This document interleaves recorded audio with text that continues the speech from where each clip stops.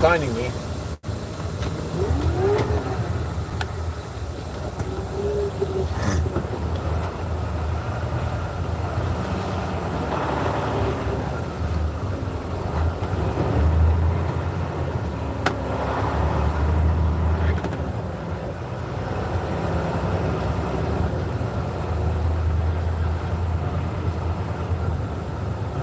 Out of there. Should be able to.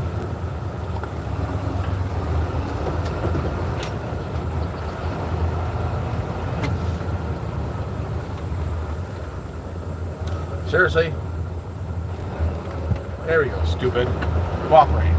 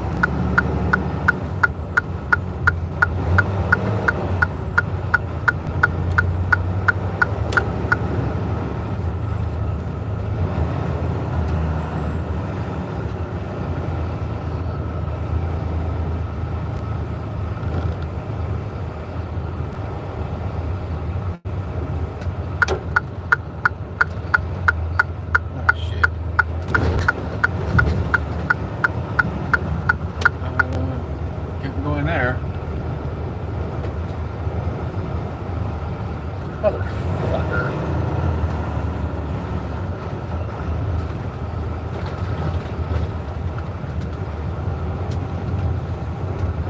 Motherfucker.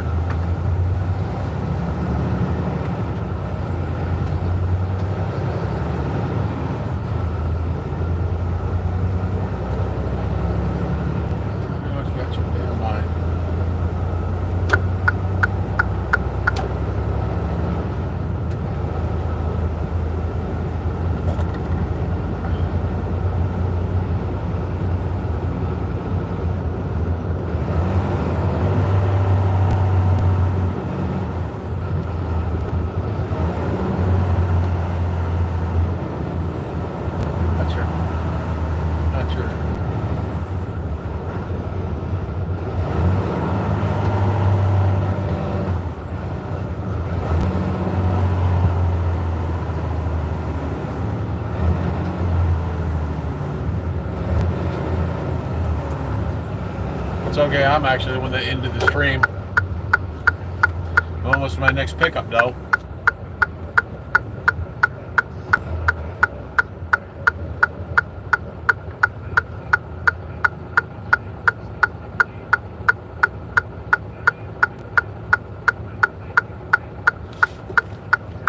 Like I said, it was me that ended the stream. So don't feel bad.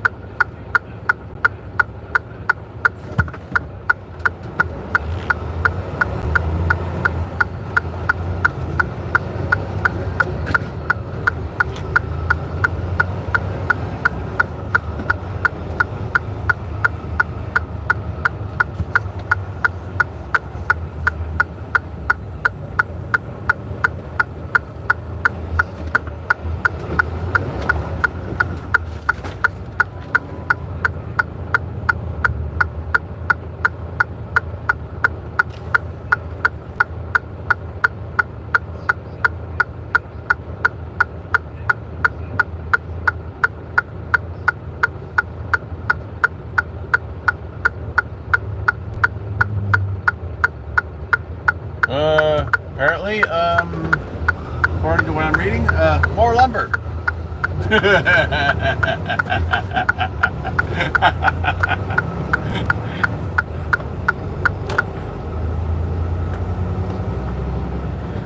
I mean, you can't make this shit up. You really can't.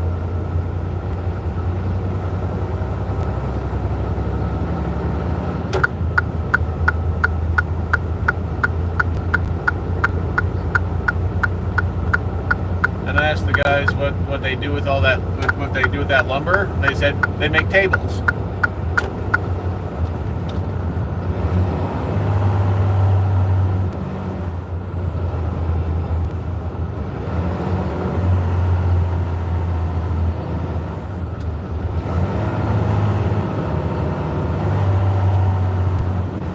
Okay. So it's not a stop sign. It's a just go through sign.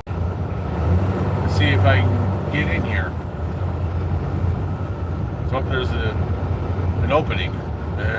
Doesn't look like it. Mother. Damn it.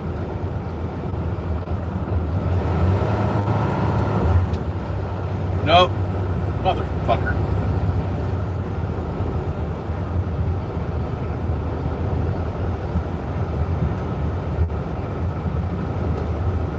So, no re-entrance. Damn it.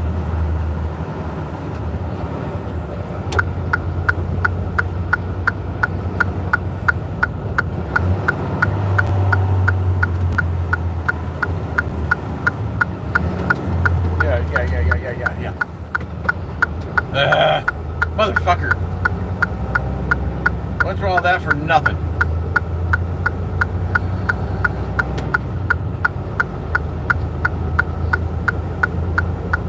This is frustrating.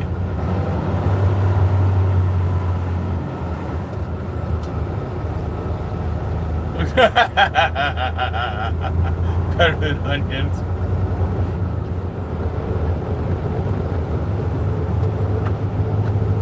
This is going to be frustrating. They just had to make that pickup, that pickup difficult to get to. They just had to go and do that. Wonderful.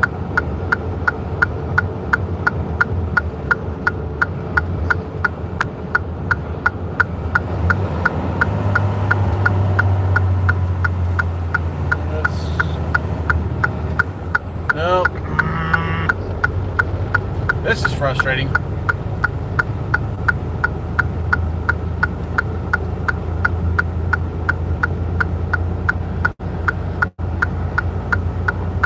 Went through all that shit for nothing. Just have to turn around and go back again. Bullshit.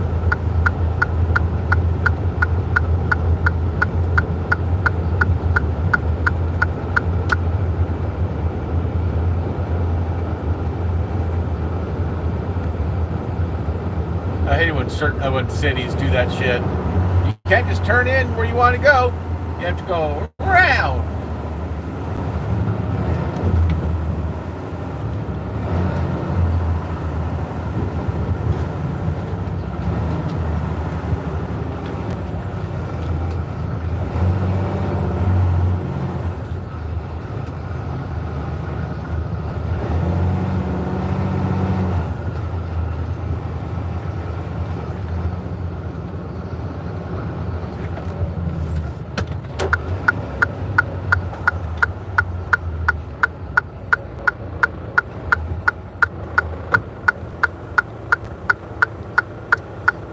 You'll see what I'm talking about when I say it's frustrating.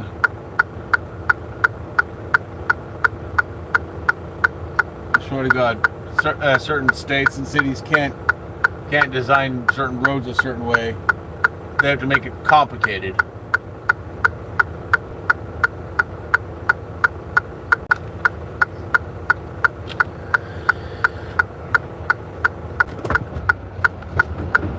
See, I have to get back on the highway.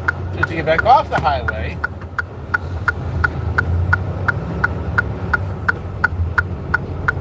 Just to get going where I need to go. Ugh.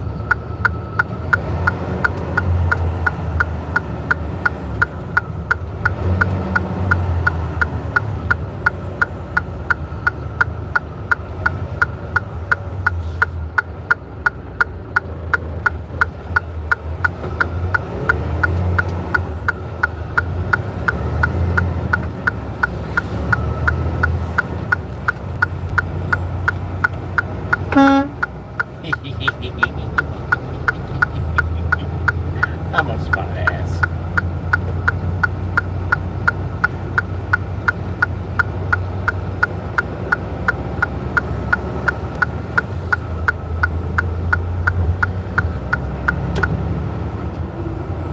See, did all that just to... You'll see what I'm talking about. Seriously, people? Good Lord.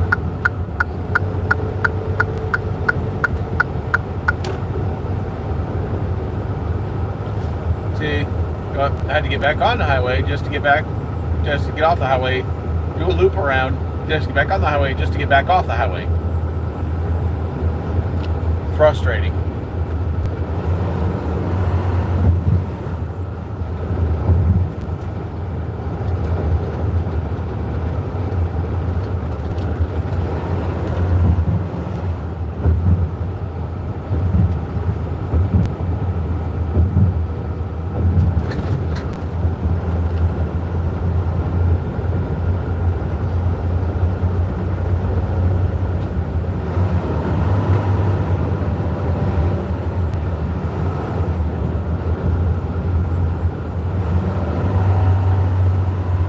Just to try to get into the shipper.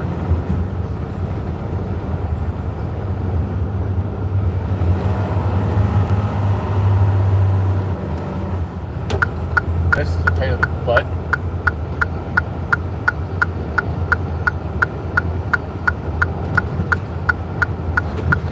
Guy in that Chevy SUV, he's compensating.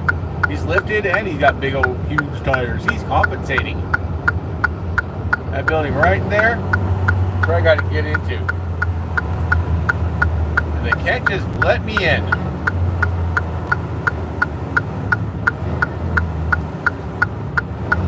Okay, where is the shipper? Please.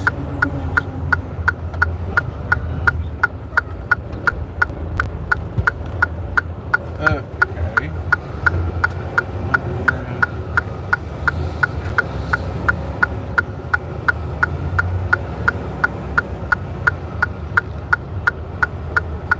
Dirt parking.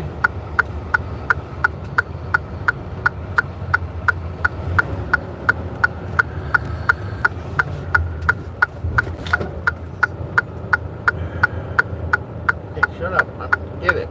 Stupid GPS.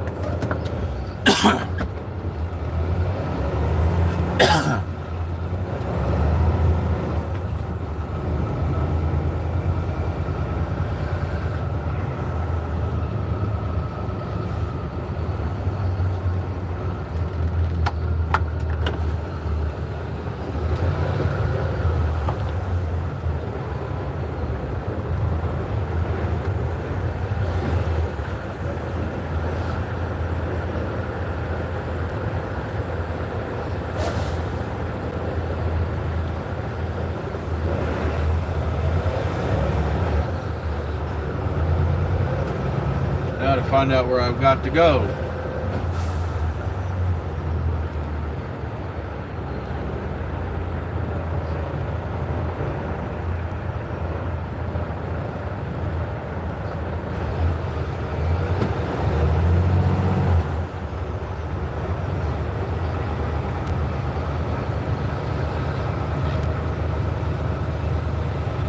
See what I was talking about?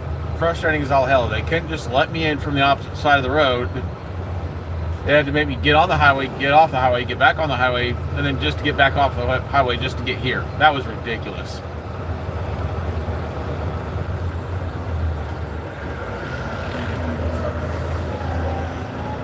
Where do I go pick up lumber, I guess?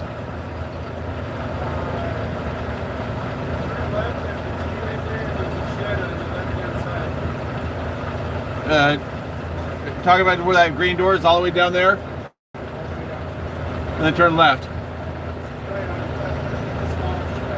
All right, thank you, sir.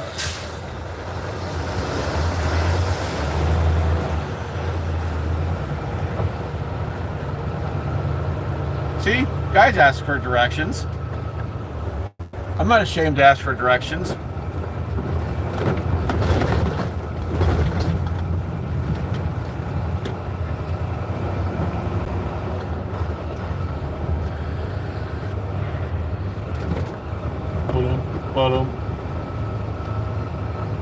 Okay. The green door is turn left. Okay. He says it'll be on my left. Farther Steel Twin City Railroad.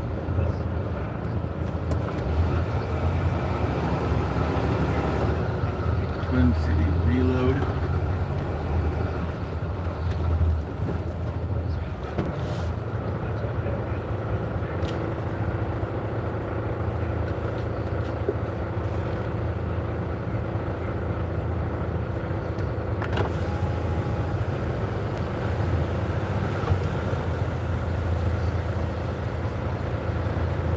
Is this where I pick up lumber? Where do I park? Huh? Back over there in the dirt? Okay.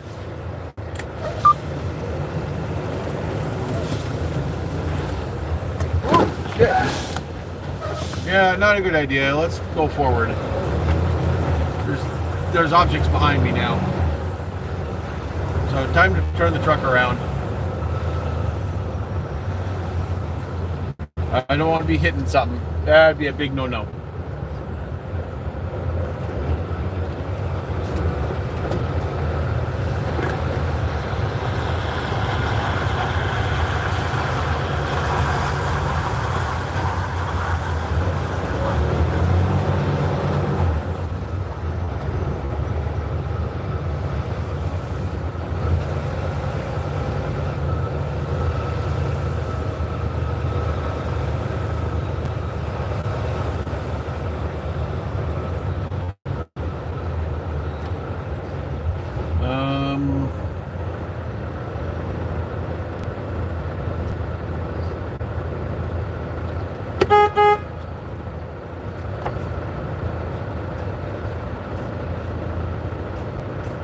Do I have to park right here or over here in the dirt area to get loaded? Right there? Works for me. But he told me if we ever come in, park in the dirt lot and then back up and then. I accidentally parked up there and I got my ass kicked. Yeah, let's not. I'm not going to fall for that one. He said to pull in the dirt parking lot if you're waiting and stuff. That's what he told me. That's what I'll do, and then I'll just move over there when ready. Just kind of blindside back. Because that's where they load, so. I wouldn't really have to blindside. I got enough room. Hey, I got enough room over there to swing around. Maybe. Oh, I know my truck pretty damn well. Watch this. Yes,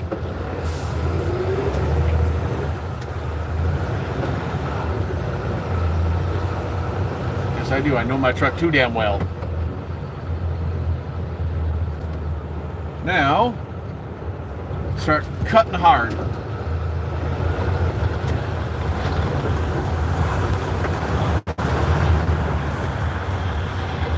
Ooh, I lost traction for a second. Now, stop here.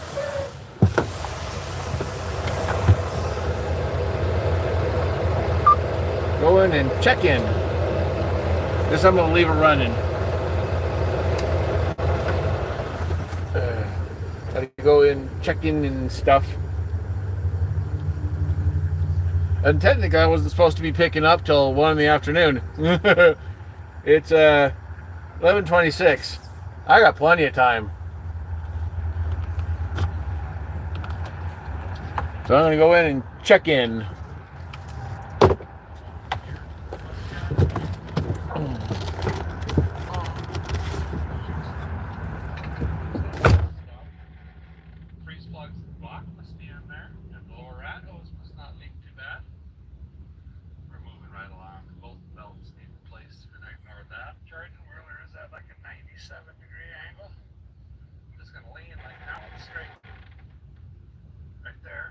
That's fine. Okay. Oh, that's going to be an issue. We can fix that though. The coil wire is chewed up by the Mitus. Alright, I'm going to jump in, twist on the ignition stick. What we're hoping for is the wiring from said ignition stick through the column, throughout the vehicle to the starter, and all that is intact, and the starter in fact works. The flywheel isn't missing 48 teeth. It rotates the engine over. We don't hear anything knocking, banging, clanking, or it just goes ka-chug. That would not be good. This looks like a pretty hot little motor for someone just to give up on. You know what I mean? It's got a guy scratching my brain bucket a little bit. Alright, I'm going to jump in the line mixer here, get some unknown disease from the seat, and crank on the starter there. See what happens. No tilt, fortunately. Alright.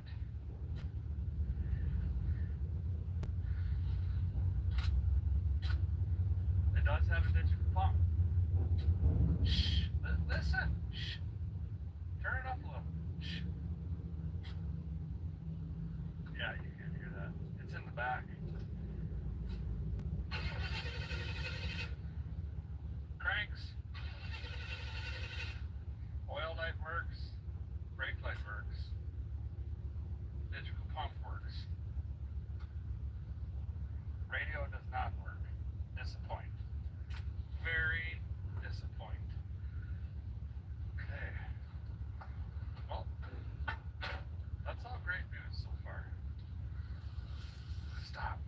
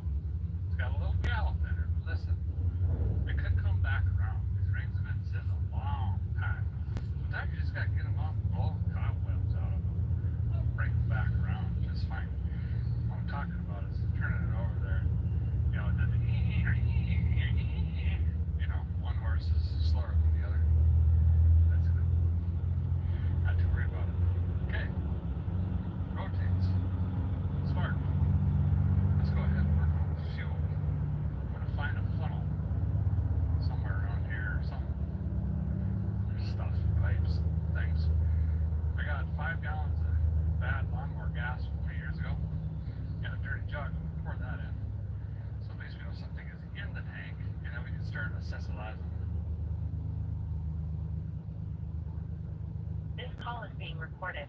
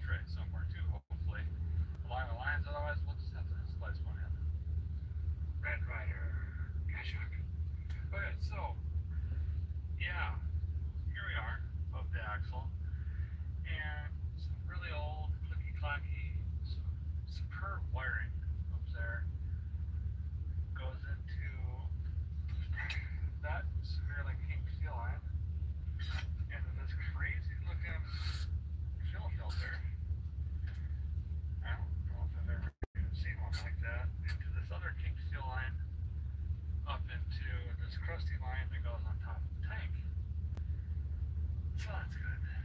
It's got a chrome transmission pan and blown out mufflers. And I see some wire hanging from the clear. I've already worked on this car. Just trying to remember. What well, what we got going on? I got the clamp.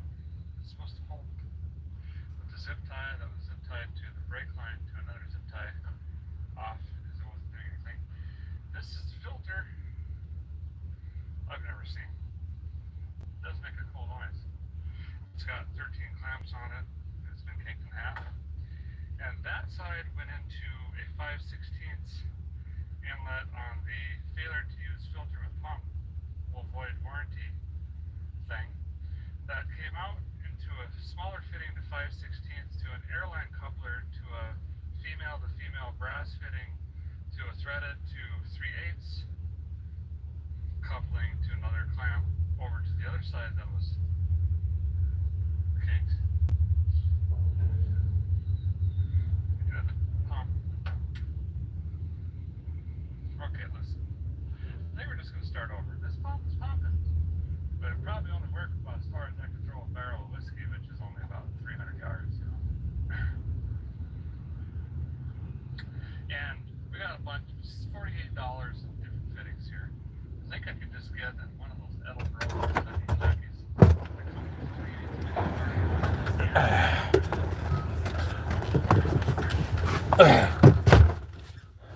Together we have 3/8 all the way up front. Right area, wrong part of the building. Apparently, it's not lumber I'm picking up. Apparently.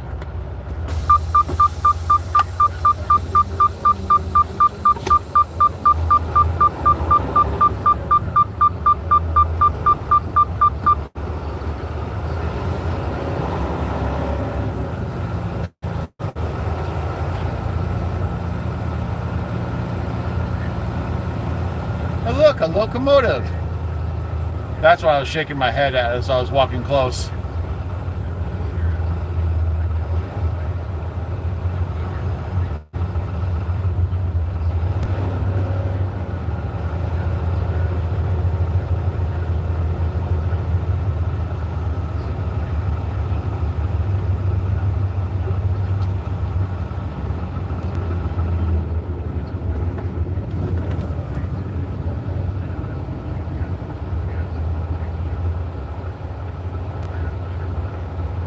I don't know what the hell they're doing.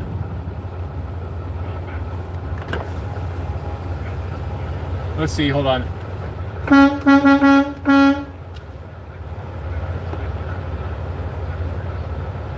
Ah, buzzkill. You didn't even hit the horn.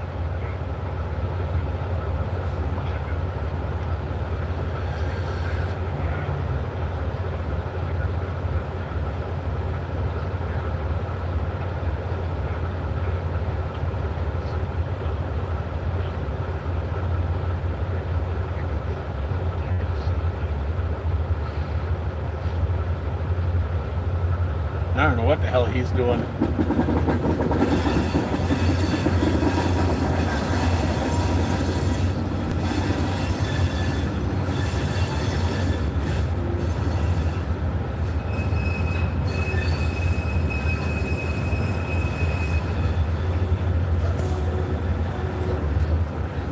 Okay, he's going.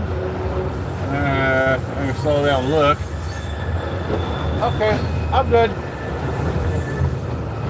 He's out of the way.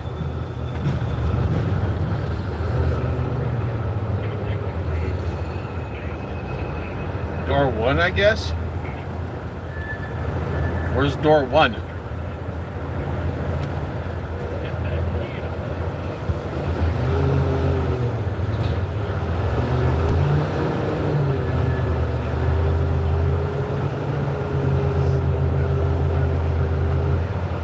Two.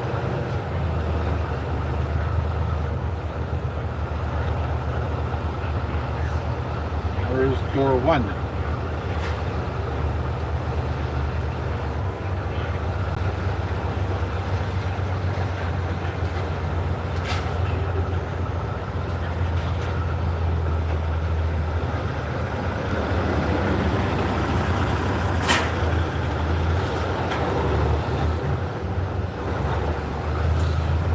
Door 1 right there. Right there on the edge.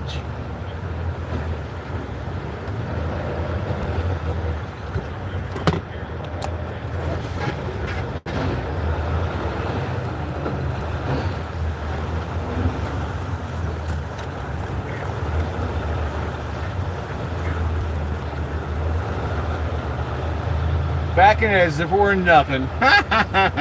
I love it.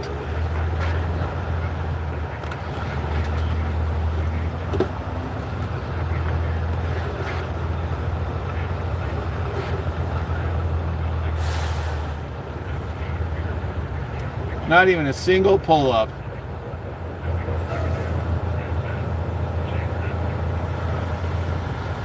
I'm good. Not even a single pull-up.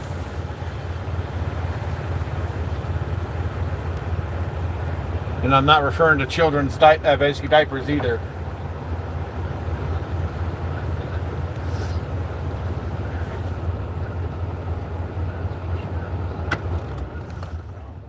I get your something.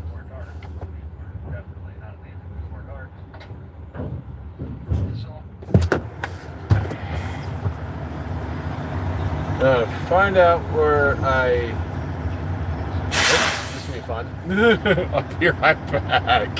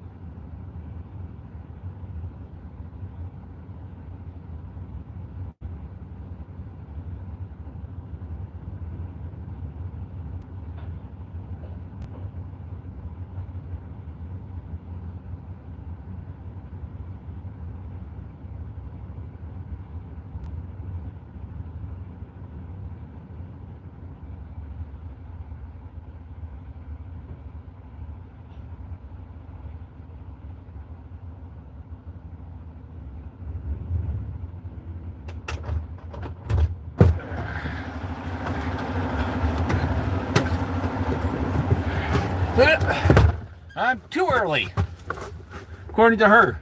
She said check back in about 1:30-ish. Or not 1:30, sorry, 1:15, whatever. Early.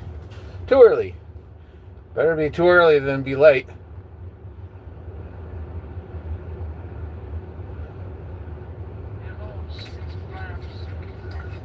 I got an idea. Go to YouTube. Oh, but damn. Better plug in my charger.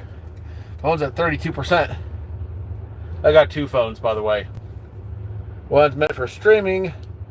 The other one's meant for everything else. The one that's meant for streaming is also meant for tracking. And yeah, I've got two active phones. Spooky stories.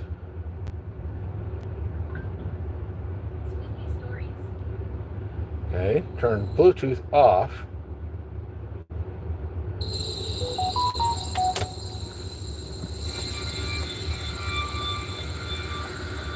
This happened when I was 18. I'm 22 now.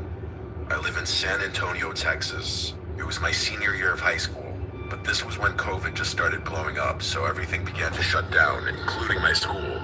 Even though everyone was supposed to be staying home and being in quarantine, my friend group and I were going out more than ever. There wasn't much to do since all the non-essential businesses were closed. But one thing about me, I love urban exploring, or exploring haunted places. To this day, I still do. I'm not one to scare easily. I've had a couple experiences with the homeless, cults, even had a gun pointed at me. But nothing compared to how odd and creepy this one instance I came across while exploring was. Moving forward, around this time, I started talking to a girl who I had a class with in high school. Her name was Clarissa. If it weren't for her matching my alibi of what happened this night, I'm sure none of my friends would have believed me. We were still kind of freshly dating, but I somehow convinced her to explore a wooded natural park at 3 a.m. here in San Antonio. The park is called OP Schnabel. It's relatively nice, safe, and very scenic during the day. But at night, it can be a dangerous place, and police usually roam the entrances to the area at night, keeping people away. In 2016, a 24-year-old woman named Lauren Bump was brutally murdered and stabbed over 20 times. And in 2021, a boy exploring the woods was shot. Clarissa and I get to the park around 3 a.m. It's super creepy and pitch black. The trees do a really good job at covering the moonlight. I don't like to have my flashlight on because then my eyes can't adjust to the darkness, and you can really only see what's lit up from the light. Plus, I wouldn't want someone to see my light from a far distance, so I like to keep them off while exploring. We were probably about 15 to 20 minutes in walking the main trail. I didn't plan to be in there for too long because it was kind of creepy and oddly quiet that night. I knew a trail that goes off the road that leads back to where my truck was parked. I told her we could take that trail, essentially making a full circle, instead of walking all the way back around. She agreed, and so we began walking through that off-road trail. We were probably only about 2 minutes into the off-road trail when suddenly, out of nowhere, a flute began playing. Clarissa and I stopped dead in our tracks and looked at each other, just listening. Whoever was playing it, It's Rumpelstiltskin. sounded like it was playing some sort of piece of music. However, there was no time for me to process that it may have sounded good. I have to go check back in. As I said before, I don't scare easily, but 15 seconds into the flute solo, Clarissa began trembling in fear and on the brink of crying. I was kind of just listening, but when Clarissa started praying to God to save her and forgive her for her sins, that's when I realized the severity of the situation. To be clear, it was super hard to pinpoint where the sound of the flute was coming from. It sounded like it was coming from the direction of the previous main trail. I got about roughly 5 hours on my 70. Damn, I'm low on hours. Woods in between, but it was getting louder and closer to the point where it sounded like the sound was right on top of us. Clarissa couldn't even focus because she was so scared, so I knew I had to man up and get us out of this situation. This is gonna sound corny, but I told her, "Don't worry, I'm not gonna let anything happen to you." I told her that we should run down the off-road trail to get away. So we did. We began to sprint. I believe the flute stopped playing, but it was hard to notice because I was more focused on getting the hell out of there. We only got about 30 feet when out of nowhere, We heard the rustling of bushes and the snapping of leaves and twigs before something big dashed across the trail right in front of us. Now, this could have very well been a deer or some sort of bigger wildlife, but it was so strange because I could almost feel the size of whatever was in front of us. I don't know if it was from the wind or what. The only thing is, I never saw a silhouette or a shape of anything in front of us. Another strange thing is, I didn't hear it coming and I didn't hear it run away. I only heard the dash right when it was right in front of us. As soon as we felt and heard, Did you hear the comma too? trail right in front of us, we obviously turned back You around heard the dash. and bolted in the other direction until we got back to the original point where we heard the flute. And then, as if whoever was playing it was waiting for us to return, the flute started to play again, loud and right on top of us. This time it was almost chiming. It sounded like it belonged to some sort of Irish jig song or something, but the chiming was still in cadence. However, it was still impossible to pinpoint where the sound was coming from. It was just surrounding us. At this point, my fight or flight instincts kicked in because we were trapped. We had two options. Either go back into the off-road trail where we heard that terrifying dash right in front of us, or go back to the main trail where the flute and whatever psychopath was playing it was at. The off-road trail was definitely scarier because it was darker and surrounded by more dense forest, and at least the main trail was a cement path. Thus, I told Clarissa, who was still trembling in fear, let's start running down the main trail back to the truck. We ran back. Adrenaline was still pumping, so we cut the 20-minute walk into a 7 to 8 minute jog. And somewhere along the run, the flute noise must have stopped. Along the run back, there was a random porta potty, and I was scared to death because what if someone was on the other side or hiding inside of it, because it seemed to be somewhat parallel to where we were at earlier. I just used the porta potty. I was good. Of anyone ever having been there. In fact, my truck was the only vehicle in the area near the main entrance to the woods. We made it to the truck, and I sped far away from there. The next day, I told all my friends about it, and I looked all over the internet to see if anyone's ever come across anything like this. People claim to run into ghosts, cults, animals making terrifying noises, but a soft and rhythmic flute solo, I couldn't find anything on that. Or maybe I just didn't look hard enough. I tried to figure out all the possibilities. Or maybe you're smoking There are weed some and got houses high and got actually right next paranoid. to a neighborhood on the far edge of the woods, but those houses are at least a couple miles away. We were fairly deep into the woods, so there's no way the sound could have traveled that far, because I'm telling you, the flute was clear as day, and it was 3 a.m. Obviously, I never found out who was playing that flute, or what dashed right Your in front mother. of us. I actually kind of got chills writing the story. The more I think about it, it actually seems more paranormal, rather than something scary on a tangible level. I don't know if it was a person, ghost, cult, or what. I'm really hoping someone might have a rational explanation. Either way, I never really went back to those woods at night. I still explore plenty of creepy places, but never really came across anything like that ever again.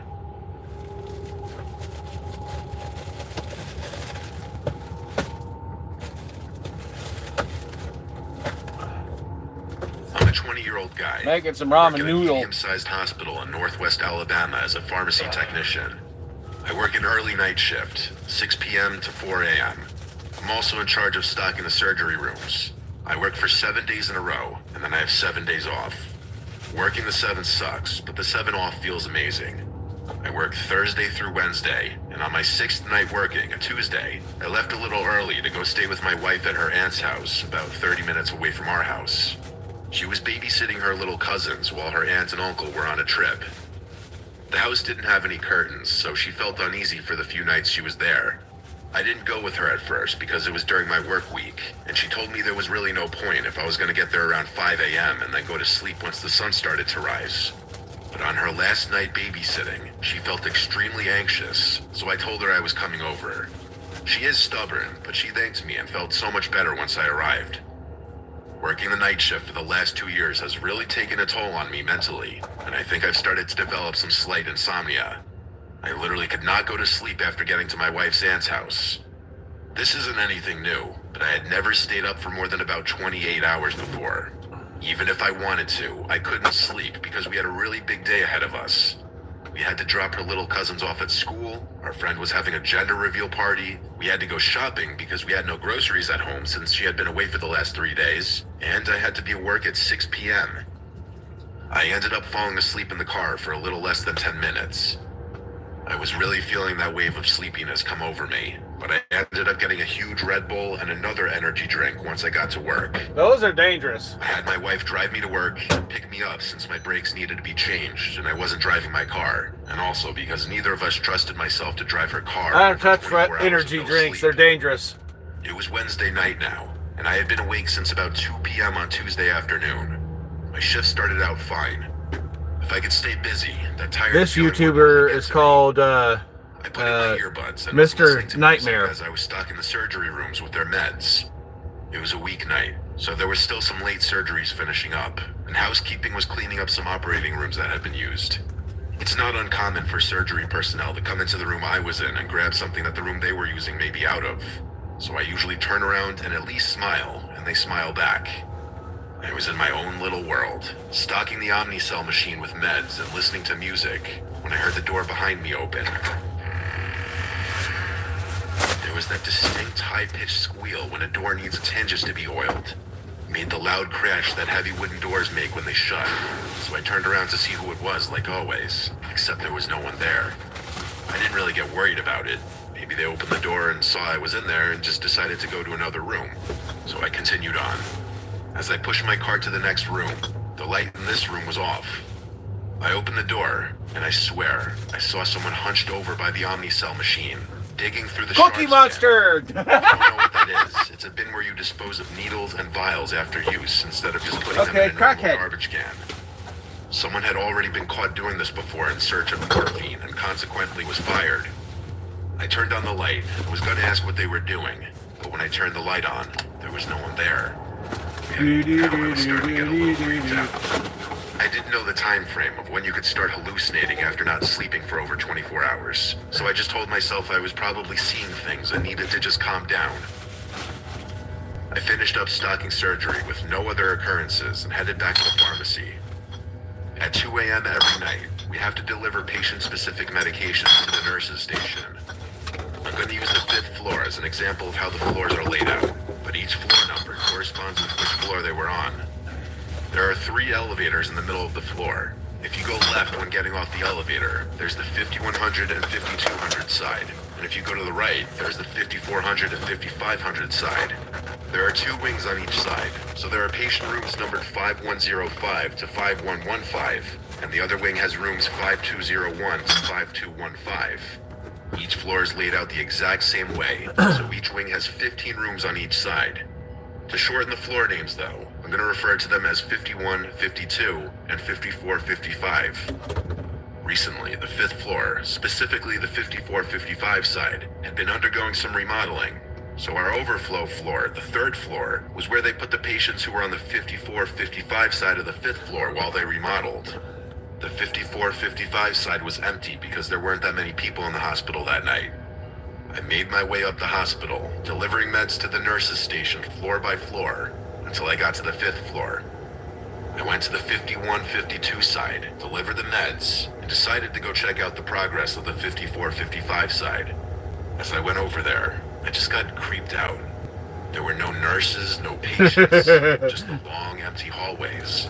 The surgery rooms. Yeah, are I'm not a already big fan of empty and ramen desolate noodle, but most nights, it's so I'm better used to than walking around nothing. down there, no problem. But seeing empty Not exactly the patients healthiest, just but freaked whatever. me out. I walked slowly down the 55 side. I heard a noise that sounded like one of the hospital beds rattling. As I passed 5512, I quickly found out what the noise was. As I looked into the rooms, I saw an old man violently shaking as if he was having a seizure. Blood was running down his eyes, nose, and out of his mouth. He was making this gargling, groaning sound, almost like the sounds the zombies in The Walking Dead make. I can't believe. The monitor was frantically beeping like it does when a patient is coding. My heart dropped when I saw this, and I took a quick step behind the door frame. I immediately stepped back into the room as I realized this man was in desperate need of medical attention. But when I looked back in Sounds there, like somebody's playing there with a was no toy. man. This bed was clean and made. The monitor was off, and there were no signs that anyone had even been in that room for at least a whole day. I thought at that point I was for sure hallucinating. I quickly made my way back over to the elevators, and I made my way back down to the 1st floor where the pharmacy is. As the elevator doors opened, an old man in a security shirt and hospital badge got on the elevator. He patted my shoulder as he walked past me. It was that same man I had seen moments before, having a seizure and making those zombie-like noises. He smiled at me as the doors closed. I watched the numbers on the elevator go all the way up to the 5th floor. I didn't push the button for the elevator to come back down, but the same elevator came back down to the 1st floor and opened. There was no one on the elevator. I ran back to the pharmacy and sat in a chair for the rest of my shift until my wife came and picked me up. As I was waiting, I googled when hallucinations start when you haven't slept. It said between 30 and 48 hours, and I was on hour 38 of no sleep, so it made sense. The pharmacy is located directly under the 54-55 side, so when I walk in, I can see the window at the end of the hospital wing on the 24, 34, 44, and 54 side. Sometimes, as I wait on the elevator on that side to go back down to the pharmacy, I look out the window. As I was walking out to my wife's car, I looked back up at the 5th floor window and saw the same old man looking at me through the window. I got chills as I got into my wife's car. I didn't say anything about what I saw that night. I'm not sure why I would have hallucinated that specific man, as I've never seen him before. And even if I have, he has no significance in my life whatsoever. I'm still not sure, though, if that was even a hallucination, or if what I saw that night was real. It certainly felt real. I went to sleep immediately after getting home. I've not seen that man again, but this was just under 2 weeks ago.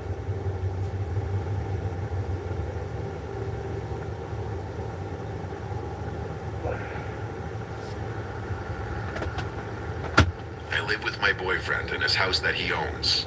It's a modest house in a good neighborhood. Violent crime here is typically low. I say it's a modest house because compared to the other houses in the neighborhood, it's on the smaller side. But having a smaller house in this neighborhood is still very desirable because it allows us to still live in a nice town without owning a multi-million-dollar home. It's a single-floor, 3-bed and 2-bathroom house with a basement. We're on a very quiet block with a lot of privacy. The way the street curves provides us optimal privacy, as when we step outside of the house, there's not a single neighboring house directly facing us. There are 8 houses total on our block. Yeah. Further down the block is a small wooded area. Good thing you caught My boyfriend the Nico stove was or away whatever. one weekend in It didn't Vegas for a burn your bachelor place party down. last October.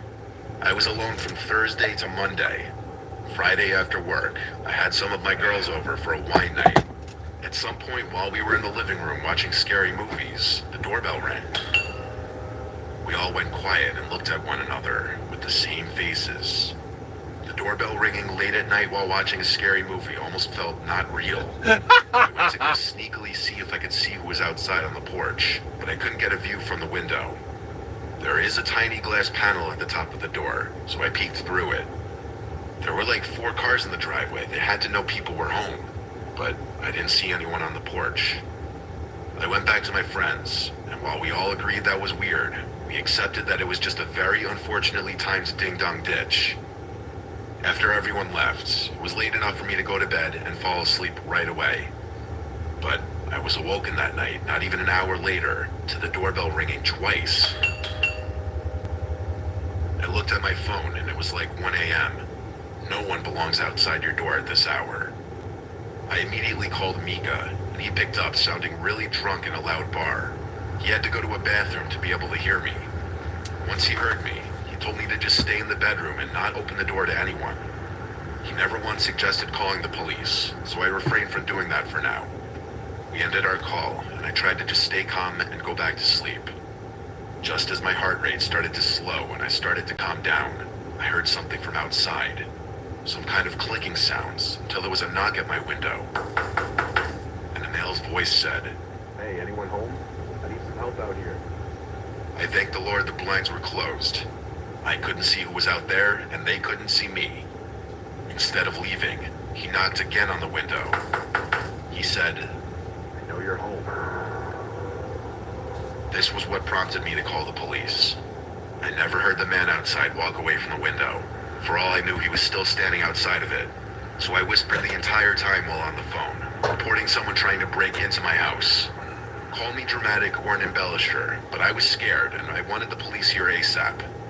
Within 5 to 10 minutes, the doorbell rang again, followed by loud knocks. I went out and approached the front door and asked who it is. A male's voice said it's the police. It was a different voice from the other guy. I looked through the glass and confirmed it was a couple police officers. I opened the door for them, and right off the bat, the taller officer in front walked right into my house without my even inviting him in. He said they were responding to my report of a disturbance, and I said there's a man lurking around the house ringing the bell and knocking on my window. I don't want to make a big part of my recounting this story about this particular police officer, but he was the rudest man I'd ever met. I felt like he was on a power trip. He was demeaning towards me, telling me to shush and talking over me while I was trying to explain. He also didn't seem to take my claims very seriously. His partner didn't say a word, he just stood in the back. The taller one asked me details that I'd already made clear I wouldn't have, such as what the man looked like, when I clearly stated that I hadn't seen him. And the officer actually said to me, "Well, you're the one who called us, ma'am. If you don't want our help, we can leave." I was taken aback completely. I'd never called the police before, and I never expected such a lack of professionalism. I apologized and said I'm just scared. It was around this time that the two officers walked around the house with their flashlights. They went full circle and then came back, but honestly, they didn't really check very thoroughly. I watched them through the windows. They came back to the door and told me there's nothing they can do if I don't have any cameras or proof of the man trying to commit any wrongdoing. The two cops then left. I didn't feel any better at all, besides the fact that maybe whoever that man was saw I called the police. I went back to bed, and thankfully the next time I woke up was to sunlight creeping in through the closed blinds. It was around 10 a.m. It was Saturday, and that night my friend was having a Halloween party that I was going to help set up for. During the day, I did a little grocery shopping, and while I was at it, picked up some things for the party. My costume was Velma from Scooby-Doo, and my friend throwing the party was Daphne. We got to her house around 6 p.m. The party started at 9, and it really picked up around 10:30. I was there pretty late, like I probably left her house a little after 1 a.m. I was good to drive, as I didn't really drink much besides a few beers.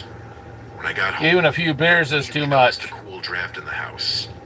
After setting my things down on the dining room table, I noticed the window open. I went to shut it, trying to remember why I would have opened it. I went to brush my teeth, but then when I came out from the bathroom, I noticed the basement door was wide open. I froze. This was when I started hearing this faint but consistent clicking sound. As I got closer to the basement stairs, I realized it was coming from down there. And then I got to the top of the stairs, and I looked down to the pitch black basement, and the clicking suddenly stopped. A voice from below suddenly said, Finally home. With that, I slammed the basement door shut and took my phone with me outside. I banged on the neighbor's door until he answered, and I chose to call the police in the safety of my neighbor's house. It was unfortunately the same two officers who returned to my house. My neighbor accompanied me as I went to speak with them this time, and I think that may have had some kind of impact on that taller cop's attitude. He wasn't as rude this time. He and his partner checked the house while my neighbor and I stood in the living room. Eventually, after their initial search, I showed them some of the spots I'd imagined someone could be hiding. I basically tore the entire house upside down, while also on the phone with my drunk boyfriend. When I was sure that no one was here anymore, I packed a bag to go stay with my sister until Mika came back. This time I locked every window before leaving. The main takeaway lesson from my story is if you have windows that open wide enough for someone to crawl through, make sure they're always locked when they're closed. We still live in this house today, but for a few months, I refused to be alone in the house for extended periods. I still have PTSD from this, and sometimes I have nightmares in which I think I'm hearing knocks at the window, and then I wake up.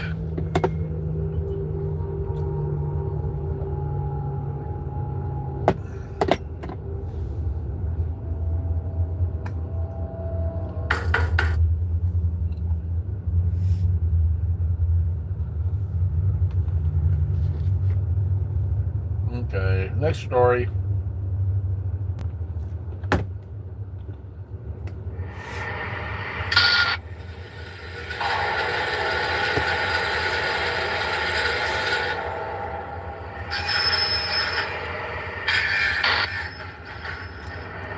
When I was 21 years old, I would be home alone at my parents' house a lot. We lived on a little pond which was directly in our backyard. On the other side of the pond was a little town park. Our neighbors were a bit spaced out. It was a pretty upscale, expensive block compared to the rest of the town, so the properties were big. I'm fully moved out now, but this was back when I was in college. My parents make a lot of money, and we have multiple homes, so often I was home alone. It was a random night in the summertime. I was off from school, so I can't remember if it was the weekend or a weekday, but odds are since I was home, it was a random weekday. I was in the back sunroom watching a show. That was my favorite room in the house in the summer because it was the most cozy and had the best breeze with all the windows open. I was right on the corner of the couch closest to the corner window when I heard splashing from outside, like in the pond. It could have been a goose or duck. Sometimes they'd fight in the water and make a bunch of splashing sounds, so at first I ignored it. But as it persisted, I decided to lower the volume on the TV and listen. I put my ear up to the window even, and I heard consistent splashing sounds, way too heavy to be from a duck or goose. It sounded like they were splashes from a person. I opened the door in the sunroom and stepped outside to the deck. I looked out to the pitch darkness of the backyard. I now heard a man's humming along with the splashes. Oh, that's creepy as fuck. Someone was definitely swimming in the water. They were trespassing. Each house on the pond owned a specific chunk of the pond. I stepped inside for a second to flick on the lights to the backyard deck. As I did this, just a bit of the pond was exposed, and the splashes and humming stopped. Whoever it was clearly saw me.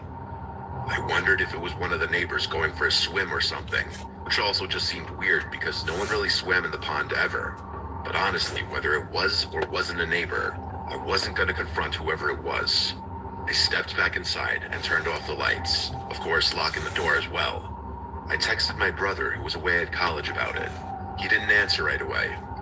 I was trying not to creep myself out over it, but watching TV after this was kind of hard. I couldn't focus on the show. I looked out the window, but all I could see outside was darkness. I still had the TV on in the background, not realizing how revealing the light from the TV would be outside. And then, I thought I heard something on the deck. I hurried to find the remote and turn off the TV, and as the room went black and silent, it took me a few seconds to adjust, and realize that there was the sound of someone's heavy breathing right outside one of the many windows in the room. I instantly laid down flat on the couch to try and hide myself, and after a short moment of silence, a deep voice from outside the window said, "I see Wrong you." pipe. My heart dropped into my stomach. I couldn't decide in the moment whether to speak or keep hiding, so I just blurted out, "Paul, is that you?" Paul was the name of one of our neighbors. I said this clinging on to the hope that maybe it was him, and he was just messing with me. But the man outside didn't respond to this. I just heard footsteps walking away. As the barefoot-sounding footsteps faded to silence, I still laid flat on the couch, too afraid to move. I laid for a few minutes, before the thought to go check that all the doors were locked came to mind. I exploded off the couch and ran straight for the front door. It was locked, as was the side entrance door. After a little while longer and texting my entire family about what was going on, my dad told me to turn the backyard lights on and check if anyone was still out there. He basically told me to be the man of the house and protect it. So I listened and checked the back deck through the window. It was clear.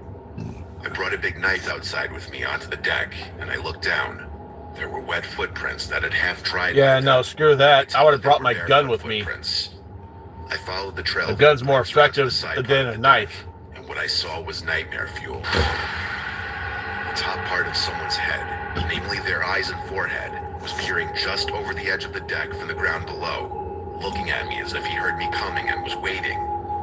As we made eye contact, he turned away, and by now I was ready to call 911. I did so before even telling my parents.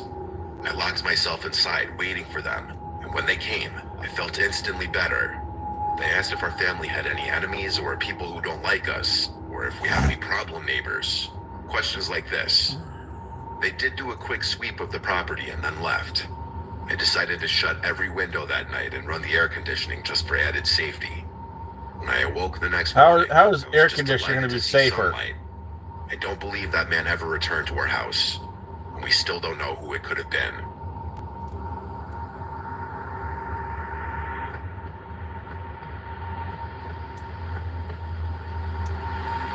I have a dog who I take for a walk 3 times a day.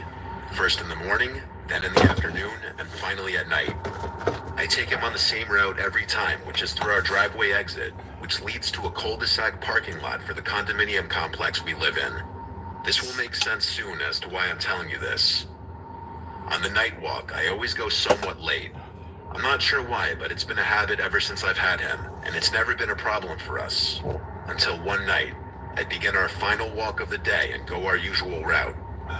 I have a flashlight with me as there are no lights at the parking lot, and I'm listening to music with only one AirPod as I feel it would be for the best just in case I heard something unusual. And I did. As I'm approaching the parking lot, I was hearing something. A voice of some kind that was up ahead of me, but I was completely zoned out in my own world of music as it was happening.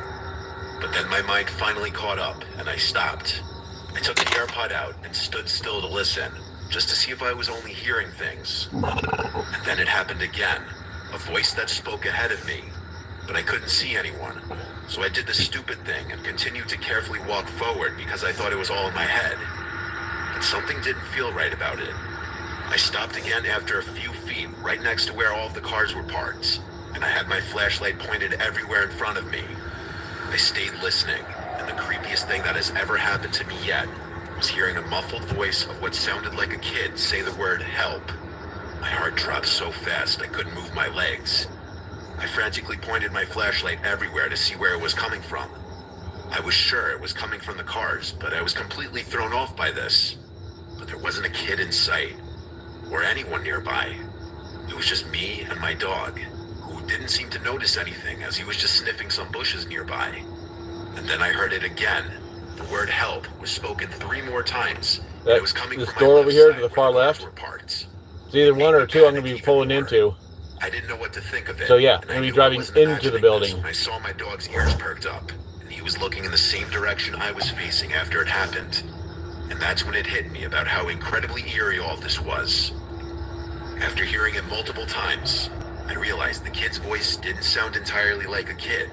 I don't know how to explain it, but it was like the mix of an adult and a child at the same time. And each time they called for help, not only was the voice always muffled, it was spoken in a more generic statement as opposed to a cry for actual help every time. And I mean that literally. There was absolutely no change in the tone, inflection, sound, or anything of sorts. My dog and I ran straight home afterwards, and I tried to explain to my mom what happened. She was puzzled herself about what it could have been, and I suggested we call the cops on the off chance that there was actually someone in need of help. But she didn't think it was necessary. So many questions were conjuring up in my head. Why was the voice muffled? Was there someone in the car that I couldn't see? Or was it something darker waiting for me to move closer? I don't like to think too much about it, but whatever it was, it still makes me feel extremely disturbed to this day. This picture is where I had stopped and taken my AirPods out to listen. I heard it up ahead on the left. This is where I had gotten closer and heard it on my left side. I'm aware that there's a condo complex on the right side, which some may think the noise was coming from, but it was in this direction facing the cars where my dog and I heard it. And you can see from this point of view that there's nothing to really indicate a noise coming from somewhere else. Also, at the time this happened, the cars that were parked were trucks and SUV types, so they were a lot larger and covering more space, thus making it harder to see from where I was standing. I never figured this out.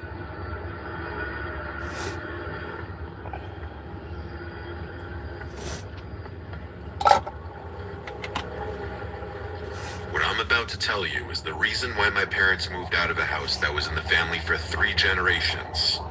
I've struggled with depression most of my life. It's hard for me to shake the feeling of being useless. I'm doing much better now, but when I was a kid, it was horrible.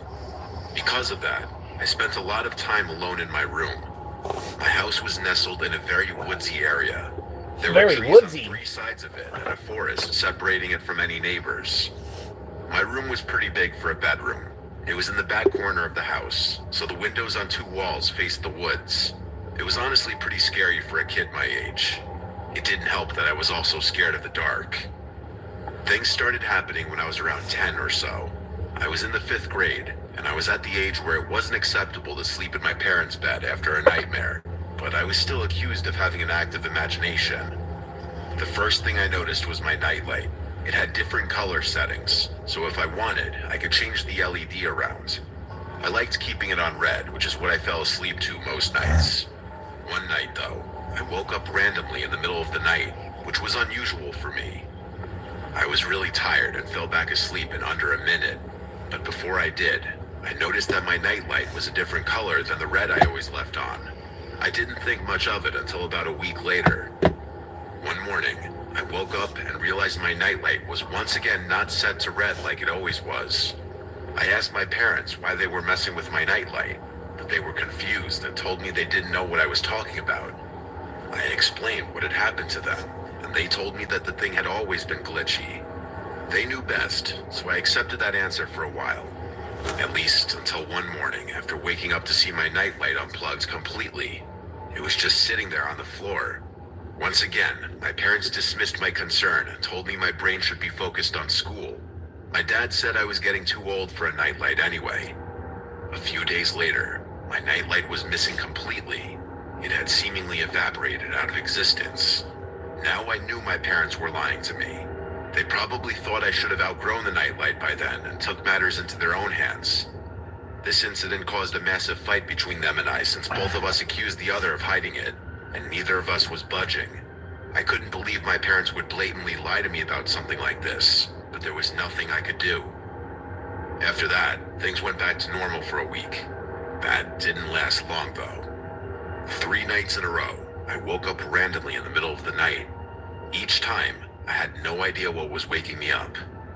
After it happened a 4th time in a row, I told my parents. They told me that I was going through puberty and that changes to my body are natural.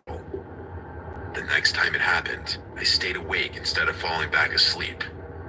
A few minutes after I woke up, I heard faint rustling noises from my closet. My parents didn't believe me. My dad even checked my closet, and there was nothing in there besides old toys and posters. The next 4 days remained the most traumatizing nights I've ever experienced in my life. I'd been woken up only to hear rustling in my closet. It was torture. I couldn't take it anymore. I begged my parents to believe me, and my dad got angry. He dragged me to my closet to prove there was nothing in there. He started throwing toys around my room, clearing the closet bit by bit, yelling at me the whole time. That is, until he pulled one of the posters off the wall. My mother and father stared in horror at the massive hole in the wall the posters had concealed. My mom started screaming, and my dad pulled out a flashlight. The hole was way too deep to see where it led, so my dad ran outside and began inspecting the outside of the house. There was a tiny hole in the dirt at the base of the house, and a little digging revealed that it was more than a divot. There was literally a passageway from the woods to my room. My mom and I were out of the house that night to my aunt's house. We moved out shortly after this. I stayed at my aunt's house until we did. I don't like thinking about I would have this gone into that experience, hole but with I'm my gonna have gun to face it eventually. to face whatever My it parents is. also refused to talk about this incident, and I think it's partly because they feel some blame for not taking me seriously. It's chilling to think that there was a stranger in my room every night for over a month. I have no idea what they wanted, and will probably never know. If your kids come to you with something that sounds abnormal, believe them. Unless they have an overactive imagination.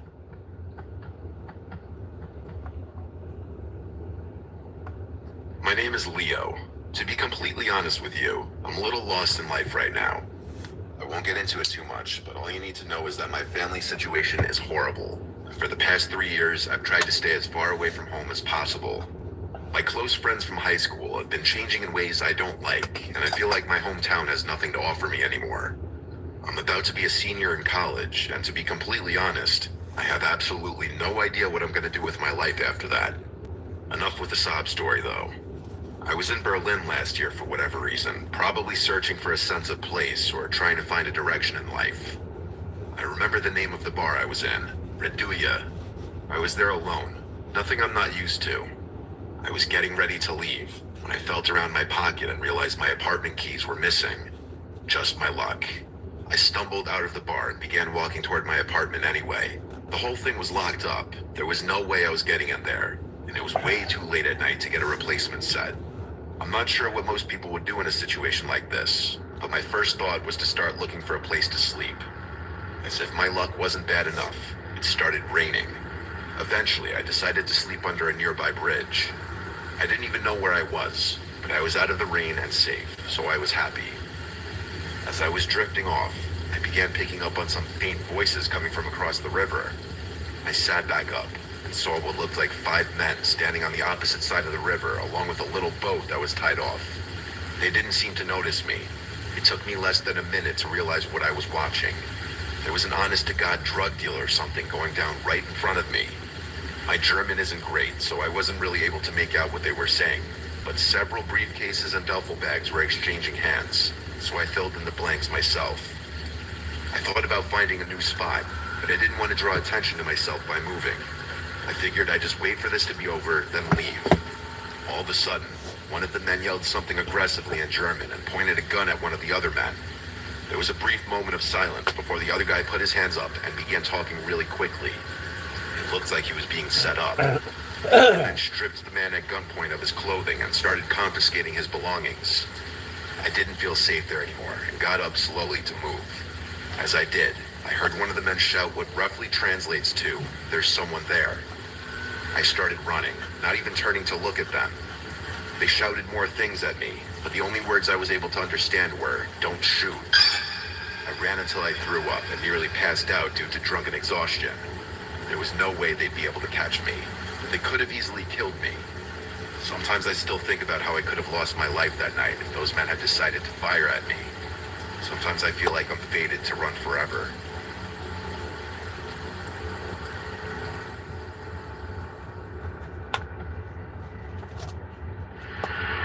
It was a normal Friday afternoon at my high school. I was walking down a hallway with my friend Emma as she talked about God knows what. I was just trying to get through the day because I honestly had a lot to deal with at home as well as at school, being that my foster parents weren't the nicest people, to say the least. As we walked past the lunchroom, I suddenly had to use the bathroom. I asked Emma if she had to go. She said no, and that she would wait outside for me.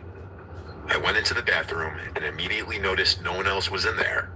I thought to myself, that was weird, because out of the multiple bathrooms in the school, this one was always packed at any given time. I shrugged it off and went into a stall, and a few seconds after getting in the stall and sitting down, I heard the bathroom entrance door open and shut abruptly, and someone entering the bathroom, but I didn't hear them move after entering. I didn't think anything of this. It wasn't really anything out of the ordinary. Maybe it was someone hiding from an admin. I went about my business. I stood up to button my jeans and read the writing on the bathroom wall. There was a bunch of random quotes and rants about teachers. Then I heard the door open again, and I assumed whoever was in here had left. I came out of the stall, and as I left the bathroom, Emma was looking at me with a weird face, almost like a "what the hell did I just see" face. I asked her what was up, and she asked me, "Who was that standing right behind you in the bathroom stall?" I got chills. I told her no one was in the stall with me and to stop fucking with me. She promised me she wasn't. She told me she actually came in seconds before I came out because she realized she did need to go. But then she saw someone else in the stall, standing with their shoes touching the back of mine. That's how close they were behind me in the stall. And she said she left immediately, not wanting to witness whatever was going on. I reiterated again I was the only one in the stall. However, I had heard someone come in, but I never heard them use the bathroom, and I had assumed they were hiding from an admin. That's when she told me no one went near the door until she came in seconds before I came out. I didn't believe in the paranormal, but this made my stomach sink. I found an admin and told her about it, and she pretty much tried to assure me that it didn't happen, that Emma was probably just messing with me. But Emma was never one to take things seriously or be serious in general, so when she looked me in the eyes with a serious face and told me word for word what she saw, I felt like it actually happened, and something really was in there with me, along with the fact that I heard the bathroom door open and close twice. I'm 18 now, and I haven't forgotten it since.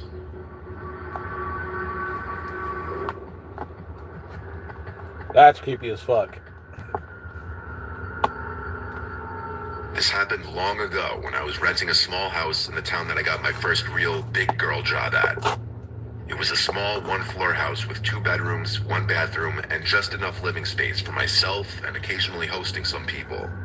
I had been living there for a few weeks already. All was fine. The landlord, who I'll just call Michelle, was really friendly and understanding. I think she rented to me because she didn't want a male renting out her house. I'll skip unnecessary details and get right to the point. Something very weird started happening a few weeks into living there. One regular work night, I got a knock at the door. I went to the other side and said, "Who is it?" And no one responded. I didn't open it. No one should be knocking on my door late at night. It was early the next morning. I had finished getting ready for work and was about to leave. I opened my front door and saw a big post-it note taped to the storm door. It said, "Hello, beautiful." I right away remembered the knocks on the door from last night. Creepy. It was no doubt the same person, but the big question was, who could it be? I crumpled it out of disgust and threw it in the trash, hoping and assuming it would be a one-and-done thing. It was that night that I got another knock at the door. This time a little earlier, while I was cooking dinner. I went over to the door, this time not saying anything, just listening. There was no peephole or glass to look through to the other side. I had no way of seeing who was there without opening the door, and that wasn't gonna happen, as the storm door didn't lock. But this was the second night in a row, and now I was realizing this was some kind of stalker situation. I called my mom and dad to ask for advice, and really, they didn't even know what to say. My dad, who was a retired police officer, said that if I called the cops, they wouldn't really be of any help unless they were catching the person in the act. My dad advised me to not go outside late at night for a while, don't answer the door, and if it persists, that he'd come to town and spend a few days with me. So that was the advice I followed. The next morning, the first thing I did was check the storm door for another note, and part of me died inside when I saw another note stuck to the glass. This one said, "I'd like to watch you." I took a picture of it with my phone and sent it to not only my family, but Michelle as well. I asked Michelle if she had any kinds of issues with certain men or any stalkers. She acted appalled and shocked when I sent her a picture of the note and told her about the knocks. She assured me that she didn't have any stalkers and that she was in a long-term relationship. Still, I wasn't entirely convinced. I left a note on the door after work that day, saying if you're looking for Michelle, she does not live here. She only rents this house out. If you continue to come here, I will be reporting this to the police. Doing this gave me a level of comfort, actually. I thought this would end things. That night, every waking minute was spent with anxiety, worrying about hearing knocks at the door again. To my relief, there were none tonight. I went to sleep in relative peace, thinking my note worked. The next morning, I opened the door and removed my note from the glass, but then realized it wasn't my note. It was a new note, and it said, "I'm not looking for Michelle, I'm looking for you." And then it said my name, followed with, "I like watching you," like it said in the previous note. I sent it to my dad right away. I felt seriously ill. My dad packed a bag and drove up first thing. He was at my house by the time I got home from work. And work that day was rough because I couldn't think of anything except for this horrific situation. I even wondered if someone in my office could have been doing this, like this creepy guy Fernando. Anyway, it's lying! Facebook just fucking killed me. Dear Santa, I am writing this. Oh, one of those. Yeah, I've heard this story before. My dad and I waited to call the police together until later in the night when we figured whoever was doing this may be hiding out there already. We wanted them to see the police presence. We spoke with an officer outside. My dad said it must have been a busy night since they only sent one. My dad, being a retired police officer, obviously didn't hurt in this whole situation. After the officer left with his report, my dad stayed out on the front stoop for hours, even after I went to sleep. Obviously, the person didn't return that night, and I moved out once I was able to pack all my things. Michelle was completely understanding. Thankfully, whoever was stalking me at that house didn't follow me to my new place, likely eliminating the possibility that it was a coworker. So I will likely never know who it was.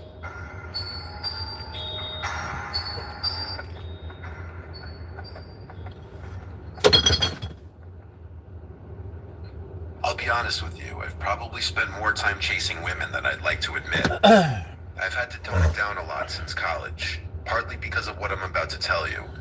I went to school in California, and while I haven't been back in a while, when I was there, the culture was very open. And when I say open, I mean sexual. This honestly could have been true for other colleges in other states at the time, but I really wouldn't know. It was my sophomore year, I had just finished pledging the fraternity Pike.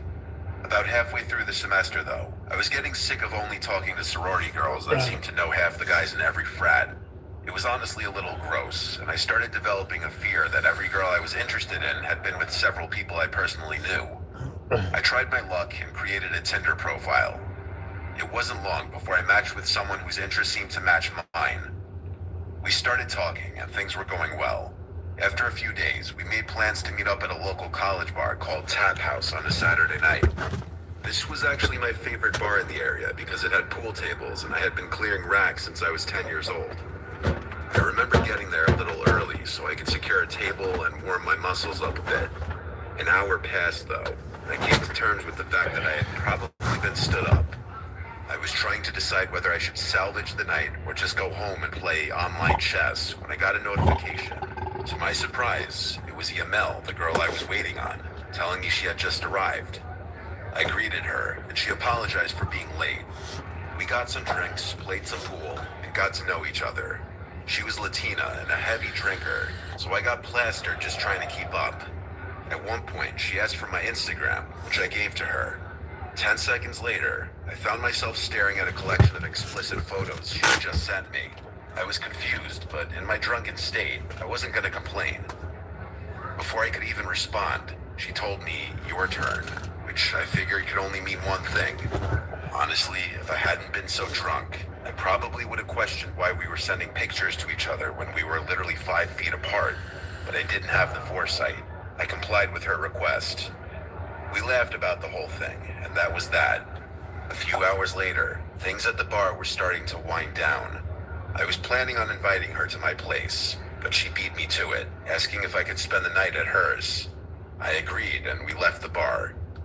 I couldn't even walk in a straight line. It was honestly embarrassing. We Ubered to her apartment, which was actually in Oakland, something I hadn't realized before. Honestly, red flags should have been going off in my brain the moment we crossed into Oakland. She unlocked the door of her apartment and stepped aside so I could go first. I took a few steps inside. And Big red flag. behind me. It was pitch black in there. As I was turning around to ask her to flip some lights on, the room lit up. To my horror, I wasn't facing a harmless 5'2" girl anymore. Instead, 2 massive bald dudes with tank tops were standing in front of the door with their hands clasped. I turned around, and there was another white bald dude in front of me. I wish I could tell you more about the room I was in, but it was honestly difficult for me to recall small details of that night. Especially while drunk. Or flee, so I just froze. The guy in front of me began telling me my own name, birthday, and age. He then went on to say that the girl I had just gone out with was 17, meaning I had received and sent explicit pictures to a minor. He then suggested that I do what I was told, which I did. The 2 guys behind me confiscated my phone, wallet, and keys, all of which I gave up without a fight. I asked the guy in front of me what he wanted, and he basically told me that he was a major distributor of illicit substances in Northern California. He told me that I'd be outed as a pedophile if I didn't distribute his product to my fraternity and university. I wish I could remember more specifics. The 2 men behind me then gave me a piece of paper and told me to write down my address, followed by a list of names and numbers for as many students as I knew. I told them that I'd need my phone to complete the list, so one of them held it firmly in front of me and let me scroll through. All 3 of them were hovering over me now, knowing I was basically checkmated. I don't know what compelled me to do it, but the literal second I saw a chance, I ran. I was too drunk to think about the consequences of those pictures on my phone. I narrowly escaped out the door I had entered from and ran as fast as I possibly could. It's not like I was safe though. I was still smack dab in one of the most dangerous places in America. Eventually, I found a nice looking house and begged them to open up. I pleaded with them to let me use their phone and call 911, and I told the police everything. But of course, I didn't remember the address of that girl's apartment. An officer picked me up and took down a report before asking me if I would be okay leading them back to that apartment. I was actually able to retrace the way I had run, and I waited in one of the squad cars as the police barged All in. set to go. After a few minutes, an officer What do you told me mean? that the place was completely deserted, and there were not any signs that people had even been there. In the following weeks, the police actually took my report seriously and launched a full-scale investigation. They concluded that it was probably gang-related, but were never able to arrest anyone. That was years ago. I bet this incident has been swept under the rug of Oakland's rampant crime and drug-related activity. In all honesty, what happened to me all those years ago is probably nowhere near the top of the list when it comes to that godforsaken place. I haven't used a dating app since.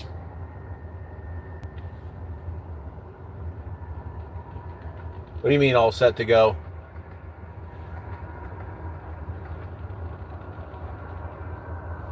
I've been smoking cigarettes every day for years. Before you judge me, let me just say that I recently started seeing a therapist for my nicotine addiction. Unfortunately, it hasn't helped much. The only thing worse than my nicotine addiction is my sleep schedule. I don't know what it is. I find myself staying up hours past midnight and rarely get out of bed before noon. While I'm trying to fix these parts of my life, they're extremely relevant to what I'm about to tell you. It began a few months ago. I was standing on my balcony, like I do most nights, smoking a cigarette. I live in a really secluded neighborhood. It's not like the houses around here are right next to each other. Despite this, I have a neighbor whose fence I can see over if I'm standing on my balcony. I'm not nosy or anything, but this particular night, I was looking into his yard. I had never met the guy, but I assumed he lived alone since there was only ever a navy blue BMW parked in his driveway. But not this night, though. There was a black van I'd never seen before sitting in front of his house. I didn't make anything of it, just noting the coincidence to myself. The next night, though, I made it a point to pay attention to his yard, and the same black van was parked there again. I didn't assume something sinister was going on. I was more intrigued than anything. The following morning, I went up to my balcony and looked into his yard. The van was gone. For the remainder of the week, I made a game out of observing the van at night, theorizing its purpose. I said I wasn't nosy, but I sure am obsessive. It's actually the main reason most of my friends drifted out of my life. I wasn't gonna do more than observe, though. It wasn't my business or place to poke around further. That is, until one My night, elbow keeps I hitting the saw horn. something that completely Oops. changed my perspective of the situation. I was up later than usual. It was maybe 5 in the morning. The van was there, as it had been the past several nights. I was smoking my last cigarette when my neighbor actually walked outside, something I hadn't seen yet. I watched as he made his way to the van, carrying what appeared to be a long black bag. It almost looked like a set of golf clubs, only much heavier. After opening the van's sliding door, he delicately placed the bag inside. He promptly got in the driver's seat and sped off. I was dumbfounded. I had absolutely no idea what he could have been carrying. I was exhausted though, so I figured I'd think about it more the next morning. The next day, I decided that I'd go out on my balcony a little earlier and wait for the van to arrive at his house. I brought my laptop up there so I could get some work done and wait. It was around 10 p.m. and the van wasn't in the driveway, but around 1 a.m. the van pulled in. I quickly shut my laptop and watched. Nothing happened for a good several minutes, like the van just sat there, engine running and all. After it opened, and there he was. I watched as he went around to the side of the van, then slid the door open and pulled out the same bag that he had put in the night before. He seemed to be struggling this time around, visibly trying not to crack under the weight of whatever was in there. After waddling a few slow steps, both he and the bag disappeared into his house. I didn't know what to think. I thought about waiting there until 5 a.m. again, but that would be far too taxing on my brain. Something was definitely wrong though, and I was determined to find out what. The next morning, I flipped a coin and ultimately decided to follow his van when he pulled out that night. After a pretty unproductive day, I went into my balcony around 4 a.m. and waited, cigarette in hand. As soon as I saw movement in his driveway, I rushed downstairs, grabbed my keys, and got in my car. I turned my headlights off and waited for the van to turn onto the main road. Once it Nope, did, still sitting I here began waiting. tailing it. After 20 minutes of driving, he pulled onto a dirt path that looked like it led into the woods. It did. I followed, and the woods actually started thinning up a bit. It seemed like this path had once been a main road or something. We drove for another few minutes before I realized what his destination was. There was a deserted gas station literally tucked away in some clearing in the woods. And right in front of it was the BMW I'd always seen parked in the driveway. I feared I was getting too close, so I turned the car around and parked across the street from the dirt road. I must have waited there an hour. His BMW finally pulled out of the clearing. Nervously, I started driving back up the path, not sure what I'd find. I pulled over on the side of the road and started walking towards the gas station. It was eerie. The front door was locked. I walked around to the side. That was locked as well. So was the back door. I needed to know what was inside. There was a row of windows that I tried to open, but none of them would budge. Against my better judgment, I picked up a rock and slammed it into one of the windows. It shattered pretty easily, but there must have been a security system in that place because alarm bells started blaring. I sprinted back to my car, the whole time wondering why an abandoned gas station would be rigged with an alarm system. As I sped out of there, I called 911 and gave them a vague description before hanging up. I got back to my house and ran inside, my heart still racing. The next morning, I woke up hoping the whole thing had blown over. Boy, was I wrong. I went up to my balcony to see like 8 police cars in my neighbor's driveway, lights flashing and everything. I watched as an officer escorted my neighbor out of his house in handcuffs. One by one, the police cars drove away and I was left to my imagination. I lit a cigarette and stood there, finally alone with my thoughts. I've asked the police for details on several occasions, but they would never answer my questions. I've even tried driving back up to that gas station, but the whole road had been blocked off. Maybe one day I'll work up the courage to walk through the woods and go looking for answers.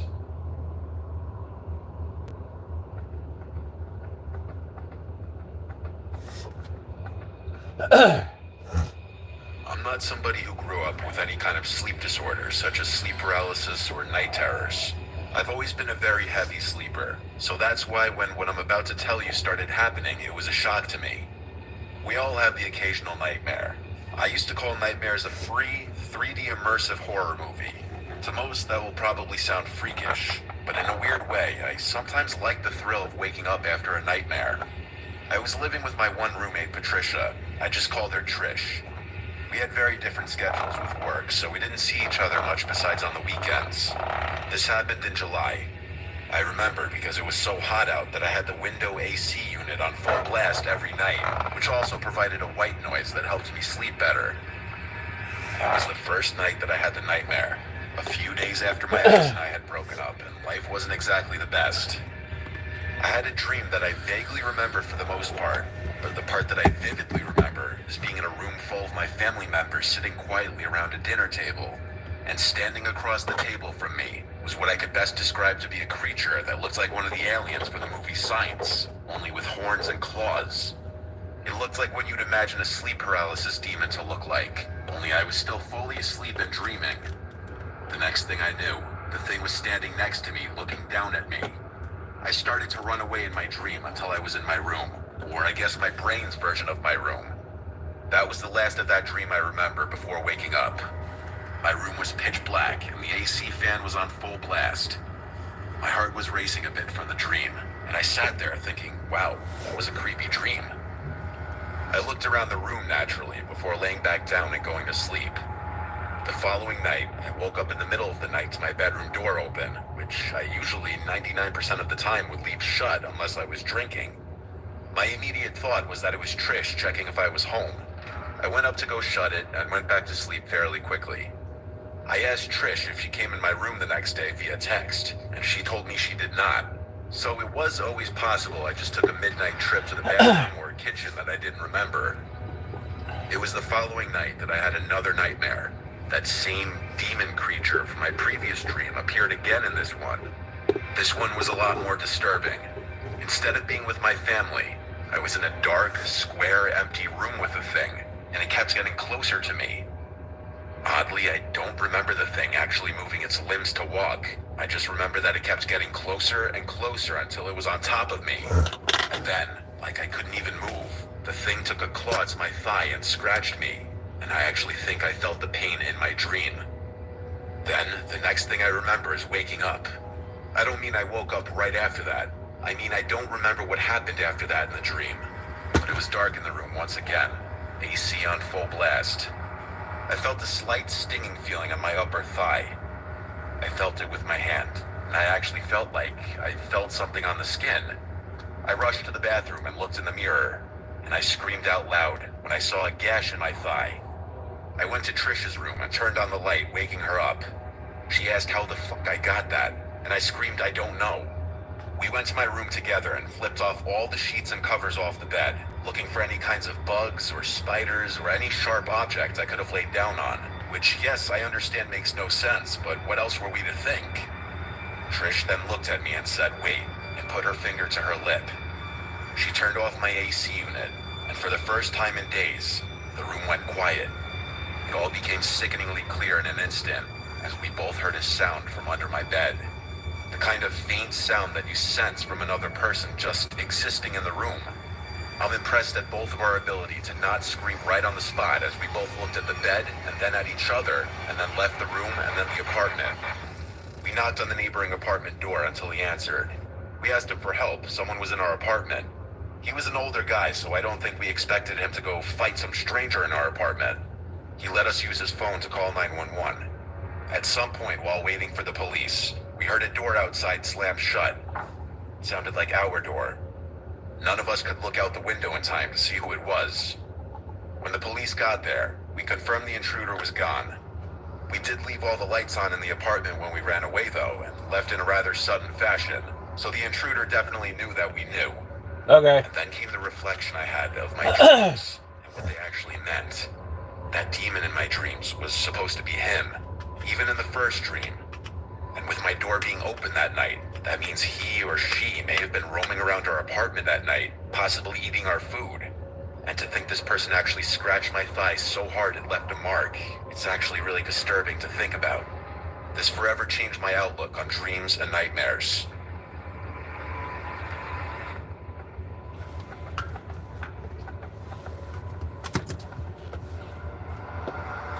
This happened when I was a little kid living in our old house in Suffolk County, Long Island.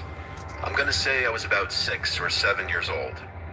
My older brother and I shared a bedroom on the top floor that used to be a separate apartment that my dad rented out to an old lady, but she moved out, and so the upstairs was mainly for my older brother and I at that point. The layout was as follows. At the top of the stairs, on the left was our bedroom, which used to be the old woman's living room. Straight ahead was the bathroom, and to the right was an extra kitchen and a small bedroom. We had a million toys in our room, as the room itself was huge, and it also had 2 parallel crawl-in closets on opposite sides of the room where we stored a million other toys and board games and stuff like that. There was one toy though, a race car with a bunch of buttons on it. The buttons would make the car's lights turn on momentarily and play varying sound effects such as honking, revving, and driving sounds, and a little rock song. It was a toy we had for like ever, because it was originally a gift from my brother when he was a little younger. It was a random night.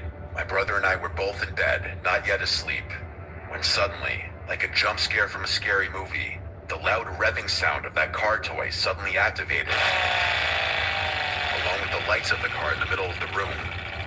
I looked at the car and instantly got scared and accused my brother Luke of doing that to scare me. He was laughing hysterically, saying he didn't do it. I was completely terrified. The toy then stopped making noises and went quiet. I was extremely unsettled, as any little kid would be, but nevertheless, time marched on and I fell asleep. It wasn't for a while until something else happened. One night, when Luke and I were both in bed again, we both heard a weird thud in the room. Luke insisted on trying to creep me out, saying there was a ghost in the room or something, and I kept yelling at him to shut up or I'd get Mom. He kept laughing until we both noticed a light in the corner of the room. It was the toy car again. I got out from the bed and ran straight down the stairs yelling for my mom. I got to my parents' room and yelled there's something in our room. I'm sure I gave a little 7-year-old spiel about how there's a ghost in the room, hearing a thud and the lights on the toy car turning on. Luke entered the room, and my mom defaulted to telling him to knock it off if he's trying to scare me. He said how could he turn the lights of the car on from his bed? I slept in my parents' room that night because I was too scared to sleep upstairs. It was a long while after that night and nothing happened. Not until one night, Luke was not in the room, I guess as he was having a sleepover with one of his many friends. I was sleeping in the room by myself that night. I had long since tucked that car away in the small bedroom across the hall because it freaked me out. After my mom kissed me goodnight, I asked her to keep the door open since I was always scared when I was alone in the room. I rolled on my side and tried to go to sleep. But being that I was scared of being alone, I had a hard time getting tired that night. I felt wide awake. Then, there was a sound I can't explain that came from down the hall. I flipped over to face the door, and the toy car rolled into the room with its lights on. I let out a scream straight from the bottom of my stomach as I cried for my mom and pressed my body up against the wall. Moments later, my parents both came up the stairs into the room, noticing the car on the floor. I screamed that someone pushed the car into the room. My dad went to go check the other rooms, but said there was no one there. There weren't any places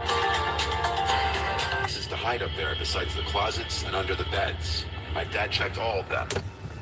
I don't know what my parents thought in that moment. On one hand, they probably thought the toy was malfunctioning or it's just my imagination. But on the other hand, I think they were also slightly freaked out. That toy car didn't have a feature to move on its own. My dad smashed the toy and threw it in the neighbor's trash to make me feel better. I slept in their room for a while until my dad forced me back upstairs eventually. This story is the reason why I believe in the paranormal and something after death.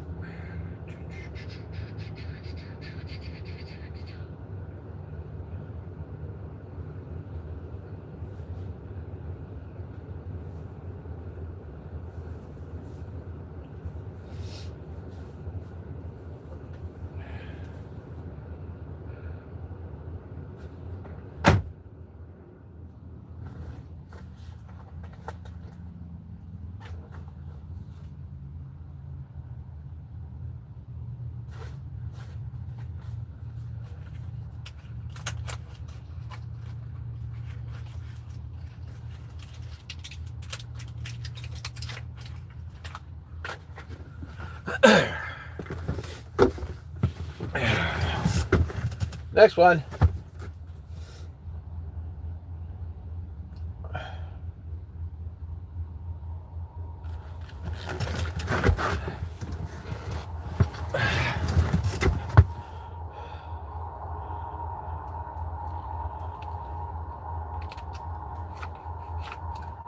This has been going on for 5 years.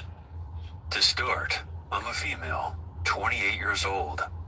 I was unfortunately introduced to a man named Bill 5 years ago through a mutual friend. My friend felt bad that she wasn't into Bill romantically and felt like she had used up enough of his time only to have him land in the friend zone. So without my knowledge, she showed him a bunch of pictures of her single friends. And mine was the one that piqued his interest. I think the fact that I had never been in a relationship before made him even... At first, I couldn't place what it was. It was like something metallic being...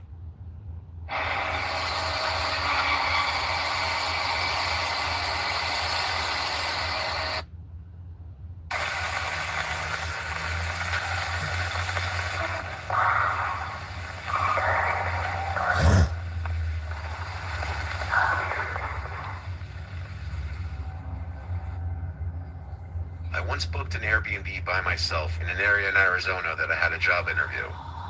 Since it was so far from home, I made a short trip out of it. I went with this one specific Airbnb because it was much cheaper than any hotels I could find. It was about half an hour away from where I'd be interviewing for, which was fine with me. It was off some dead-end, secluded road and had a nice view of the desert in the backyard. I brought my laptop with me to get work done at my at-the-time current job during the day, so that kept me busy most of the days I was there. I stayed for 3 days.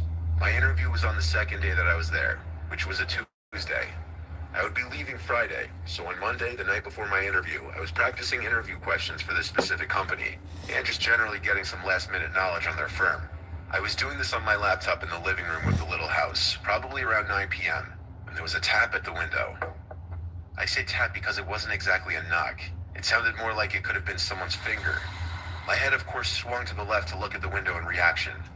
I didn't see anyone, but it was also pitch black outside. I was kind of scared to look out the window, but I had to be a man and just do it. And there was no one as far as the eye could see. Just darkness. Of course, maybe it could have been a bug hitting the window. We've got some pretty nasty bugs here after all. The next day, I got through my interview and thought I did pretty well. So for the rest of my little trip there, I explored different parts of the town in my car, ate at different restaurants, and sat in the backyard and relaxed in the sun. Little did I know, I was likely being watched while I was in the backyard. That night, I was inside watching Breaking Bad on Netflix when it happened again. A single tap at the window. Now it was obvious it wasn't a bug. I was even more disturbed now. Once again, rushed to the window. Even though I saw no one, that didn't mean someone wasn't out there. I checked the windows by the front door, then opened the door and looked outside for a second. Since there was no one there, I went back inside and then went to the back door. I stepped outside onto the back porch and looked out to the desert behind the house. Silence and darkness. And then I heard a click. A sound someone made, like clicking their tongue at the roof of their mouth. It was off in the distance, beyond the light from the house. It was out somewhere in that cold desert. I felt as though someone could be hiding behind any number of those bushes, watching me and toying with me. I yelled out, and almost as if they did it in response, there was another click. I pinpointed the direction it came from, and looked that way. I could see someone now, standing not too far away, dressed in dark clothes, blending into the darkness of the desert. I started walking a little closer, then stopped, realizing I didn't want to get any closer to that person.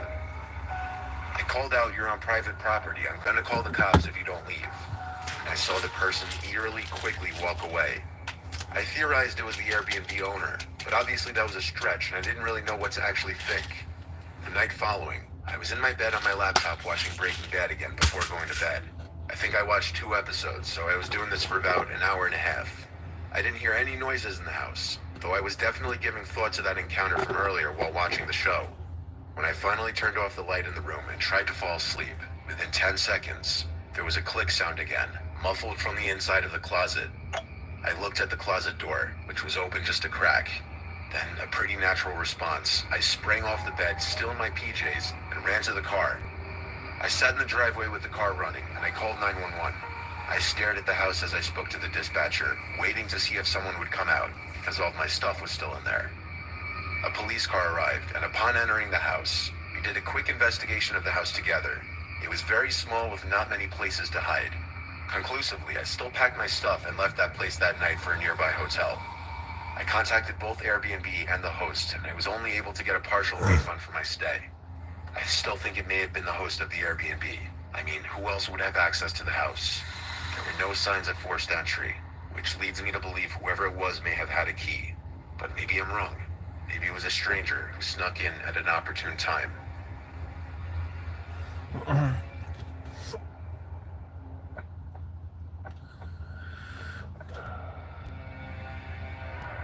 My wife Cheryl and I have been together for 10 years, and we got married 2 years ago. We just got a house together not even a month ago, and things couldn't have started on worse notes. We moved to a small inland town of Georgia called Waycross.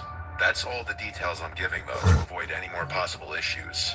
We're on a quiet street with a big property that sits in front of a medium-sized patch of woods, which was one of the factors that really appealed to my wife and I. We plan to adopt a dog and raise kids here, so we wanted a big property for the dog and kids to play around on. We both work similar shifts. I get home around 5 and she gets home around 6 most of the time. The first 2 nights in the house went completely normal. It was the weekend, so we spent our entire days unpacking.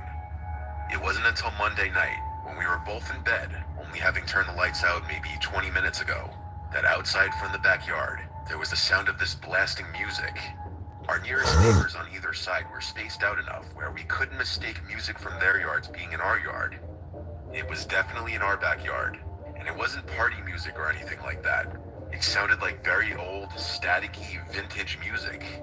The windows were shut. So after my wife and I exchanged horrified glances at each other and wondered where the music could be coming from, I opened my window on my side of the bed, and it was much clearer.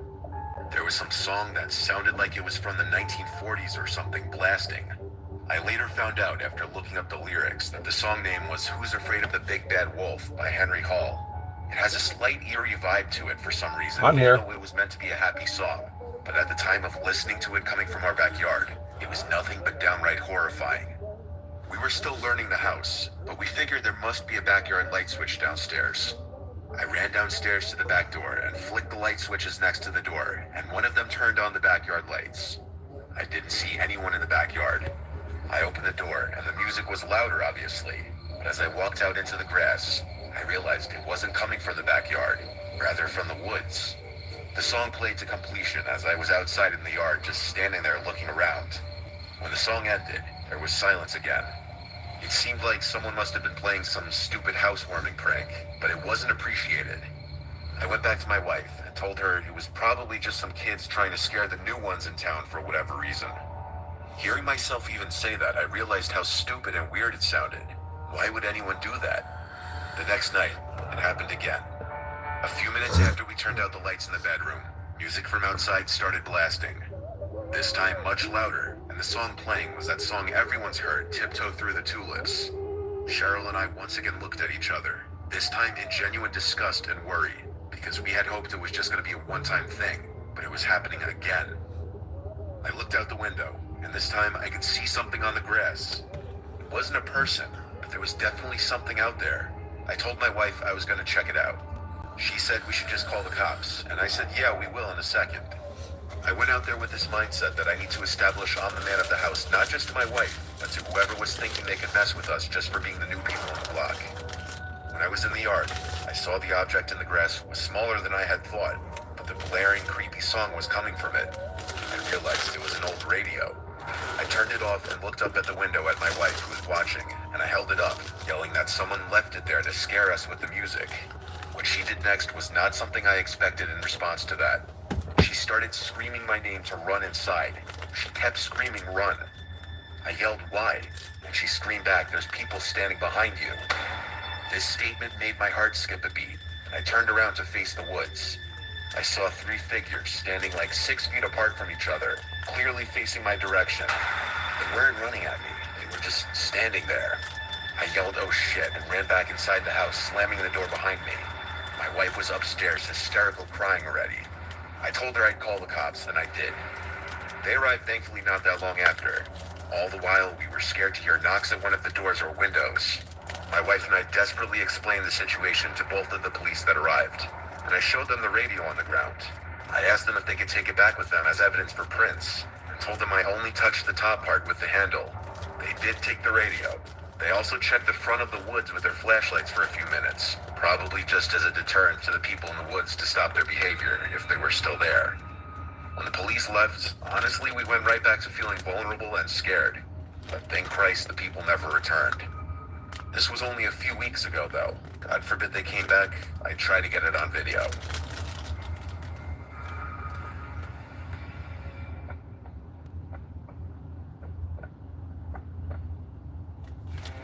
I've worked as a nurse in multiple hospitals and facilities. Before the current hospital I work at, I worked at a geriatric hospital 30 minutes from my house. I had experience working with older patients before, so this was nothing new to me. I had been working Here's at this a creepy hospital story for just a for couple you. of weeks, and you'll soon understand why. This was on my second to last shift at this hospital, unbeknownst to me at the start of that night.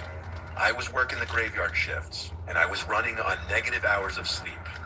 I was assigned to the Alzheimer's ward. The patients in this ward absolutely adored me. My presence as a young girl in her 20s among the residents of this ward who were otherwise left to themselves to float around in their minds, I'm sure saw me as a breath of fresh air. Someone who could tie them to the now or to the everyday.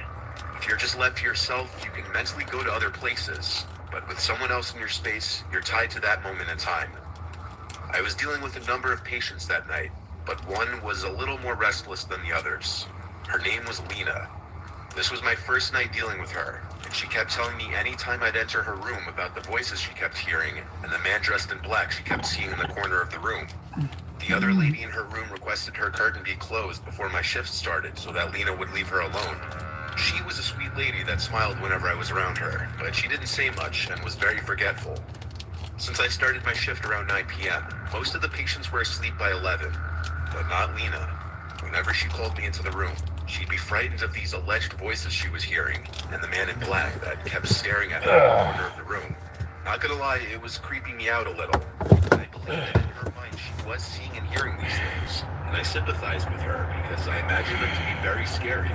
But still, I tried my best to calm her down and get her to go to sleep. I didn't want to turn on the TV to calm her. Be right back.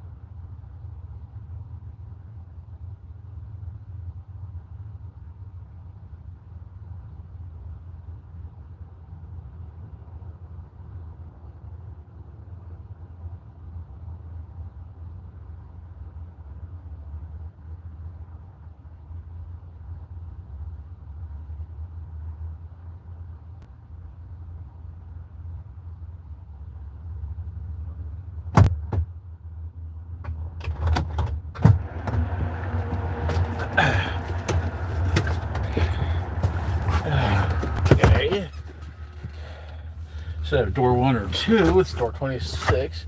Okay. Stupid, but whatever.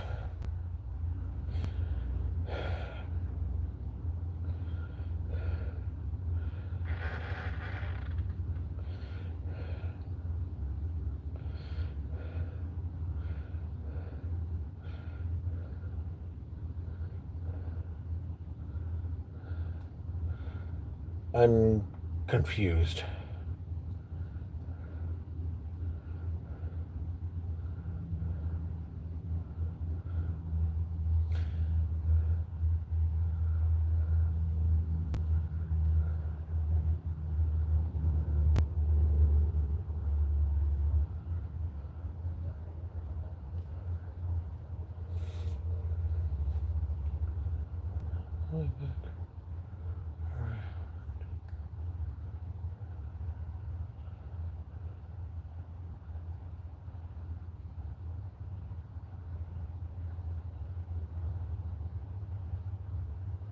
Okay.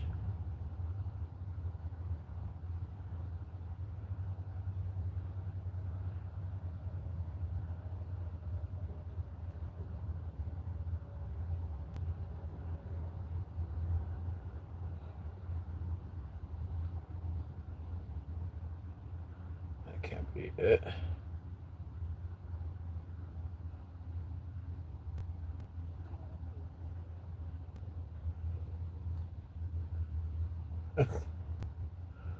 Okay.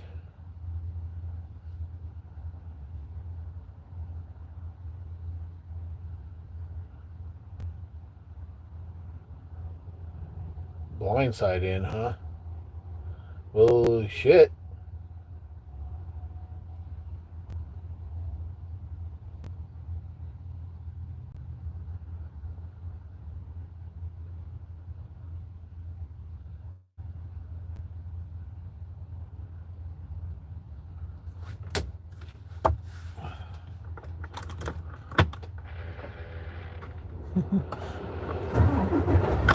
Yeah, that porta potty stunk like hell.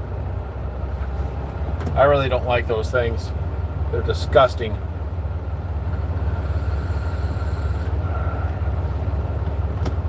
And very dirty.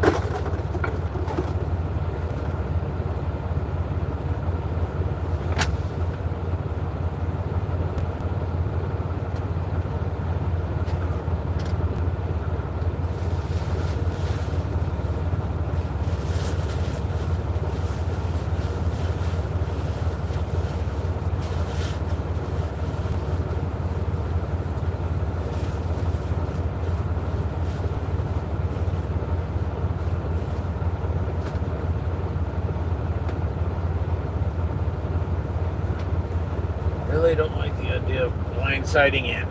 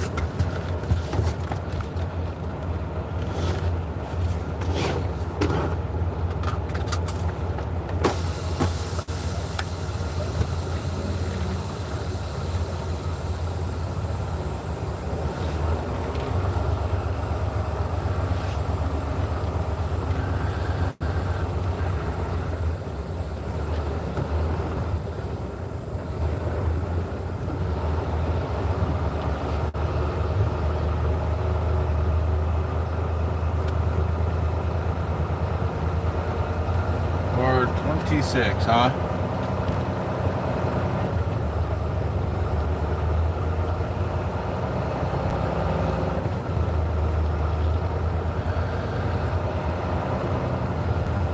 Well, let's see.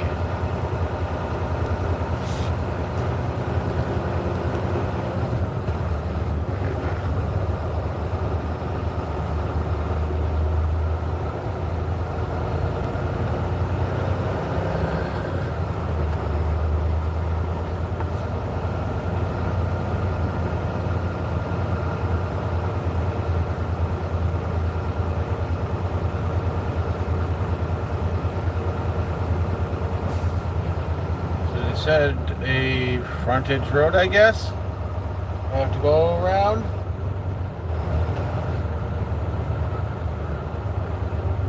So no, I'm not getting back on the highway. They said I have to go this way.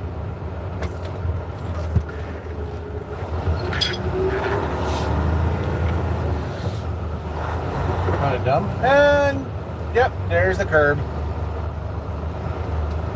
So that's 27. Oh, wonderful. Right fucking there. Door 26. I'm gonna have to blindside into. Huh? Freaking A.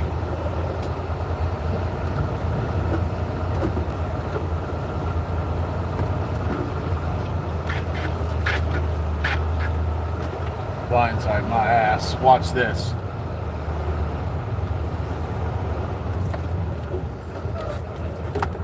I want to.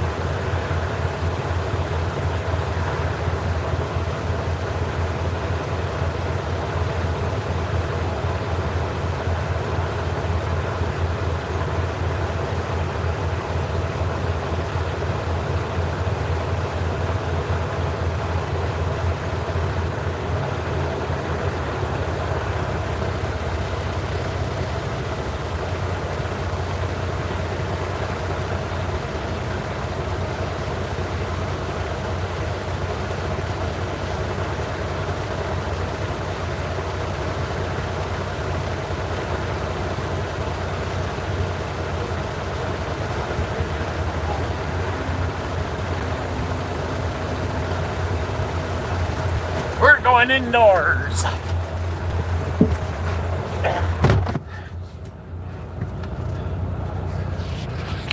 Let me show you. I'm going inside. I'm backing in there, and then I gotta back around the corner. That's gonna be fun. Not.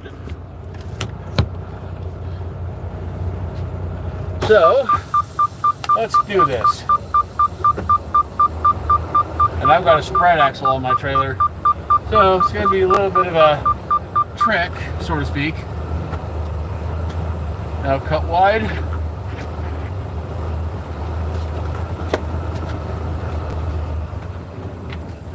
Oop. And back. I've done worse. I've backed into worse. This is gonna be tricky, but I've backed into worse.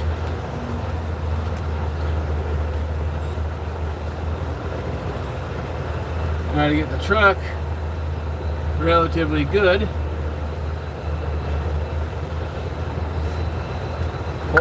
Turn on the hazards. My trailer's about to go inside. It's going inside.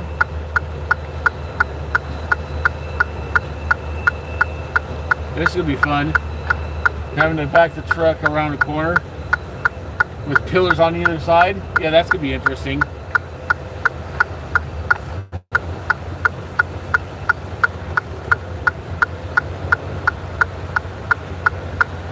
I wonder how well I can pull this off.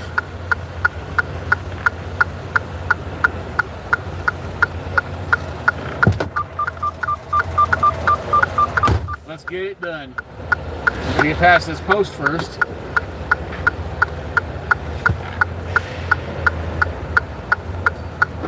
Nope, won't work.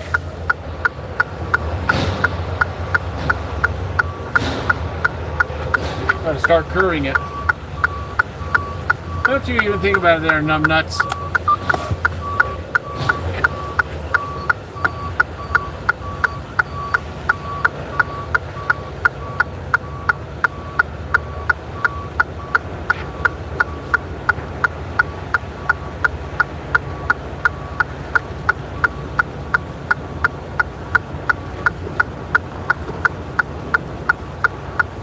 Yeah, I don't know how well this is going to work.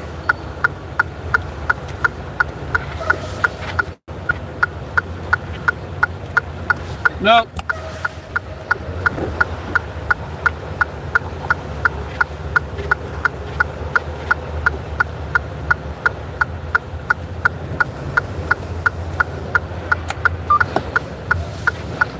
Like I said, this is going to be tricky.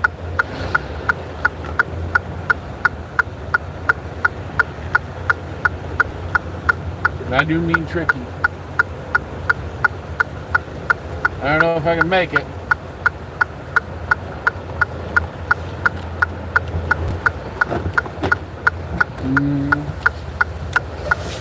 Oh, gee, good Lord.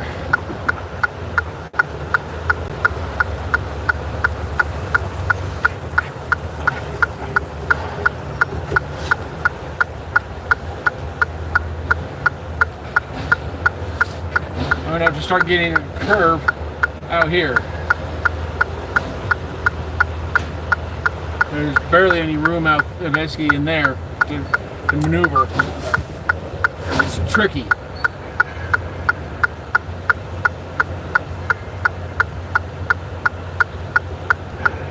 So I'll start getting the trailer to pivot now.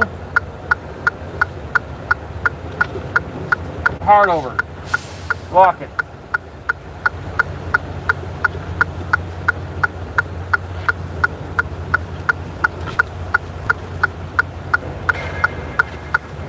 Yeah, this is not going to fit.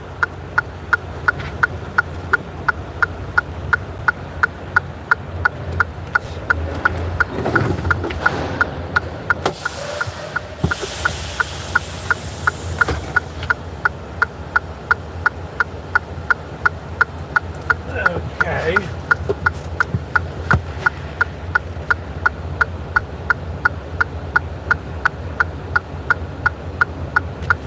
This is frustrating.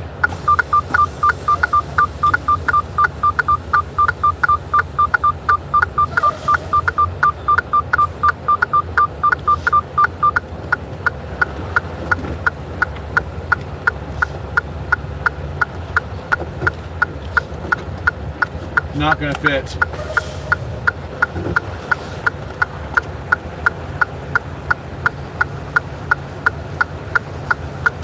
I'm going to have to get the trailer to pivot more to the left. So I don't really have room to my right.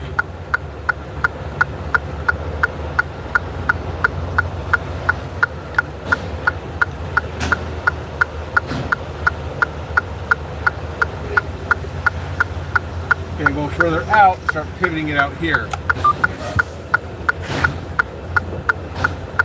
This is tricky as fuck. It's making me nervous.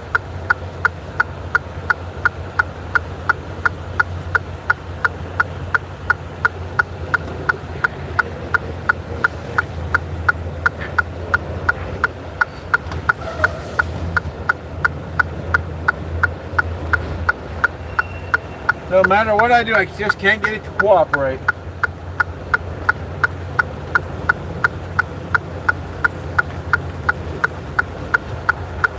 I always end up in the same damn position.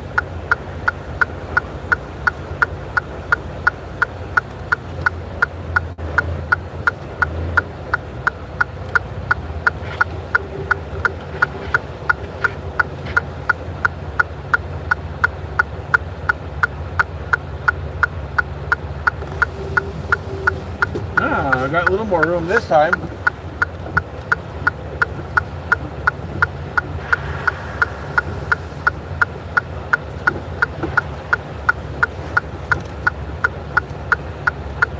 I do not like this.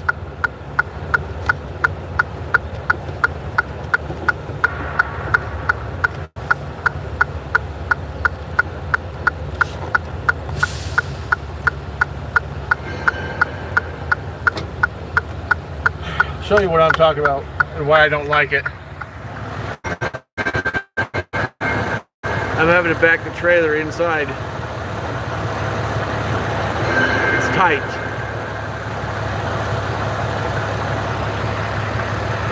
That's where I just came in from. And that's how much room I have. Very little. That's why I don't like it.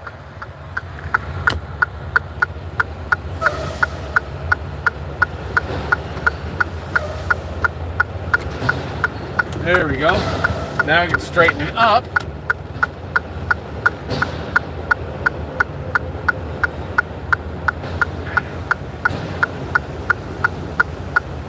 I really don't fucking like this.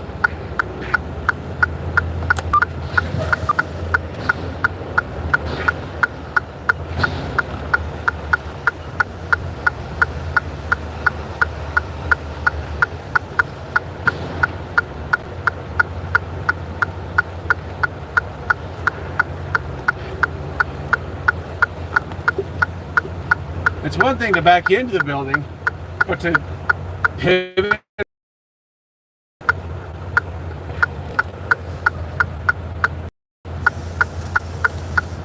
I'll stop right here and get out and look.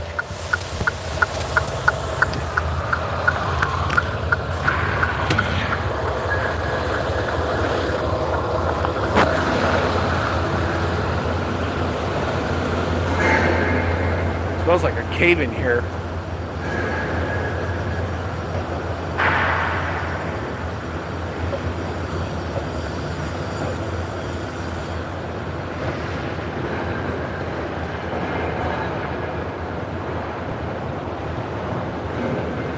Getting to see something else. Ooh, that object on the ground.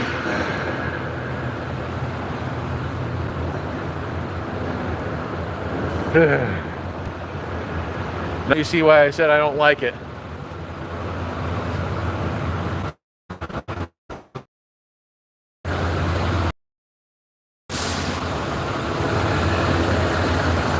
Not very much room to maneuver.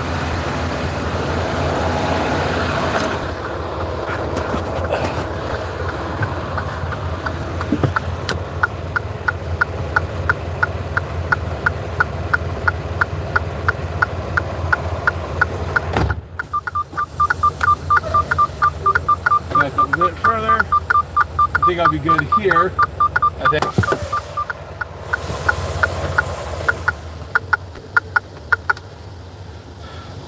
That had me nerve wracked. I don't like doing that kind of shit.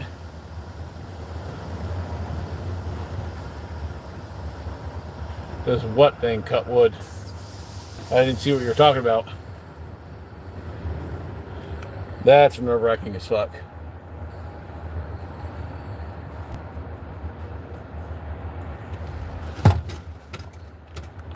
I'm gonna go close the door so you can retain some of the warmth.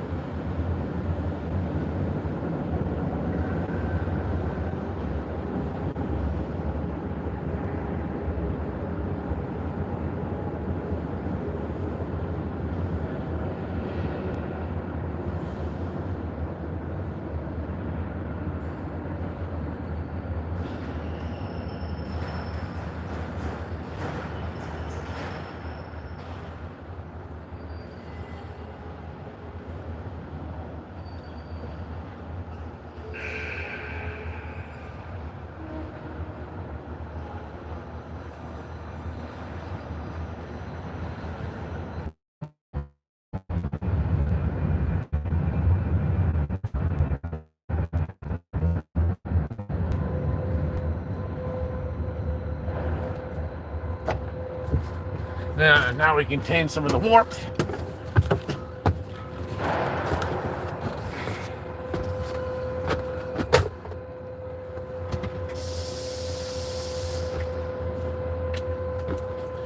Not much warmth there, but still.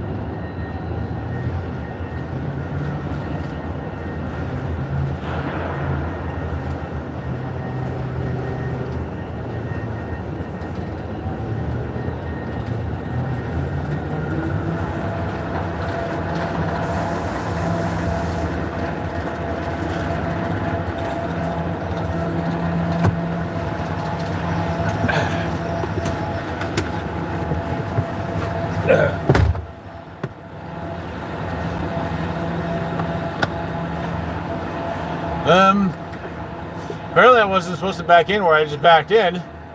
See that, I don't know if you can see it, but there's a big A in front of me. I was supposed to pull in there. I guess that's where I get loaded, I guess. The lady I spoke to says she's never seen anyone back into there without hitting shit. Well, I take that as a compliment. I guess pull over here, I guess. And let the nose of my truck touch the wall, I guess. Alright. So you see that big A? She says pull up to here. Now how far forward, I don't know. But let's do this. Beep, beep, beep, beep, beep. Close enough.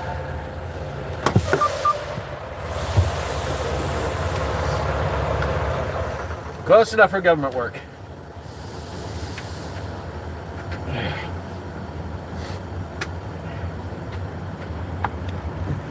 Now you can stare at that. Now you can stare at the nose of the truck. 5 inches from hitting that wall, maybe 4.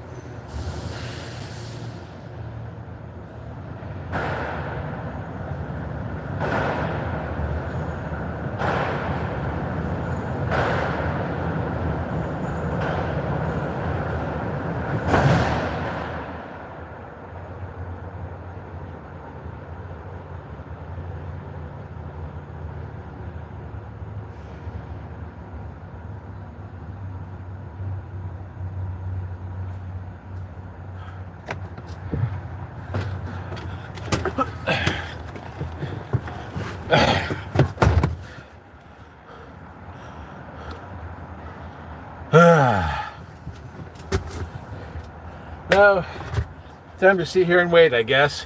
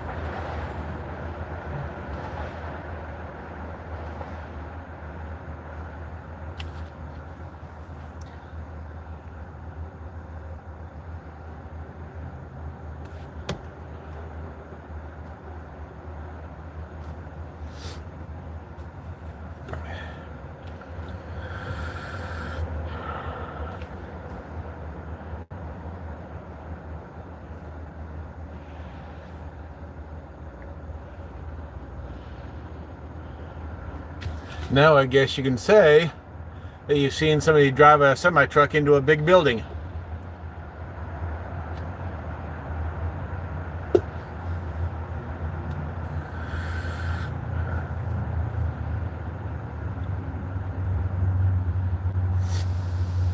Now you're just stuck staring at a freaking wall.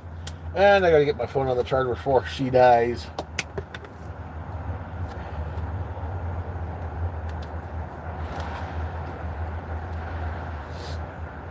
Okay. Wrong charging cable, apparently. This phone doesn't like that cable.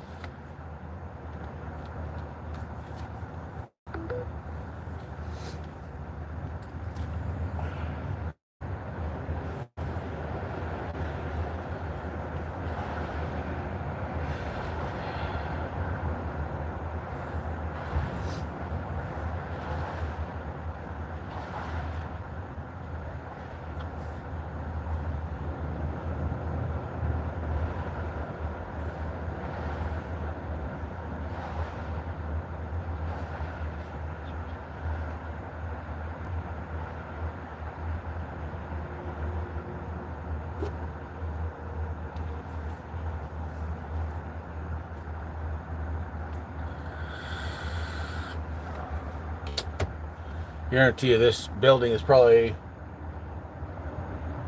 what, 100 years old or more?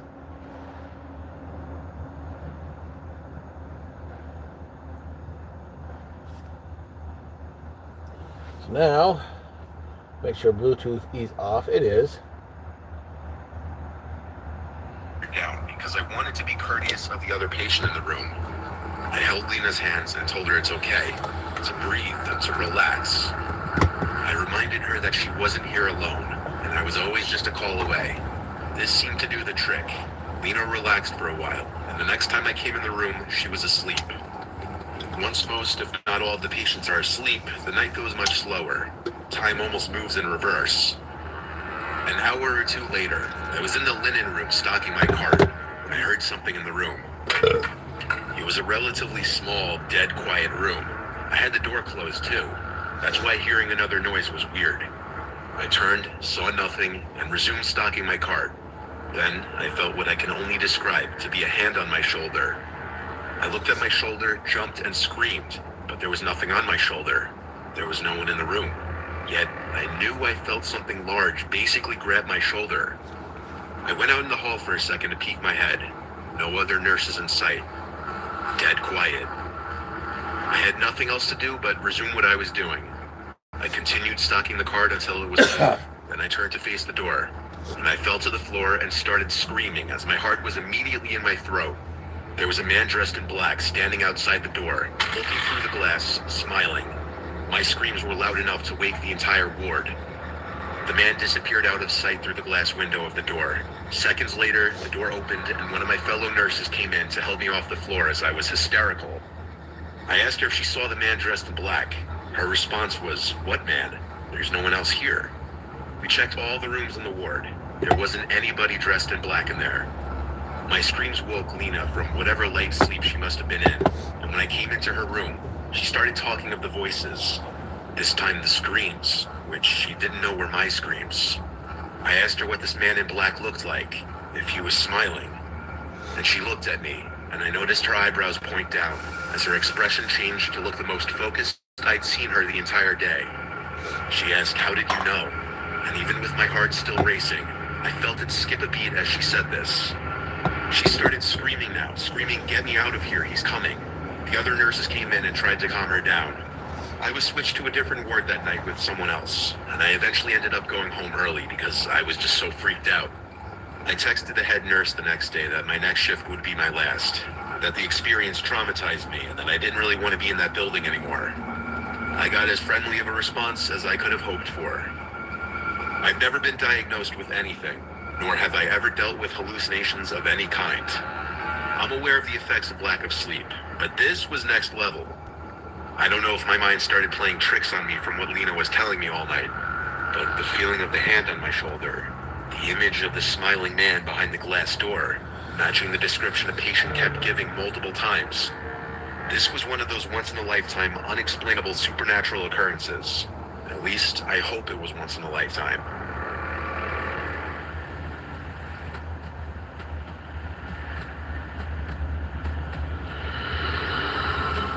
I was driving home from work one night, taking my usual route home. I got out at midnight, so it was probably 12:15-ish at this point. My town is pretty quiet and boring. A lot of woods everywhere, and not a lot of people or houses. I was on this road not far from my house with a cornfield on one side and a patch of woods on the other. It was midsummer and like 75 degrees, so I had my convertible topped down. I was cruising down the street going like 50 when I heard a loud, blood-curdling woman's scream come from one side of the road, but I couldn't tell which one. I brought the car to a quick halt by slamming on the brakes and listening. There was a woman's cry from the left side, in the woods. She was crying for help. I got out of my car and grabbed the baton from my back seat. I walked towards the woods and called back, "Who's out there?" And the woman immediately called back, "Please help me." I began to run into the woods, swiping all the twigs and bushes out of my way. I yelled out to the woman to keep screaming so I could find her. She'd every 10 seconds or so scream help, and I'd approach in that direction, running, screaming back. But pretty soon, I started to realize no matter how far into the woods I went, the woman's yells didn't seem to get any closer or louder. If anything, they were always the same distance, even though I was booking it straight in the direction of the screams. I screamed out, "Tell me where you are," and about 5 seconds later, the woman once again screamed out, "Help." I stopped in my tracks now. I didn't like this. I started to feel like I was walking into some kind of trap. I turned around and started running back in the direction I came. I ran and ran until I could see the flashing headlights of my car on the side of the road beyond the trees. The whole way back, I still heard the woman's screams, but they were still the same distance no matter how much Can you closer say to my car I Skinwalker? got, as if she were following me back. Was I being stalked? I got in my car and just drove out of there, completely freaked out. I called 911 to report it to the authorities in case they'd want to investigate it. I wasn't sticking around there though, I was tired. After telling a few friends and family about the strange encounter, I was ready to move on with my life. But a week later, I saw something on the news that made me sick to my stomach. The dead body of a 30-something-year-old woman was found in the woods by a man hiking with his dog. Oddly, there were no signs of foul play. The location that the body was reported to have been found was the same general area where I heard the screams. While that patch of woods is very big, I can't help but feel that would be a huge coincidence.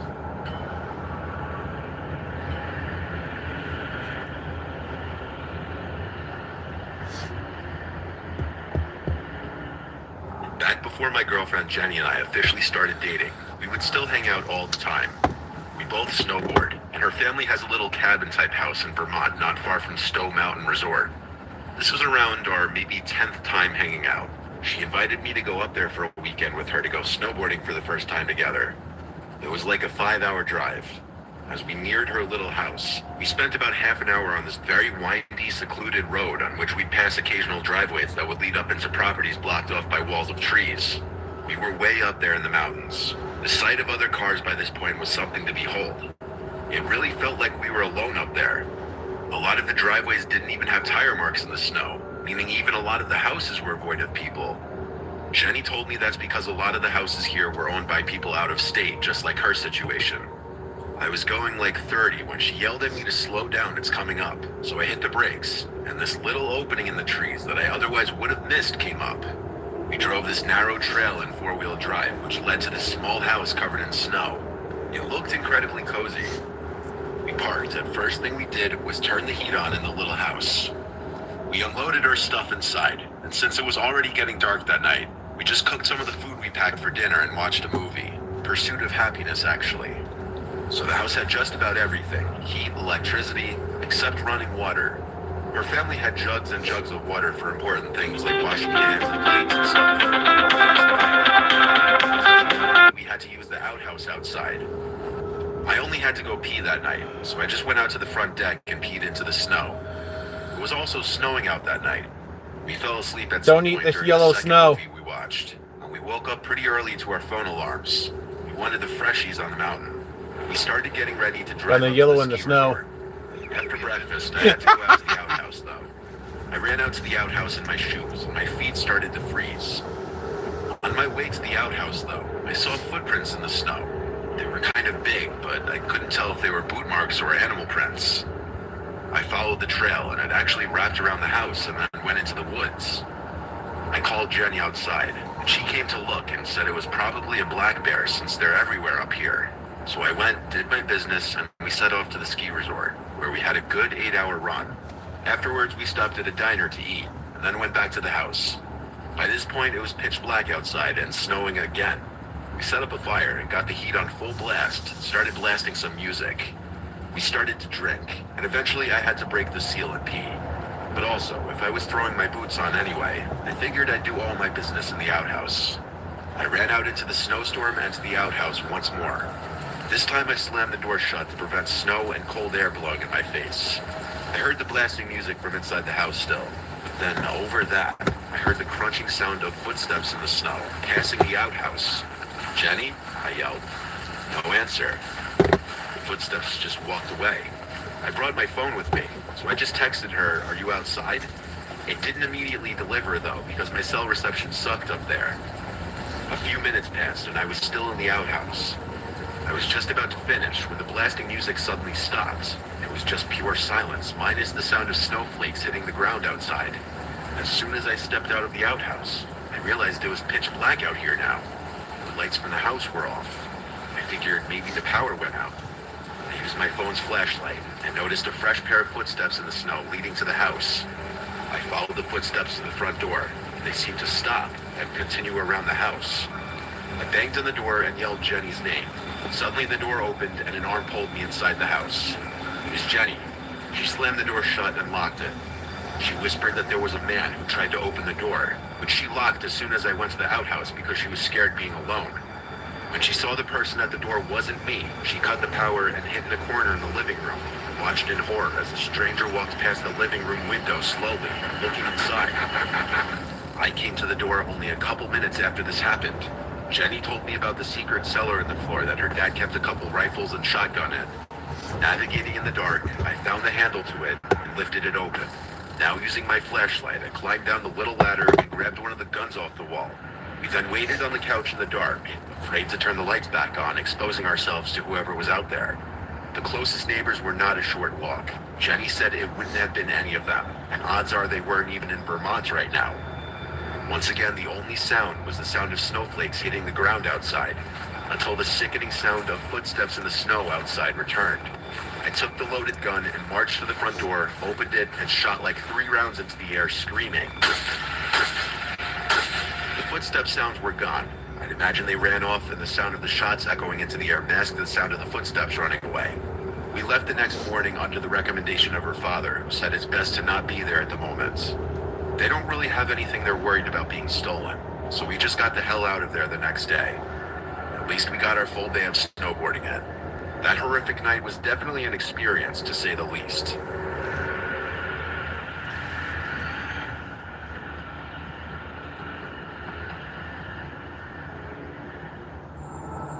My name is Howard. I'm 25 years old, and I live on my family's farm.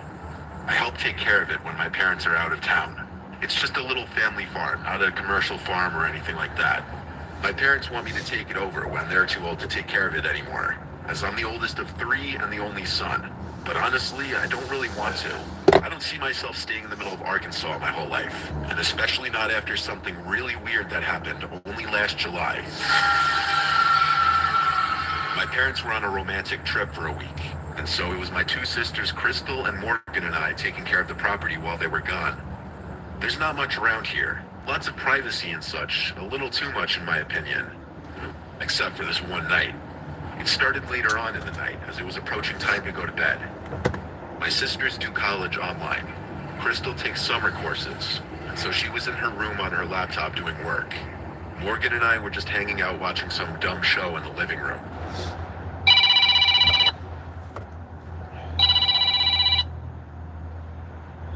Hello? Hey, Tyler. What's up, man? How's it going? Oh, it's the same shit with the same pile. How's everything over there? Just sitting here waiting. Normally I have to back into a building, but in this case I had to wrap the truck around a corner and then get in position inside the building. I'm like, yeah, I've never done that before. Mm-hmm. Yeah, it's like putting it in sideways. It's gotta hurt. I wouldn't know about that one, but no, it was kind of sketchy. One time, trust me. Yeah, it was sketchy as hell trying to get it in here. And the lady I spoke to, she says she's never seen anyone back the trailer into where I backed it. And then I had to pull forward to pull the truck in where it had to be. So she's like, yeah, I've never seen anyone just back it in as far as you did. Right on. Well, do you think you can please try your absolute best to get there at 8 a.m.? Because I think I have a load for you for tomorrow. And I think it's going to work out okay. As long as they get me loaded in a decent time. Okay. All right. It's going to be picking up, they want to try to have it picked up by noon in Waukesha, Wisconsin. It's going to be like 50 miles away from you, roughly. Yeah. So I think we should have no problems there. But also, if this, the broker will call the 385 number from Simple Logistics. I do believe the area code is 629. So whenever they call you, if you could please answer, just because they're verifying that you exist. Kind of sounds strange. Like, what am I, Casper the Friendly Fucking Ghost? Yeah, exactly. And if they ask you what time you're getting unloaded in Fond du Lac tomorrow, just tell them you're going to be there at 8 a.m. Okay. Okay. It also depends on how long these guys take to freaking get me loaded. Because as soon as I got into this spot, they haven't done shit. You'll be there at fucking 8. Just tell them when she asks you, you're going to be getting unloaded at 8 a.m. tomorrow. Just tell her, yeah, please. Okay. Please. We'll figure out the rest of this shit along the way. It's just that if you're saying, well, I don't know, that's when they start canceling, and then we're fucking sitting there Friday. You know, they start canceling because they tweak out. And like, oh, Livy's going to make it.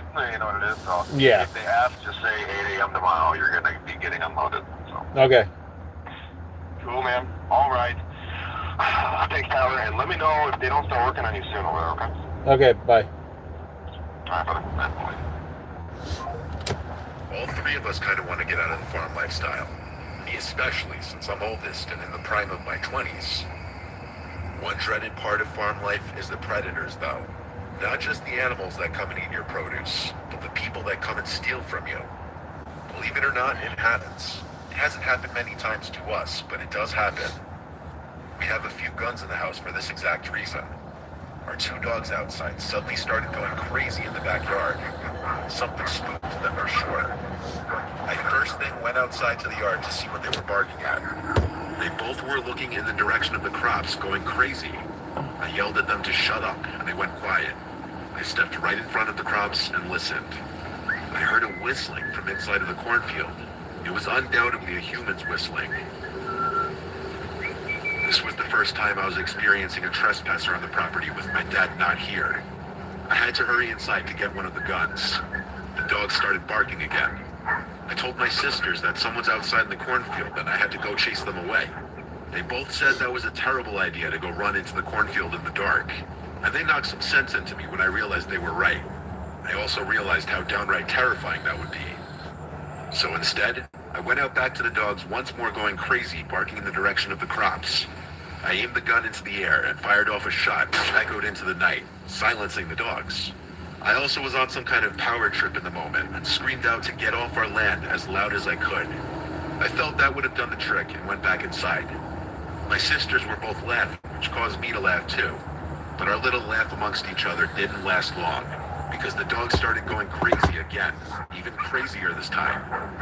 I went back outside, ready to do the same thing again, but I felt my heart skip a beat when I saw the guy standing about 20 feet from the dogs, right in front of the cornfield. He looked at me and I screamed, "Hey," at which point he ran into the cornfield. I started running over and fired another shot into the air. I stopped by the dogs. There was no chance in hell I was going in there. I wasn't about to leave the dogs out here either. I unclamped their chains from the hooks and brought them inside the house. I told my sister someone was sneaking around in the cornfield. So what did we do? We called our dad. He told me I had to be the man of the house and protect my sisters. He recommended I fire another warning shot outside if whoever it was came back. After this, we all just gradually went to our respective rooms. My sisters each brought one of the dogs in their rooms, and I brought the gun in my room, just because we were all a little spooked by this. I had the window open, and as I was laying in bed watching a movie on my laptop, I heard a whistling from outside. I hurried to the window and looked out to see someone slowly walking in the grass. Then, like he had some sixth sense, he stopped walking and turned to look at my window, still whistling. This jerk was obviously trying to mess with us and scare us. A very stupid idea when I already made it clear I had a gun. I ran to grab the gun off the bed and aimed it out the window. I shot at the grass a few feet away from him, purposely missing, of course. This cut his little horror movie act short, and he ran out of view of my window towards the front of the house. This time he didn't come back. He'd have to be a fool to come back after that. I obviously told my sisters why I shot, and I assured them he would not be coming back. We never found out who it was or why. It could have been some teen or multiple teens just trying to scare some innocent farmers for fun, or it could have been an actually dangerous person.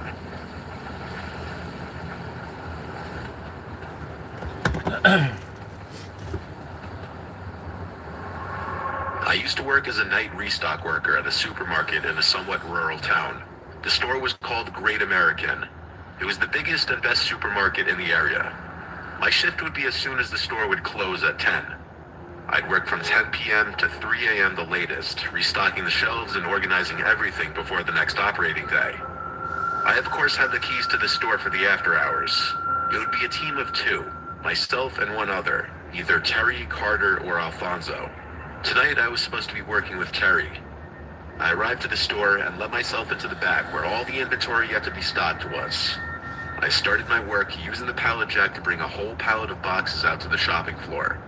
I started with the bread and nuts aisle, rotating the older loaves in the front and putting the newer loaves in the back. Halfway through, I realized I hadn't seen Terry yet. I walked to the back area of the store where the inventory was, where we leave our belongings. He wasn't back there yet. I left the back door cracked open with a door stopper for him when he would show up. So I went back to work for another half hour. And with still no sign of Terry, I once again went to the back of the store. He wasn't in there, but I noticed the back door was shut. I assumed that meant Terry was here somewhere. I went to open the back door and saw the door stopper was outside, which I thought was weird that he kicked it outside instead of bringing it in. I called Terry's name and it echoed through the room.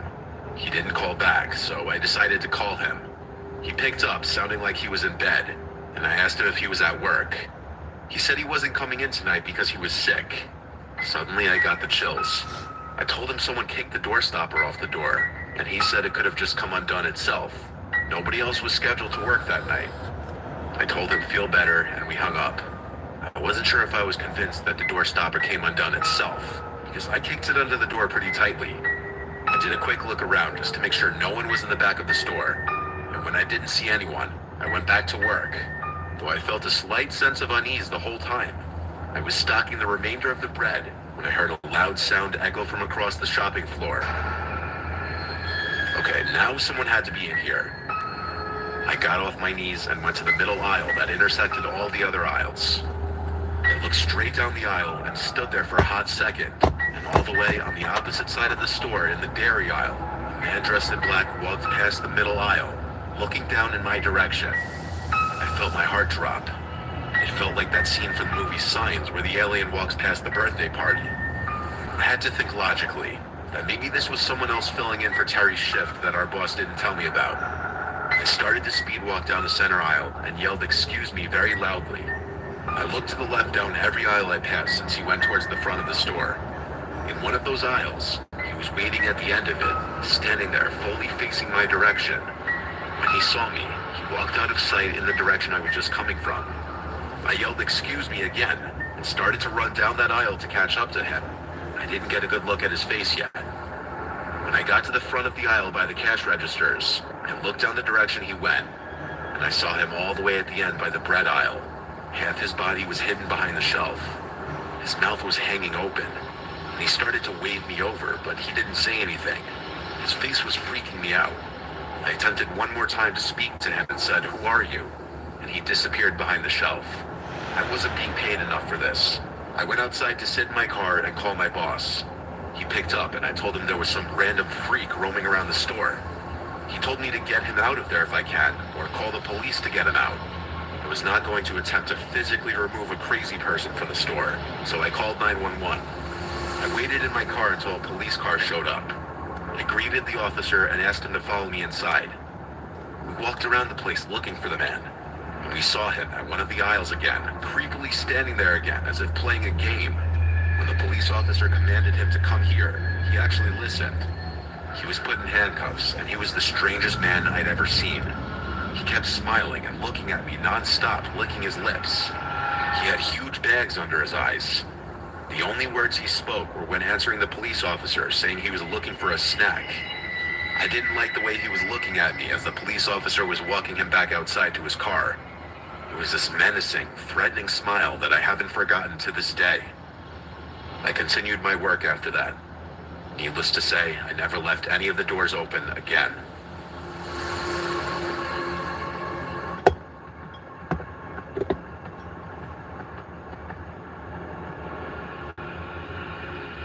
A long time ago, I'm talking like 8 years ago, two friends and I, James and Sean, did something really stupid.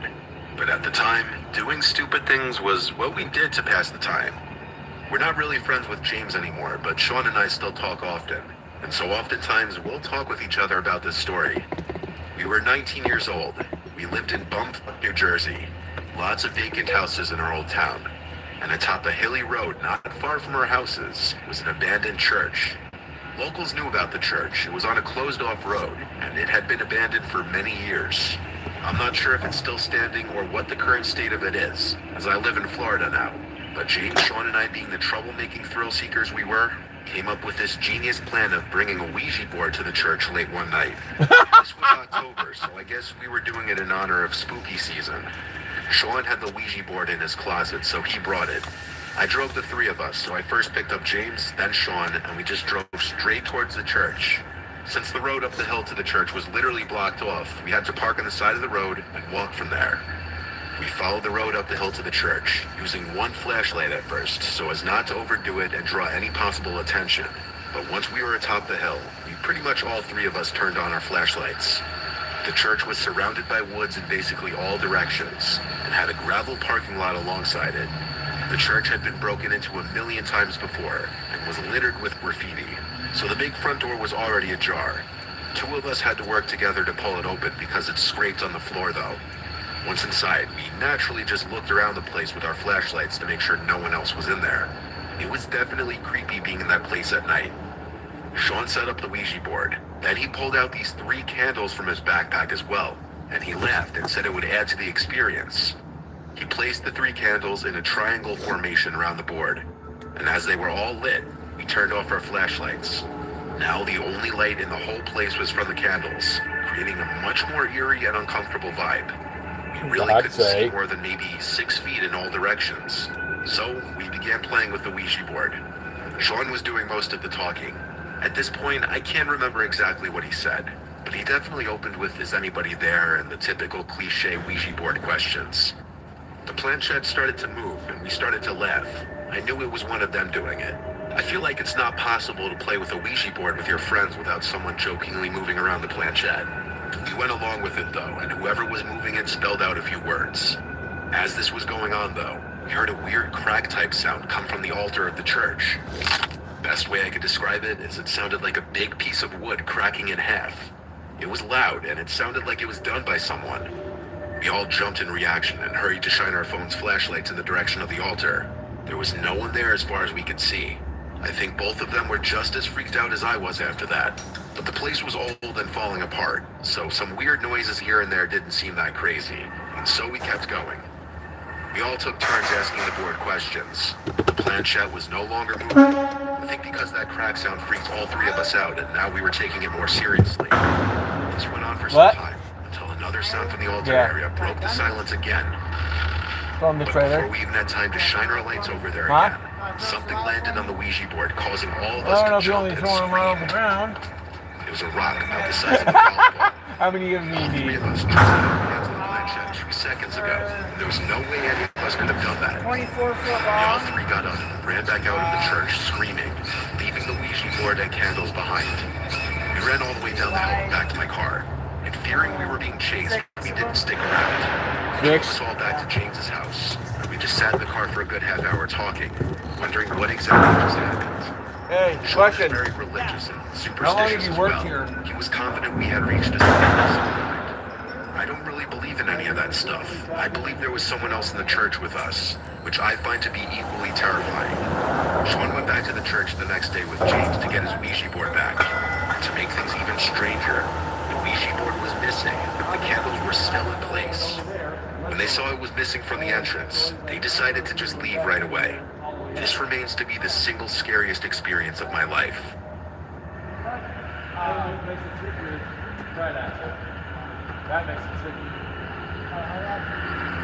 Years ago, I did the night shift at a gas station. I'm used to because I was not strapped wearing for it. cash and needed a second. You know how that goes. I worked the night shift there for a few months. It was around my second or third month that this guy started regularly coming in really late at night, always around 2 a.m. He was about 6 feet tall. He had long, stringy hair. He'd always come in, buy a tall boy, and leave. But after a while, he one night asked me my name. I told him my name, and he just kept saying, "Rob, I like that," as he'd laugh to himself.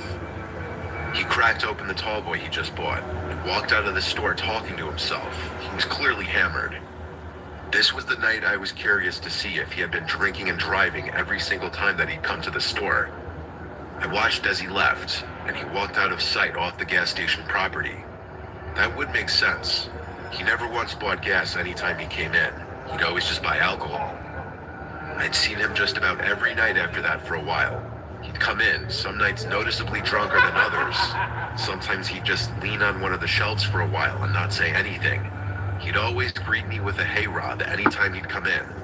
One night he was just leaning on a shelf, drinking the tall boy he just bought, not saying anything, just staring at a wall. I asked him for his name finally. He looked at me, took about 5 seconds, and said, "Bob." Now, I always felt like Bob is a go-to fake name when you're lying about your name. I wondered if the first thing that came to mind for him was Bob because it rhymes with my name, but I went with it. I said, "So Bob, where do you work?" He laughed so loud it actually startled me. He said he doesn't work. He said the government completely fucked him out of his job. I got the vibe he was wasted again. He looked at me with an angry-looking face, but interestingly said, "I like you, Rob. You seem like you know what you're doing." I didn't know what that meant, but he walked out of the store right after that. I didn't see him again for a while. I'd say over a week passed, which for a regular like him was a while. Bob always gave me this off, mildly creepy vibe. I figured he was usually drunk, but something was obviously wrong in his personal life.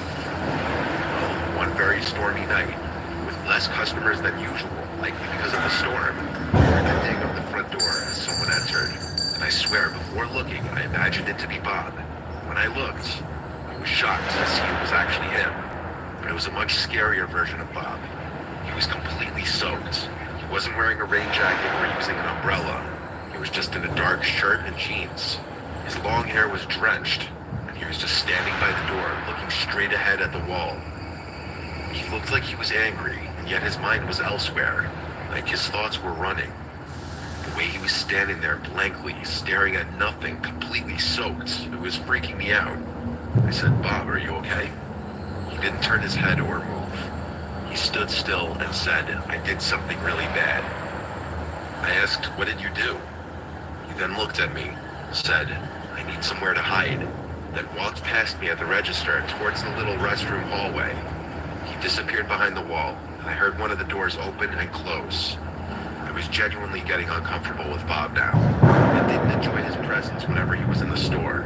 And tonight, something was extra off about him. He seemed like a zombie, and that "I did something really bad" comment was incredibly creepy. Some time passed, and Bob never came out from the bathroom. I assumed he was wasted again, probably passed out or puking. Either way, I didn't want to intervene. Then, the next thing I remember, the lights to the place cut out, and the store was completely dark. I was standing in a pitch-dark gas station during a major storm with an unhinged driveway. I used the flashlight from behind the counter to make my way towards the back of the store by the inventory storage and the panel board. The door to the back was in the same little hallway as the restrooms.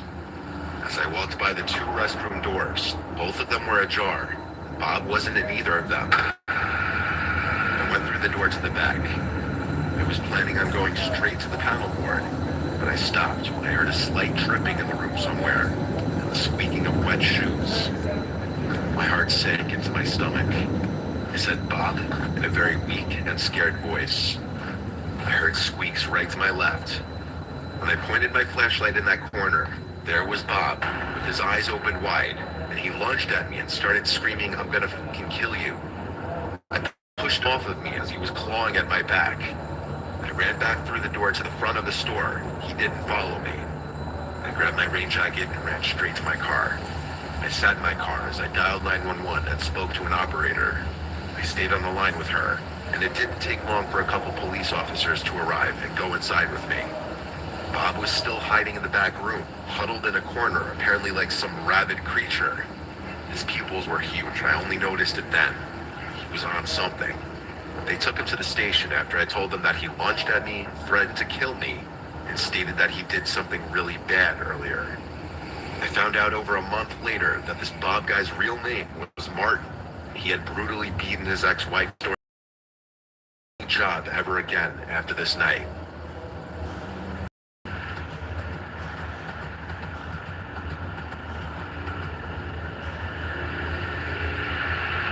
When I was 19 years old, I was still working at a nearby pizza place to help pay for food and gas and stuff. The job was always pretty easy. Just taking the order, boxing up the food when it's done, putting it in a bag, and driving it to the given address. I'd done it a million times before, and nothing weird ever happened. It was very repetitive. Tips would usually be around $3 to $5, depending on the distance. I don't know who the second person is, but Sometimes more how you generous doing? people would give 10 or more, though. I remember this order was just a chicken parm hero and a regular slice. Smaller orders like this usually yielded lesser tips, but I didn't have a choice in which deliveries I did. I was on my way to the address, and of course, the house was apparently on a dead-end block. This block had a more rural feel to it than the rest of the neighborhood. One of the houses had an RV sitting on the grass with a small patch of woods next to it. The other houses like little farmhouses. There was a lot more space on this particular street. And then I pulled up to the address. It was this small, weird-looking house with a huge property, though. It sat next to what appeared to be an abandoned house with overgrown grass and shrubs. It was probably around 6 p.m. and it was getting pretty dark out, so it was around the time people would start putting on their lights inside their houses. But all the lights in the house were off, and I noticed the front door seemed cracked open. I began to walk over to the front door, and I heard a piano being played. It sounded like it was a couple rooms away at least, muffled by some walls or a door or something. I knocked on the door and then rang the bell after a few minutes. Only the doorbell saw a broken broken, rusty chain-link fence just sitting in the middle of the yard. I went to the back door and knocked really loud. I looked through the glass of the door and saw nothing except for what looked like a really messy storm room. Clearly these people were not neat freaks, to say the least. When nobody answered the back door either, I went back around front and called one of the guys at the pizzeria to confirm the address with him. He took a second to check what he wrote down, and he confirmed that I was at the correct address. So I went back to the front door, pushed it open, and heard the creepy the second sound person of piano music still playing. laughed.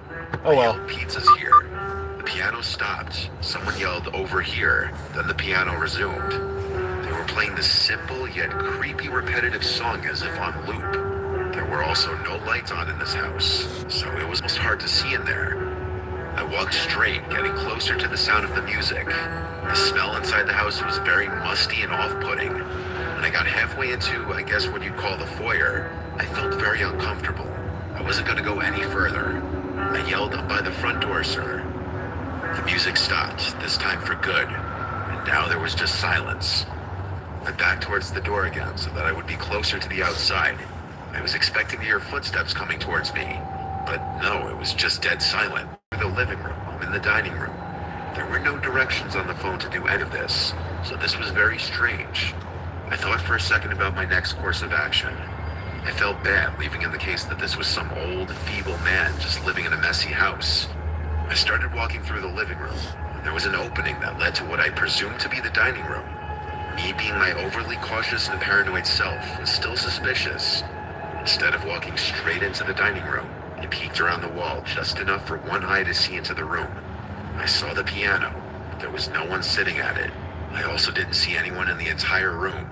With that, I quietly but walked back towards the front door, shut the door behind me, and drove back to the pizzeria. I explained that I got a sketchy vibe inside the house. My boss was completely understanding, especially when the alleged customer didn't call back asking why I left.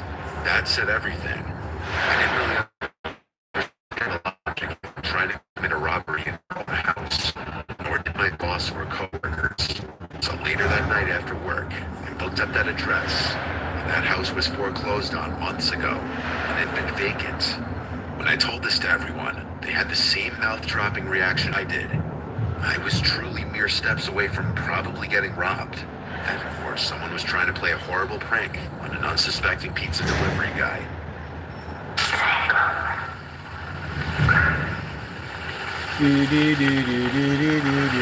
Imagine, if you will.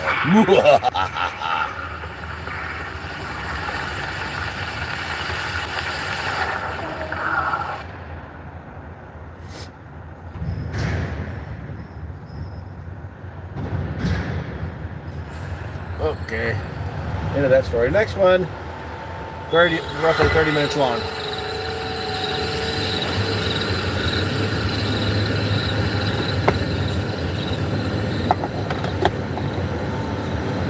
Hey! There was a brief period of time You want when I one? lived alone. When I freshly moved Okay. out of my parents' house, before I met my girlfriend and she moved in, I lived in a small one-bedroom apartment in the downstairs of someone else's house. I spent a lot of time alone during this period of my life, besides when I was at school or work, and so I spent a lot of my time looking around the room. At a few points, I would even turn the bedside lamp on just to check around the room. The tenant upstairs wasn't home that night, as his car wasn't in the driveway, so the sounds I was hearing couldn't have been footsteps upstairs or anything like that. My nerves were really starting to set in at one point because I just kept hearing noises. And to be honest, I couldn't tell from where in the house they were coming from. I got up to head over to the door of the bedroom and opened it. Outside of my bedroom was a very narrow hallway, which had a door to the bathroom. Then at the end of the hallway opened up to the living room.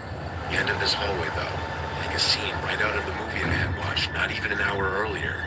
There was someone standing at the far end of the hallway right by the kitchen. The light from outside coming into the bedroom windows and the windows in the living room was enough to see her. This woman looking right back upstairs to the exit of my apartment when the door slammed shut. I was frozen in shock for at least 10 minutes before I felt okay to take my phone and leave the bedroom to check the apartment. It didn't take long. It was a small apartment with not many hiding places. It was empty. I rushed to lock the door, wondering who that could have been and how they got in. And I didn't call the police. I couldn't tell you why. But the next day, I called the landlord and told him about it. He made a phone call to the upstairs tenant, and what I learned shocked me. The woman that broke into my apartment was an ex-lover of the man who lived upstairs, a crazy one at that. And after finding his address somehow, she broke into the wrong part of the house, my apartment. The upstairs tenant came down to my door and apologized to me the following day. I never got much detail from him or I've been seeing her do some sketchy things around the house, and it's really starting to freak me out now. I'll start from the beginning. I have 2 siblings, my 10-year-old brother Jake and my 2-year-old brother Scotty. From the day he introduced her to us, I didn't like something about her smile. It was just unsettlingly wide and exaggerated.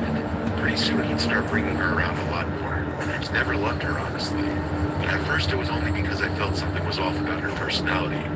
Then things started happening. She's been staying with us for a while now, and a few weeks ago, I caught her in my dad's closet while he wasn't home. My dad's safe is in his closet, along with where he hides the combination and some other valuables. When she saw me at the doorway, she smiled and said, "Hey, what's up, sweetie?" to me. I was walking upstairs to my room, and as I was, I saw Kathy leave my little brother Jake's room and shut the door behind her. All that rumbling noise you hear is them using an overhead crane to put the load on the trailer. I didn't answer and walked up to my room. Let me show you. I go downstairs eventually. I snuck to Jake's room phone's and not plugged in. actually opened the window, and both windows were shut. Something was up with this.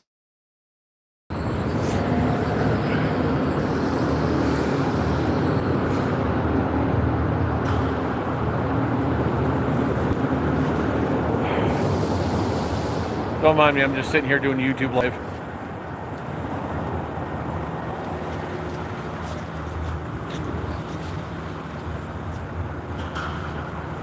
There's a big steel sheets of metal.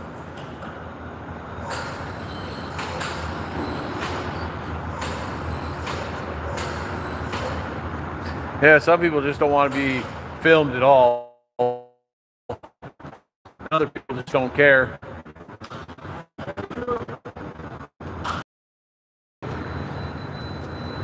Overhead crane.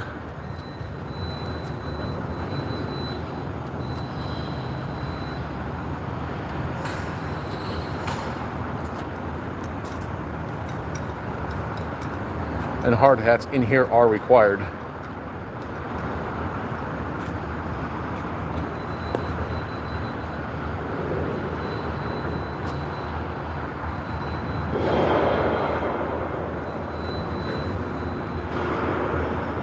You know what I need? I need a gimbal, so I can just sit here and hold like this.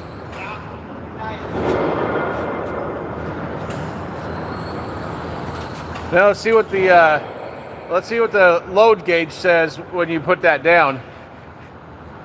Because if it goes too high, then we're gonna have to move it back a bit.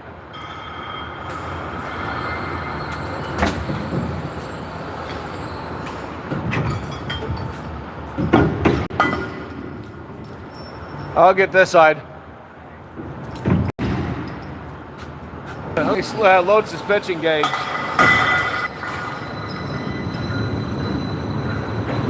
Let's see what it says. Okay. Now let's release the brakes. That says too high. That's dropping down, good. Let's air it up. I gotta air it up for a minute. It's low on air, I gotta air it up.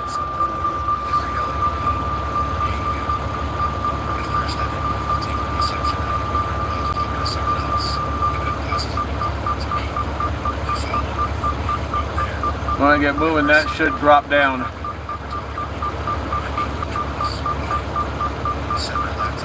That'll bounce up and down.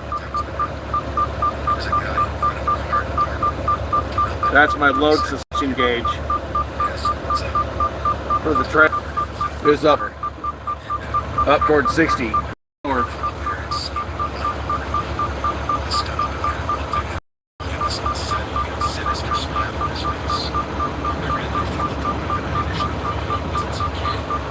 Well, it's not more. If the metal hits my head, it's more. I'm a human pancake. That metal is very, very heavy. If it lands on me, I'm literally a human pancake. I'm dead. Not good.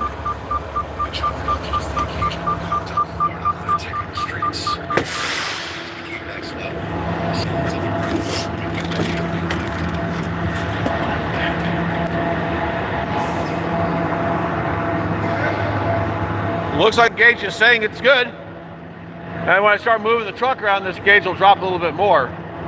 That's usually what it does. So it looks like it's good. It's a matter of just securing it down and let me guess, I go back over to the office to get the paperwork? Yeah, once you're done strapping down, it'll be ready for you in the office. Okay. And then just back up over there and then pull straight out. Yep. Yeah, I got one YouTuber that likes to watch my videos. So now the fun part. To secure it down. Let's see if we can find someplace where I can magnetize this to, so you can watch me load. Yes, the outside of the truck is very dirty. Let's see if we can find someplace on the inside. Magnetize the phone to.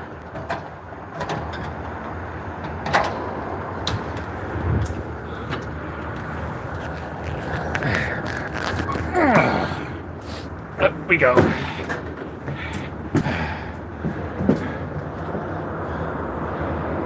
Let's see, where do we magnetize you to? And have you facing outwards.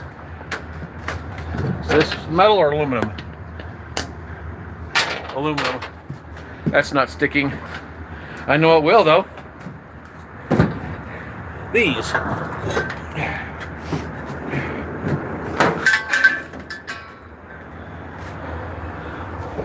Now, bingo. I don't know how that's looking, but still. Ow. It ought to be good enough. Now you can sit there and watch.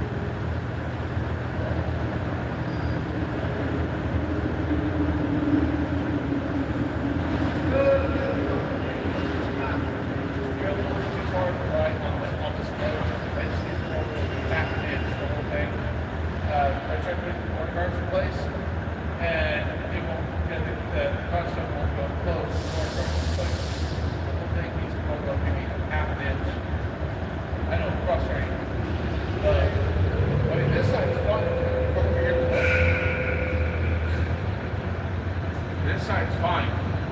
You go look at the other side?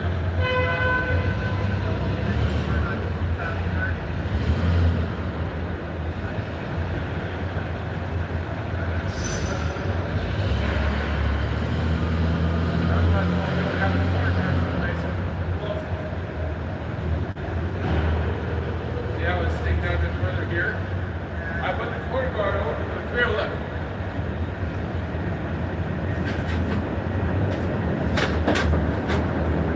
Look. Won't be able to. The whole thing is over like a half a minute.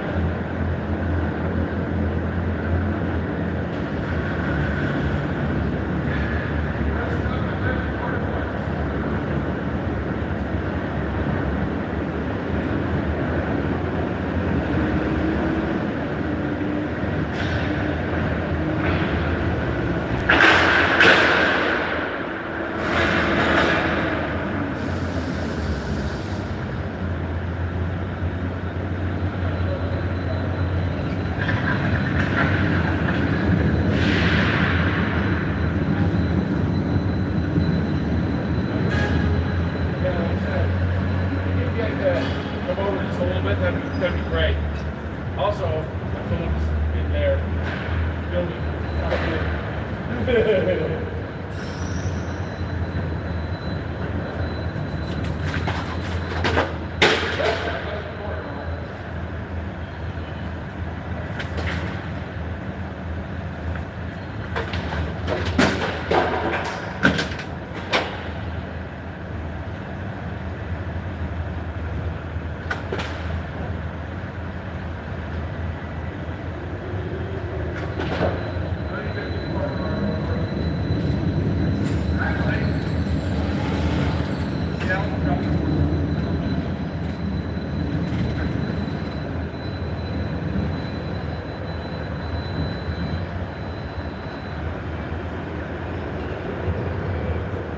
Knocked half of them off.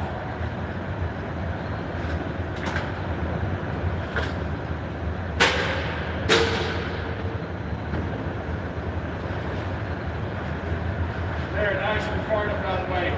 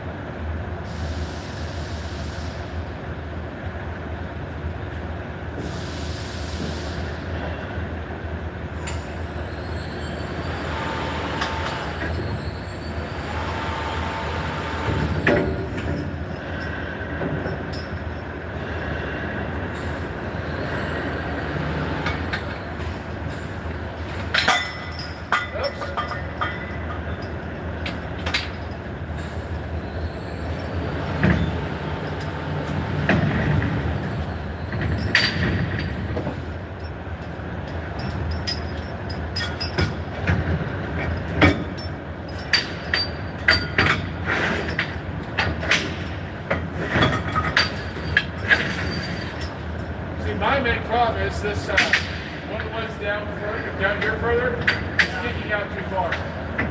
Here, bring that over my way. Go over here. No.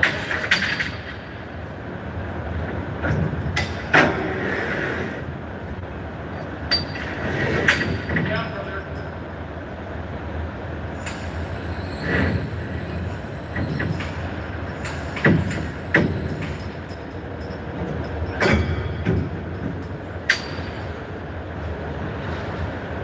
My problem, look, right here, is this one's sticking out a bit too far.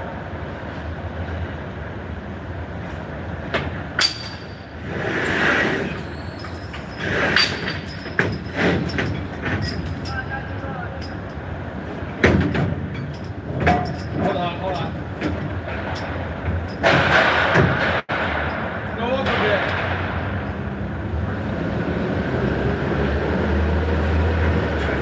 Never mind.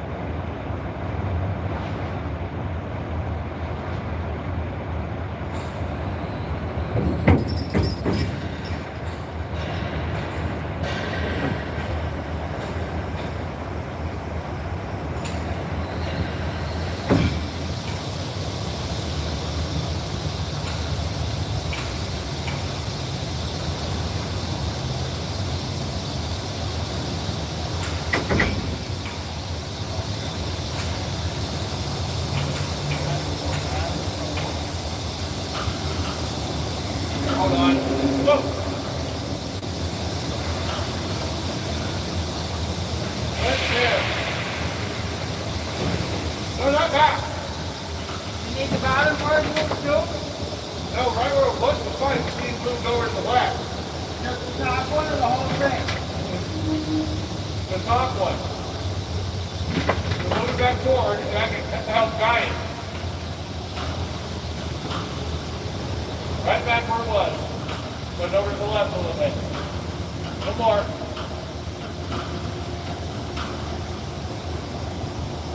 A little more. Right there. Now I'll push and you lower it. Well, I'm going to push the front, not the back.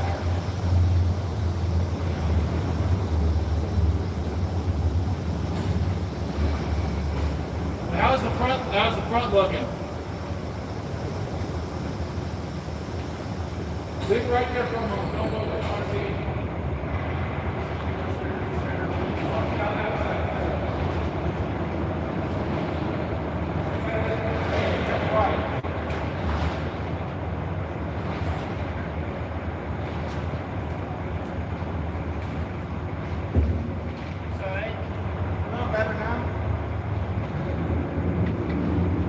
Corner guard should clear.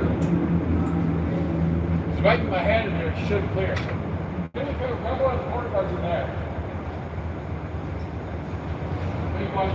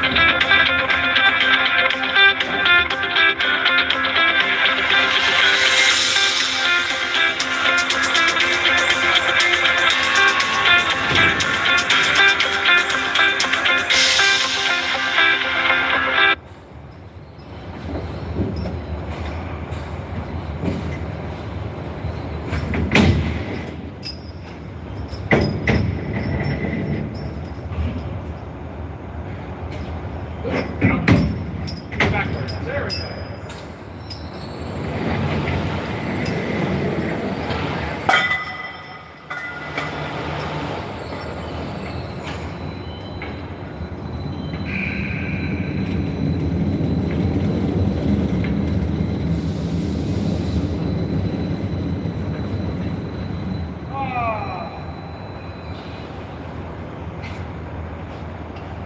There's your little thing back.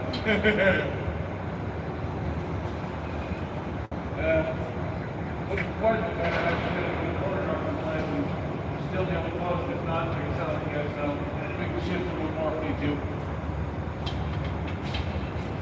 Appreciate it. So that's the whole thing. Trick is not so good. Just right.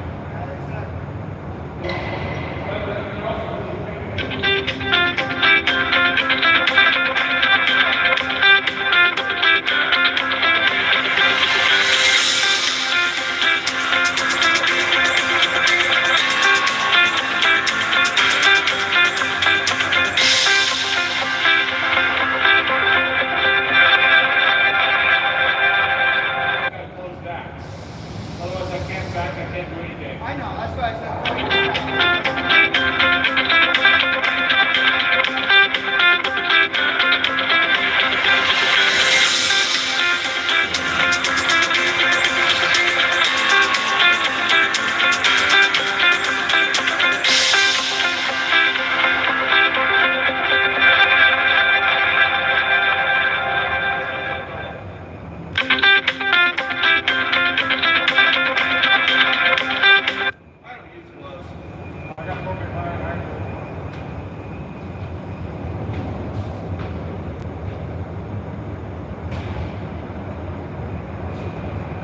Straps or you got the board middle. Not just talking about those feet, get out through here. That's all you gotta do. Figure out where you got them out.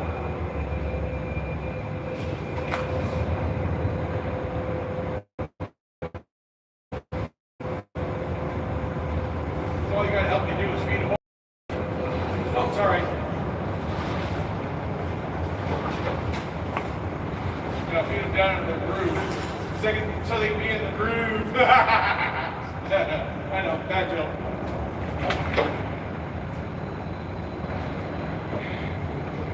The faster I can get this closed, the sooner I can get out of here. You know how that goes.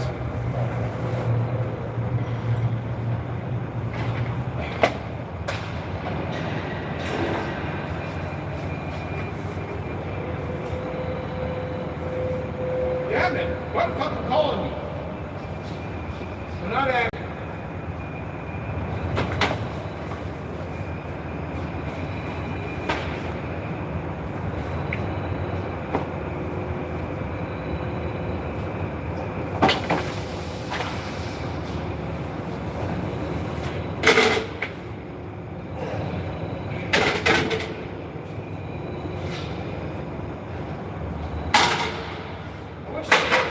I'm not actually for a fucking reason.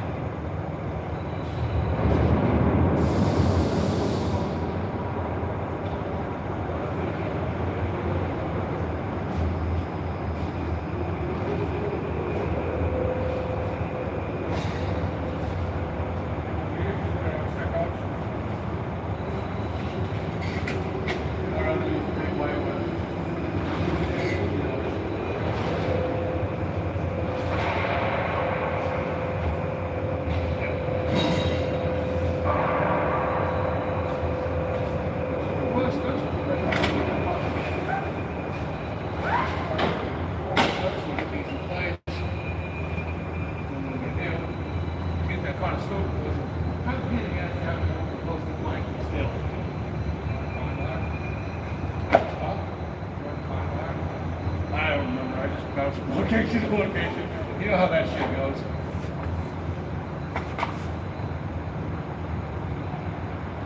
As long as I go slow, this load should not move. I don't know.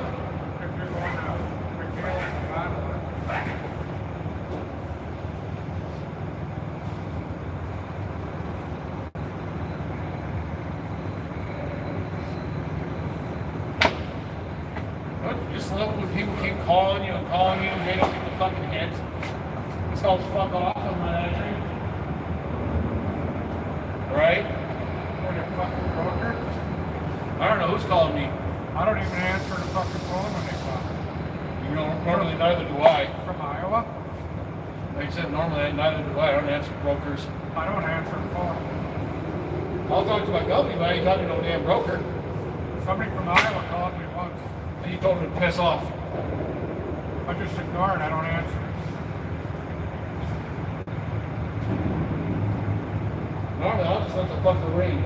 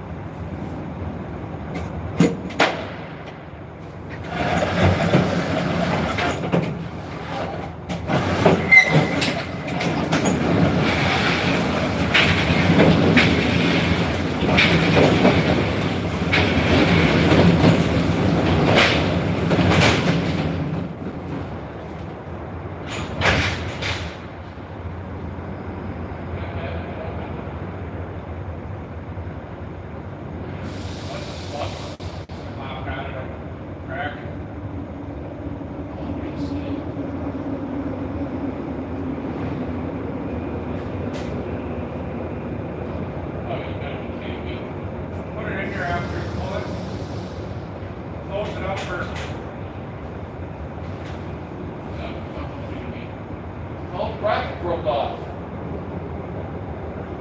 Okay, bracket right here. Fire broke.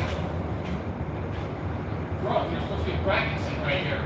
It's missing. Bracket's gone? Yeah.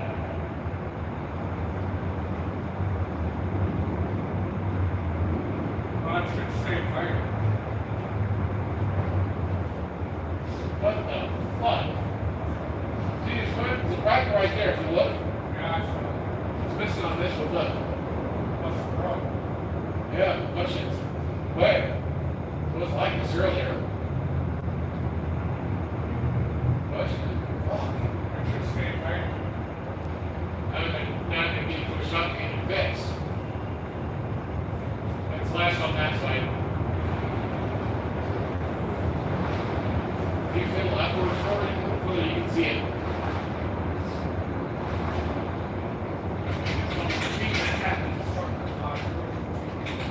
Yeah, but no.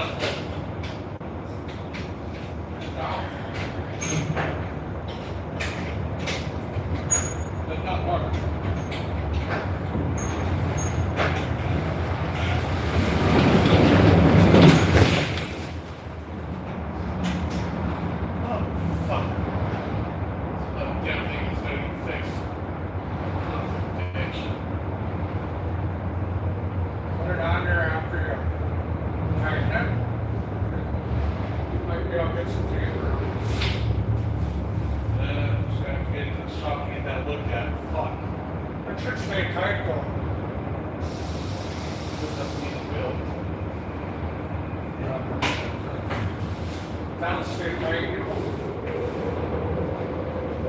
Maybe.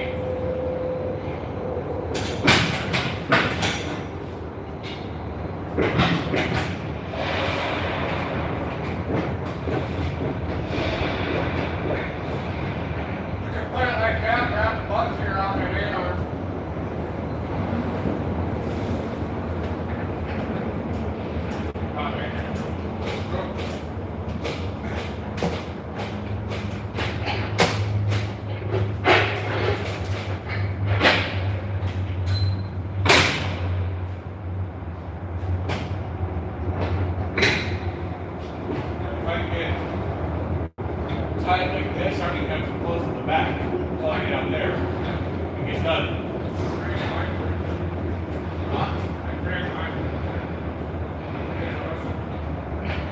I know. I get right in here. Using this one arm.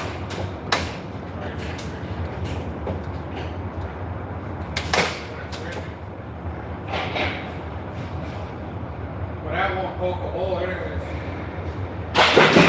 Push that over and grab a bunch around. Would you be willing to jump up there? Would you be willing to jump up there? Try to get in position? I don't think you want it. You don't want it on the inside of that, but poke a hole in it. Right? Good point. Very good point. Maybe actually I'm driving well. I mean, if I can find a drag, I can go get a ribbon gun. And we do it. Flash it up right here.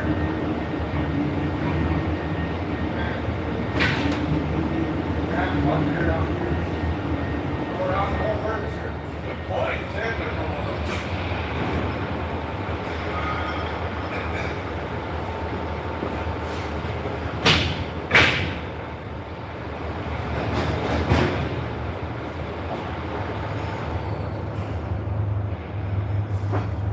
Here.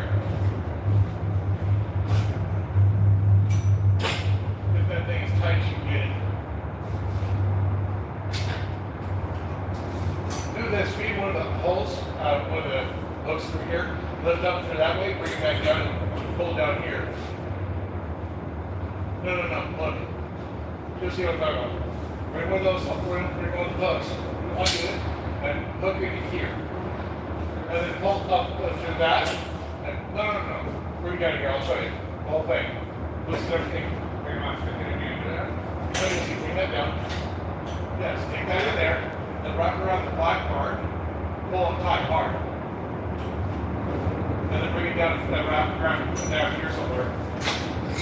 Create tension so it can't move. Now hold it down. There you go. Okay. Try it out up here. Yeah. It ain't gonna matter. That's like getting in position. There we go. Should move now. Ain't gonna go down. No, it'll keep it in position. Hopefully.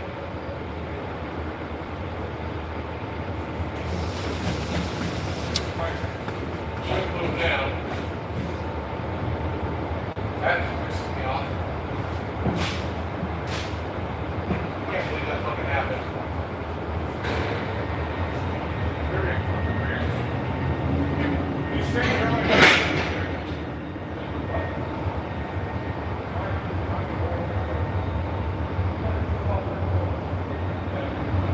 Let me get this thing back here. Wipers coming in real slow. Oh, I know.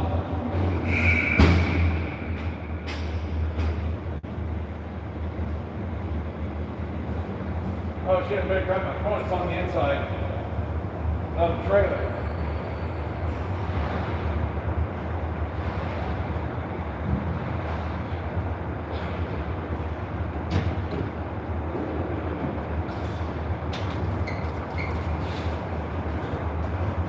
That sucks. And the hook moved, motherfucker. So you didn't see shit.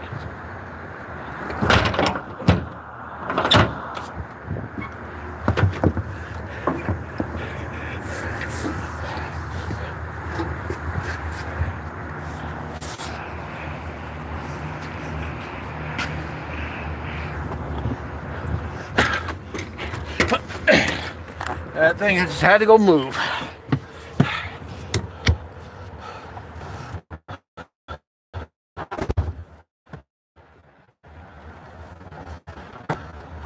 Sorry about that. The dang triangle thing fucking moved on me.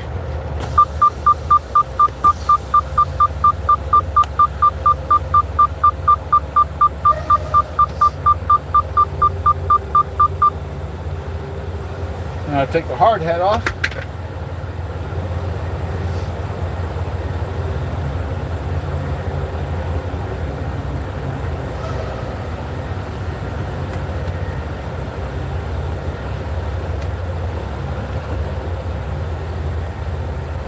Now this is going to be the tricky part, backing it up.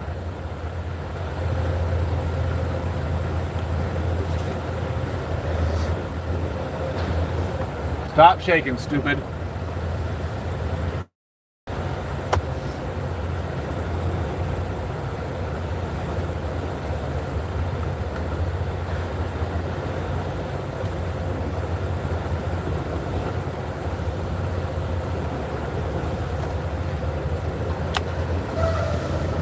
Now forward, ho!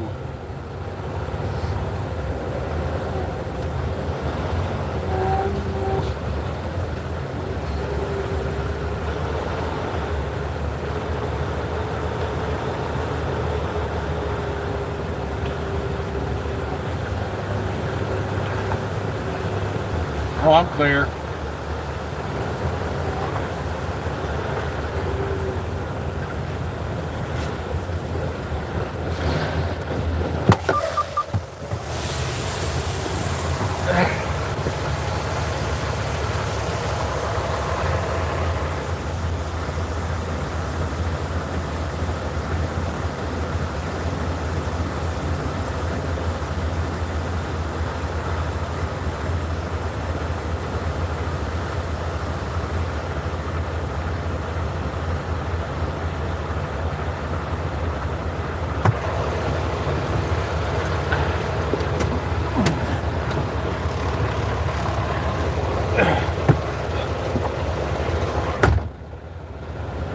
Maybe I should pull up over there.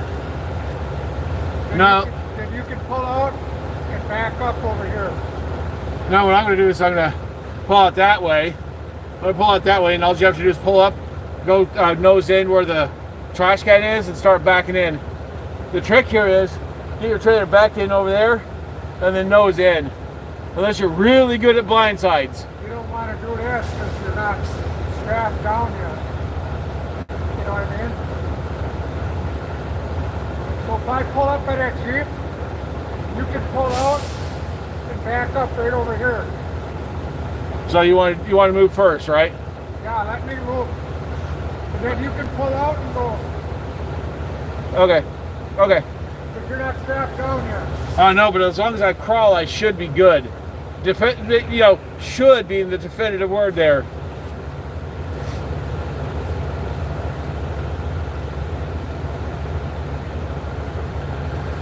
Next time I'll get a better angle. So you can watch it. So like he's saying, he's going to pull up in front of this Jeep. He's trying to, and I'm going to pull off to this right side. And then open the Conestoga up, back up, and secure it down. That's a nice truck. Look at that truck. That is nice.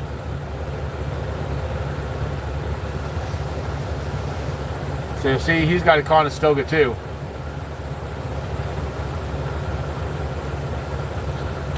So now, I slowly pulled forward and out, and he backs in. Truckers have got some of the best driving skills out there. I mean, not all of them, obviously, but some truck drivers got some really damn good backing skills. Like me, and I'm pretty sure him. I don't know how long he's been driving, but still. Now start heading over.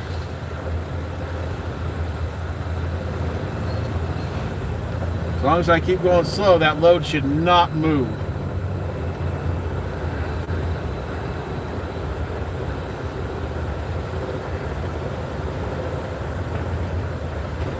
And that's the trick with doing this kind of shit, is to not get the load to move.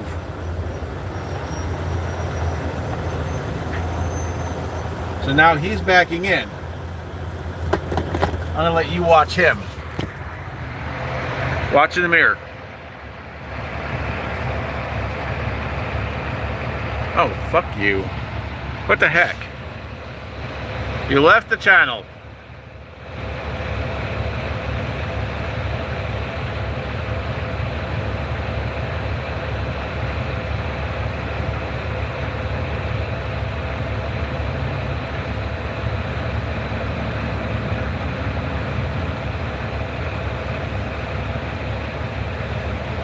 It's going to take him a few tries to do that.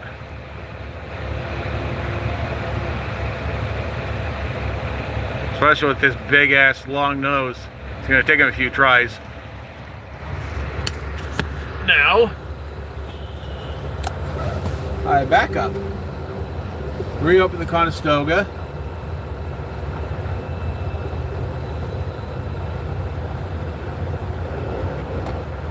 No, don't go fast, stupid. Slow.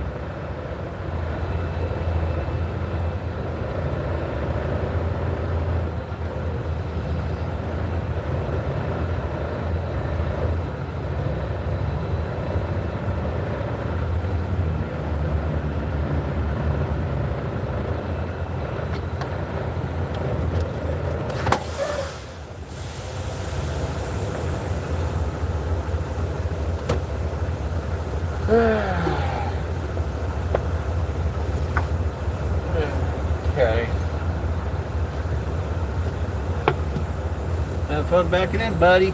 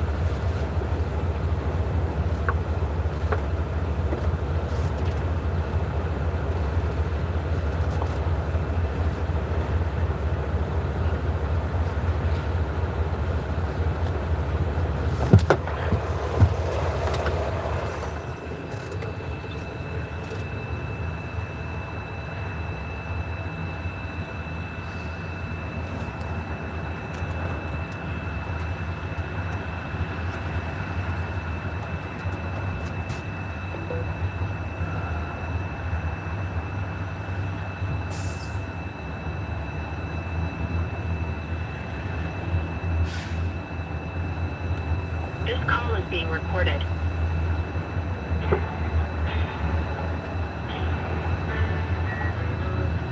I might give a call.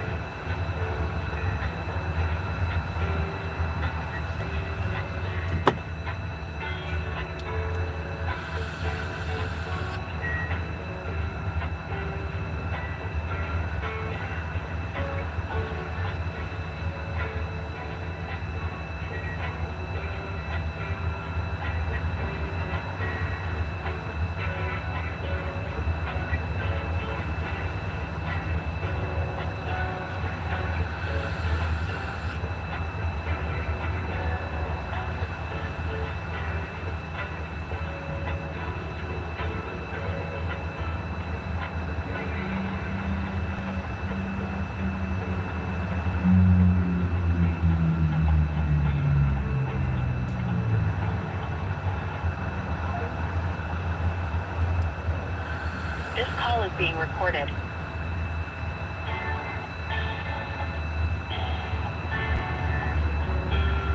Hey, Charlie, sorry about that, man. Hey, you remember what my YouTube channel name is, right? Yes, yes, I do. I'm live streaming right now. There's something I need to show you on the trailer. One of the brackets on the Conestoga broke. That holds the whole thing in place. Send a picture, please. Okay. Yeah. How? Yeah, pictures. Yeah. We just And need. What happened? Huh? What happened? One of the brackets broke off. I guess the pop rivets basically broke off, and basically now it's just kind of dangling. So after this, we need to get the truck to the shop so we can get that part of the trailer fixed. Well, just show me a picture, because if it's dangling, that Yep. means it's probably just got to go. It could possibly just be out of the hole. Nope. So we need to put it in and. Nope, the bracket's missing. The bracket that holds that one pipe piece in place, that bracket popped off. The rivets popped off, and now the bracket's missing. Okay, that's not a major thing. We can get that figured out. I appreciate you letting me know. But send me pictures, please, anyways. But yeah, that's not the biggest deal in the world. We'll be able to figure something out with that. Okay. All right. I'm gonna have to have to cowboy rig it in the meantime. Yeah. Giddy up. I just don't want to say the other one that involves the N word. I don't feel like saying that ever. No. Anyways, but I'm about to go reopen the Conestoga because now I got to secure it down. They kind of kicked me out after loading me, so somebody else can get in there and start loading. 10-4. Okay, brother. All right, bye. Good, man. All right, bye. Thank you, bye.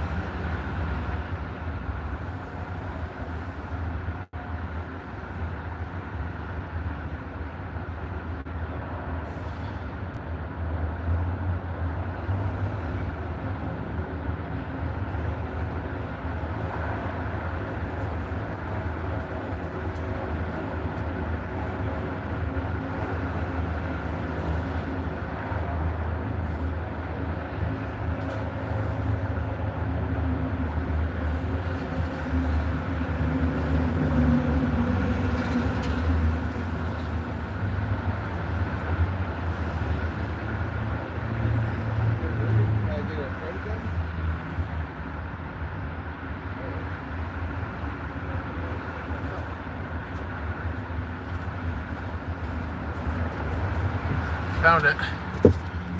Found the bracket. Now all I have to do is get some rivets and a rivet gun, and I can put it back on myself. I should have done it.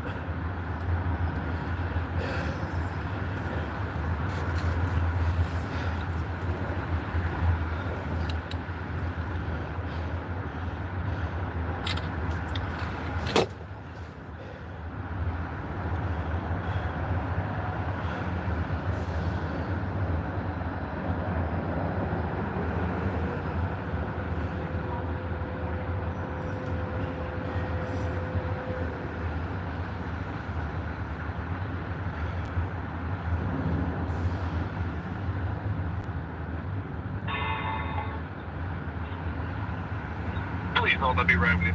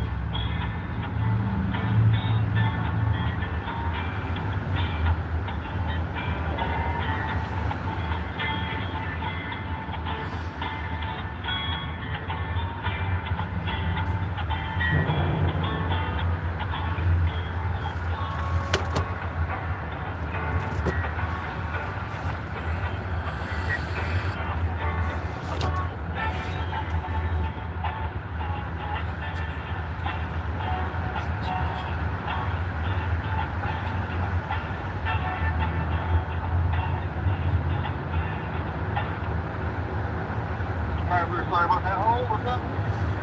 Found the bracket, so that's a bonus. And now as you guys would have to do is just actually I'd have to pay for it, but whatever. All I'd need is a rivet gun and some new rivets, and I can pop that bitch back in place myself. Alright, let me look into it. Let me confirm what we're going to be able to do, okay? I can do it for cheap. Like I said, all I have to do is go over Harbor Freight, rivet gun, and some rivets, and I can pop it back in place. No big deal. Alright, man. I'll give you a call back with the next step. I got you. I'm going to figure it out right now. All right, bye. Thank you.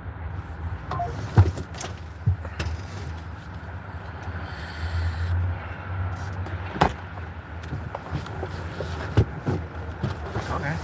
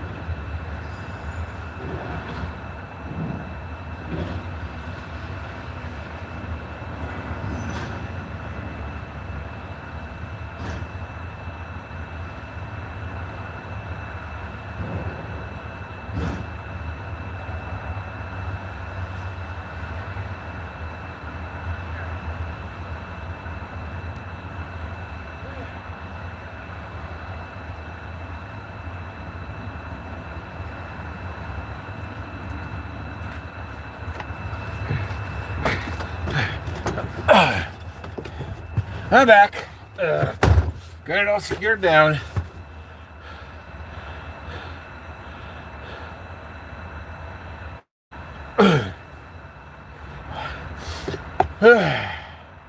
That kicks my butt every time. You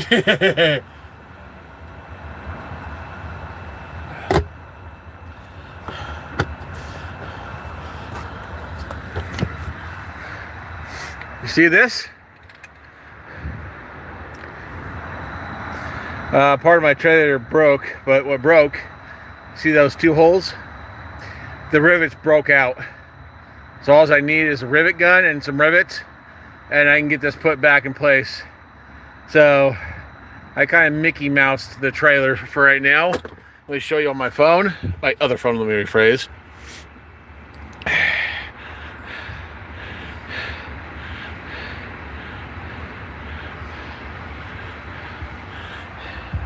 See that piece of metal that's going horizontal?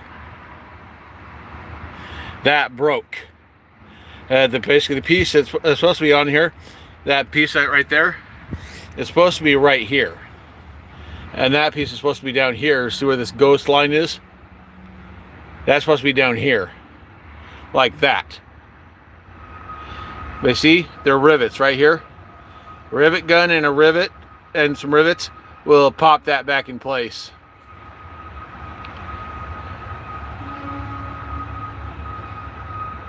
So, easy fix.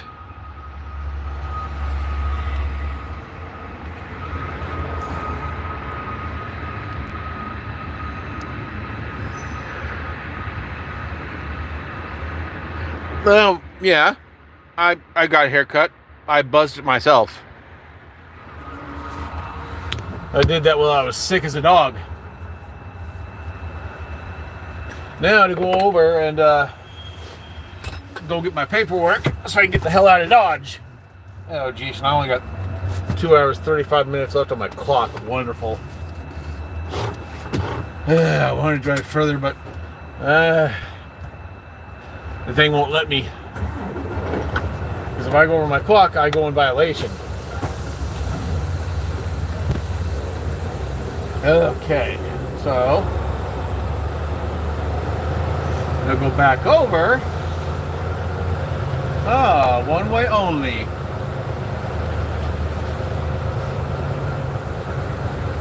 One way only, huh?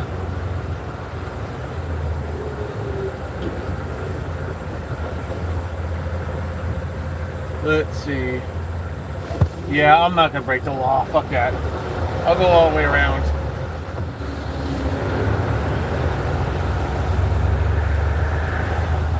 Oh, good Lord Almighty. You gotta be kidding me. I hope there's another way in. Now it's having me go on the fucking freeway. Motherfucker. Motherfucker. Fuck me. Oh, yes. Entrance. Entrance. Hopefully entrance. Ah! That's a bitch.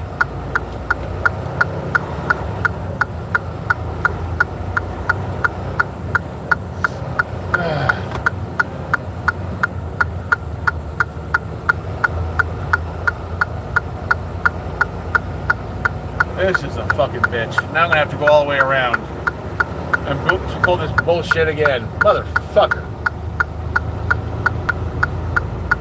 Hopefully there's another entrance in here somewhere.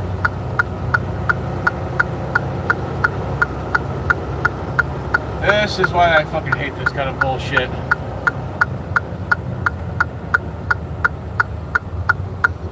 I fucking hate this shit.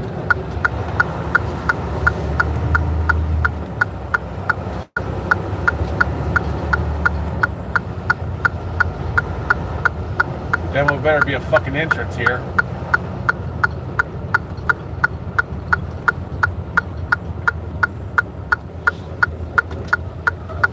Looks like there's a way in, potentially.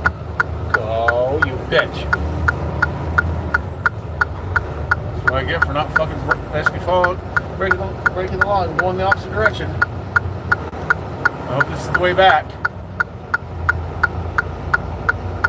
Sure the hell looks like it.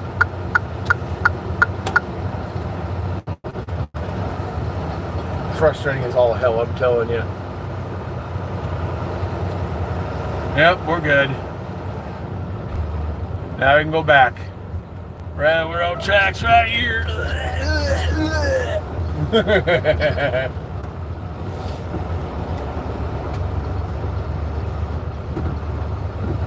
We are good. Okay, so I am anyways. You're just watching.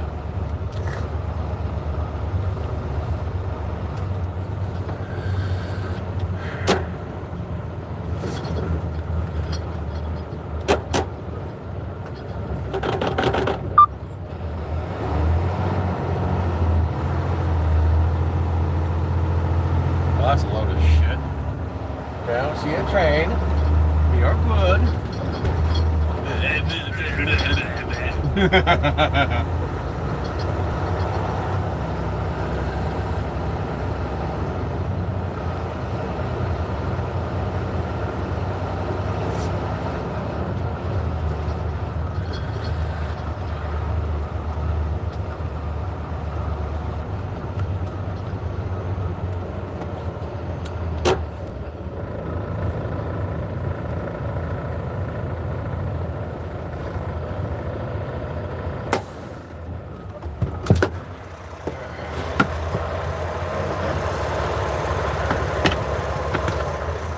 Oh shit, fucking phone. The other phone's at 13% and not charging. Good, charge.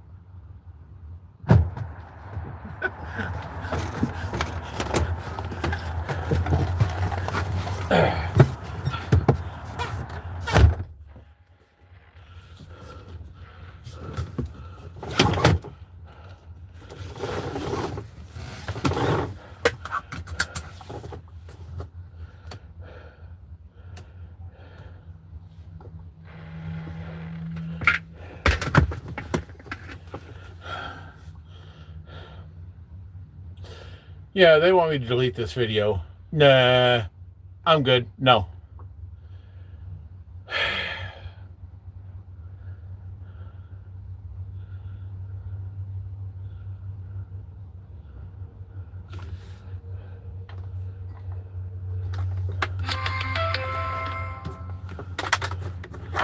Speaking of charging phone, I'm going to plug this one in.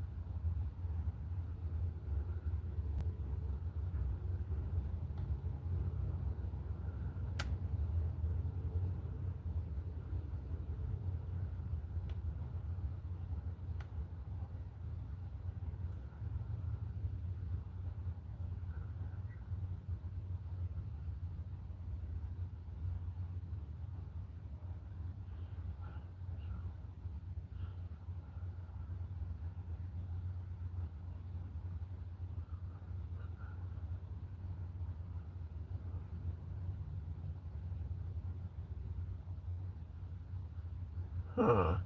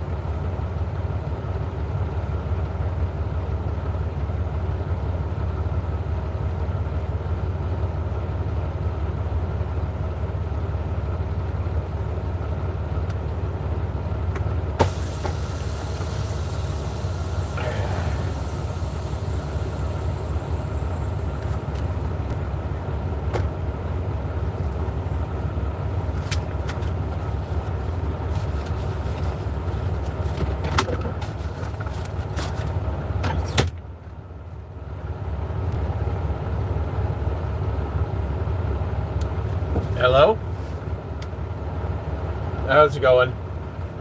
This is Tyler with Mitus. Sorry, I was busy just getting loaded and sheesh.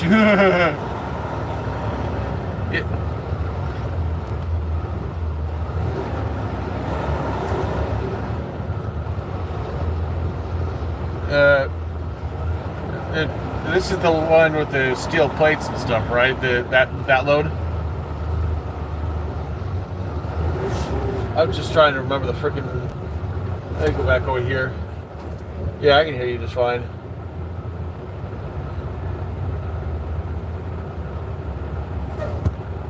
It's what? Compressors? No, it's steel plates.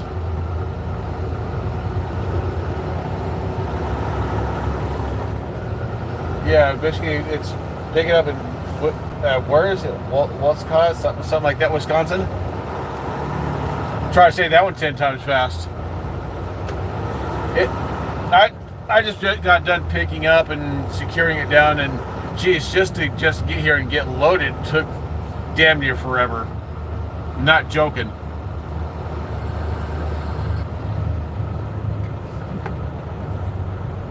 Yeah.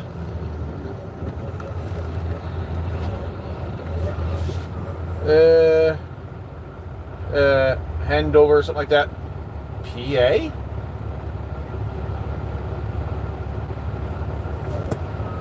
Pennsylvania? It can't be right. What the fuck?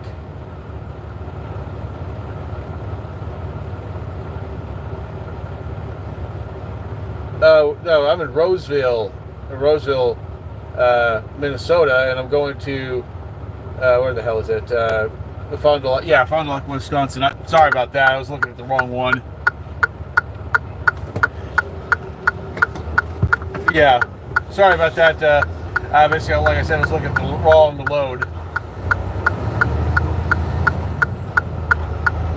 What's my what? I'm gonna try to shoot for 8 a.m., but it does say from 8 a.m. to 10 a.m. Or is that 10 p.m.? But it says 8. Yeah, I can make within that window, no problem. I'm gonna try and aim for 8 o'clock. I'm gonna try.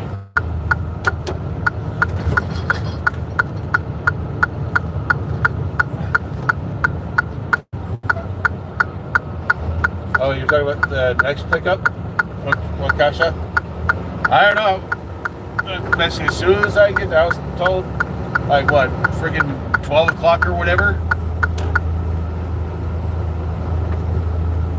Yeah, so I'm going to try and aim for that. Like I said, I'm going to get this offload as fast as possible. I was told it's 50 miles away, so no big deal. Get over there, get it picked up, and then start hauling bud.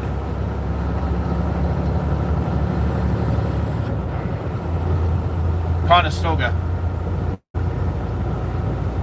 53.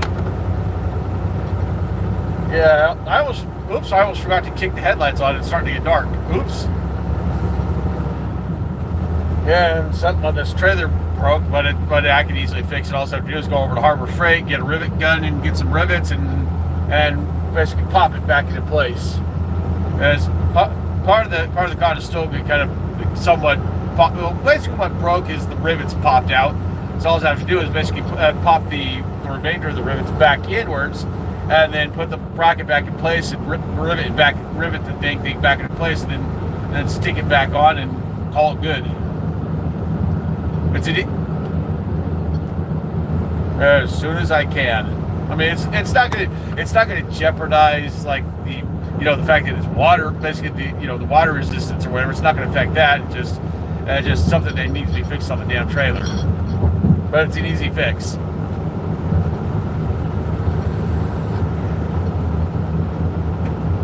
I'm thinking maybe after I pick up. So this way I can just get there, get the stuff delivered, pick up the next load, then go to Harbor Freight and get a rivet gun and get some rivets and pop that sucker back in place. It's an easy fix.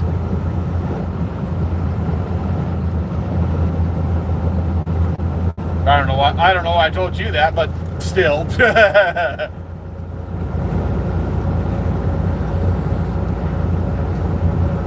Yeah, it's not going to affect the fact that it's, you know, basically in that Conestoga. It's just a little bit of an inconvenience, but still.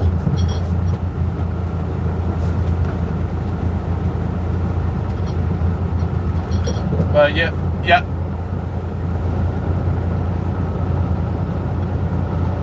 Yeah, I will. I'll let you know.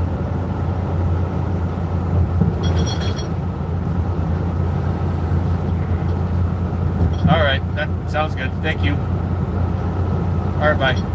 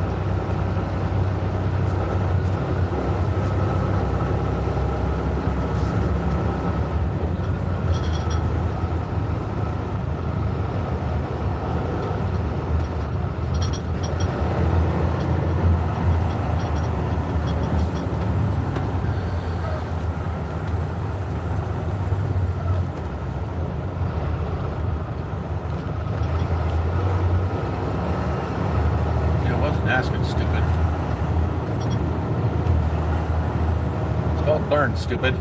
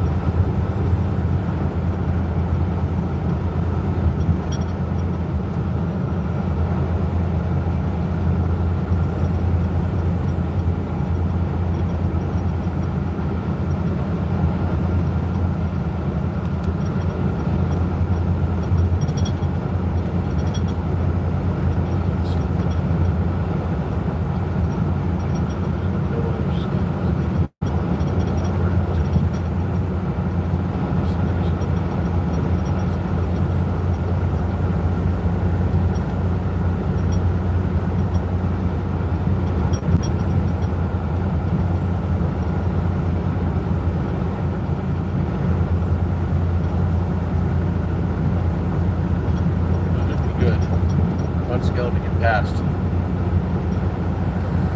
going to do it today.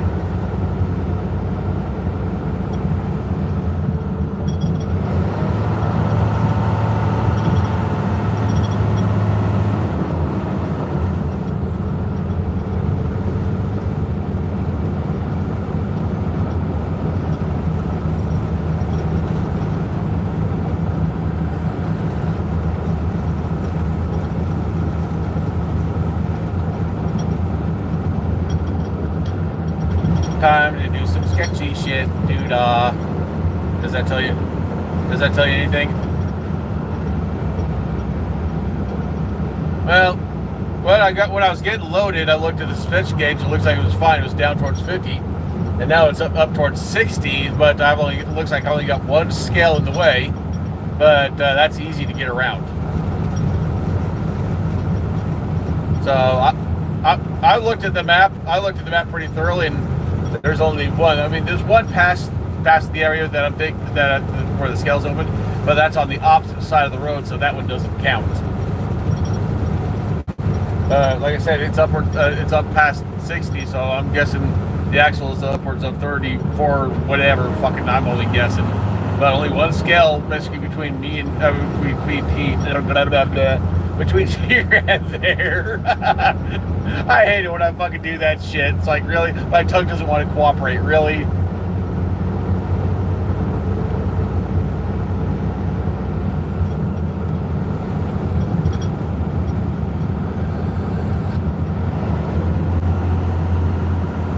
Hey. I was gonna say, that sounds like Brandon.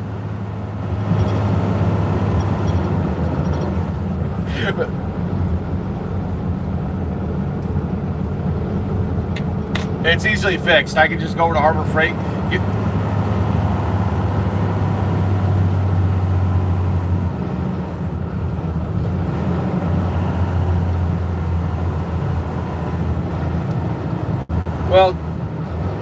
Well, the thing is, the rivets are on that trailer are aluminum rivets.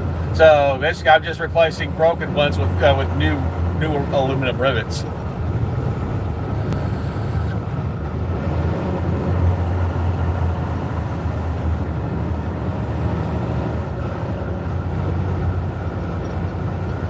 Well, if I have to, I'll go just a slight, size bigger to make sure it doesn't pop off again. But I found the bracket, but it should be an easy fix. All I have to do is basically put the bracket in place.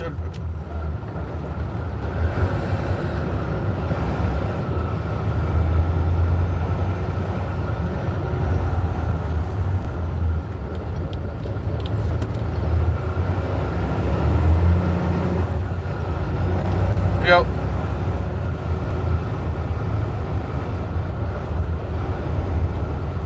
It won't cost that much for me to just go over to Harbor Freight and get a rivet gun and some rivets. It won't take that long for me to do that. I mean, hell, all I have to do is open up the trailer, put the bracket back in place, put the bar back in place.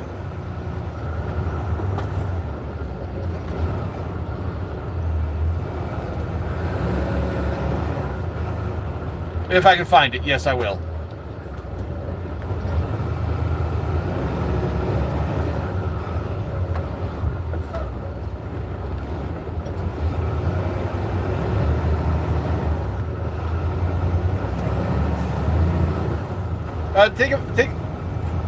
Think of it this way, Octavian. Basically, with me having a rivet gun and some rivets, if it comes off, basically if another one comes off again the same fashion, I could easily pop it back on again. No, basically problem solved. Because I'll have the stuff with me.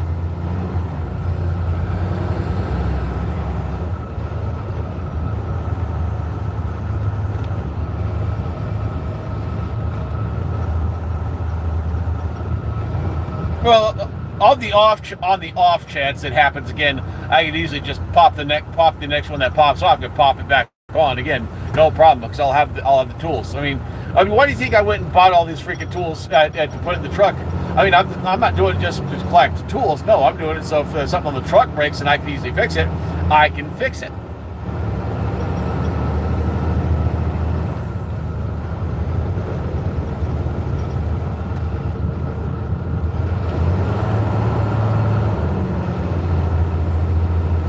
Yeah, I'm going to. Yeah, so this way I have it on hand for the future.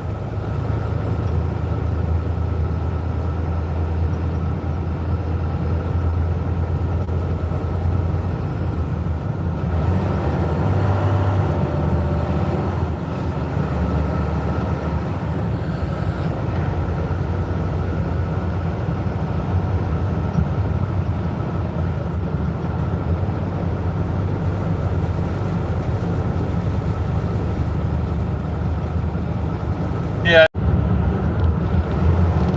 Yeah, even and the best thing about it is if I spend a little bit more, and if they have it, preferably in Bauer, if they have a Bauer rivet gun, then I got plenty of batteries. All I have to do is basically just pop a battery into that thing, basically put it in place, and just let it go. Just pop it in place.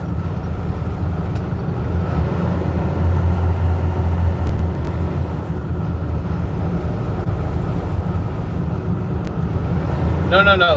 I'm thinking if they have a battery operated one, I could do that.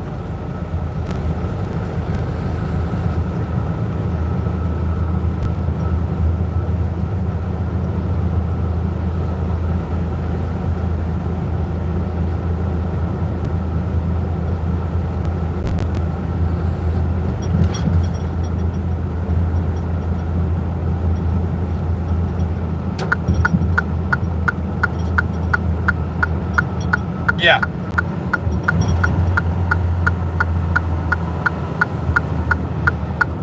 Hey, kind of off topic. I guess Rick was supposed to leave me some kind of stove or something like that in one of the trucks.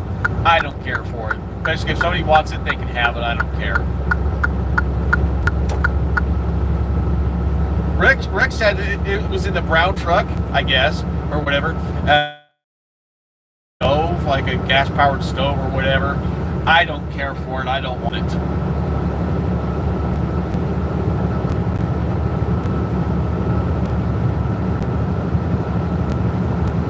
Yeah.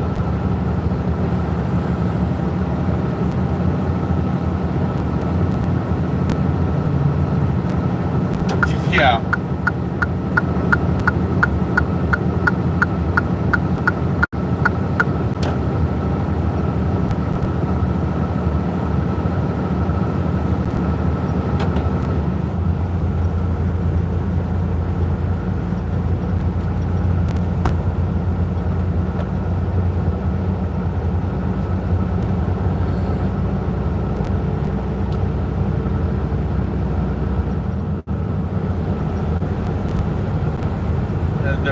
They're what?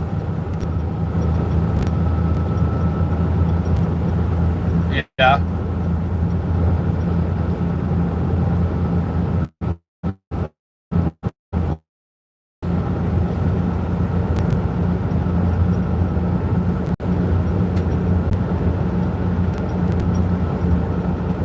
Yeah. Yeah, well, if I ever end up switching trucks, this little 20-inch TV that's in here, that's an older one. I mean, really old, but still, it's supposed to be a smart TV, whatever. I'll leave this 20-inch TV in this truck, so the next driver that gets it, he can have the TV and enjoy it. Oh, speaking of which, you know those the drawers and the little pull-out shelf thing, the guide rails, basically they failed, they broke. So I'm going to need some new guide rails so I can, get the drawer working properly and get that shelf working properly. But that's no big deal. I've been dealing with that for the longest time.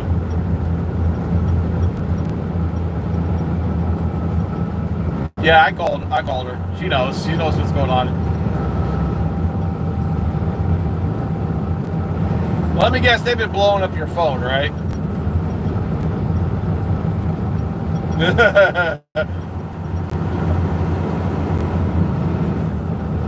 You know I will.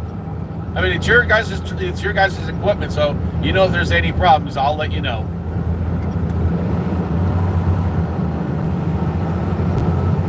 All right, thanks, Octavia. Thanks, Brendan. All right, later.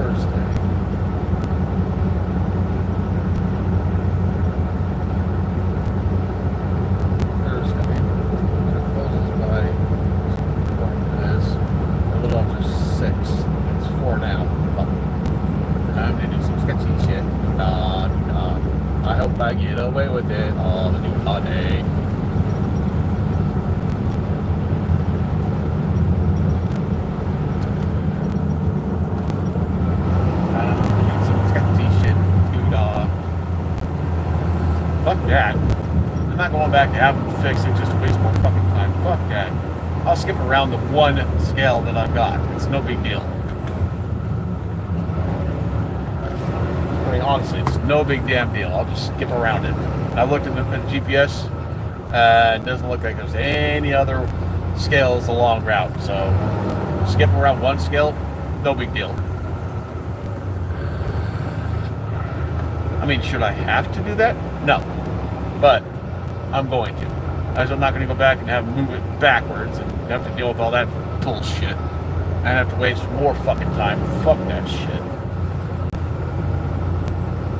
I mean, if it was a long haul and I had several way stations to go through, yeah, I'd go back and I'd have them fix it. A one way station? Minor. I don't care.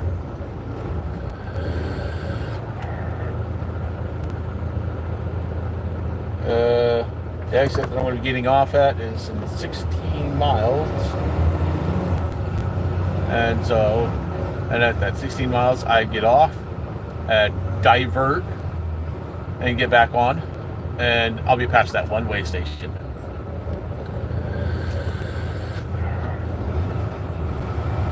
I'm over it.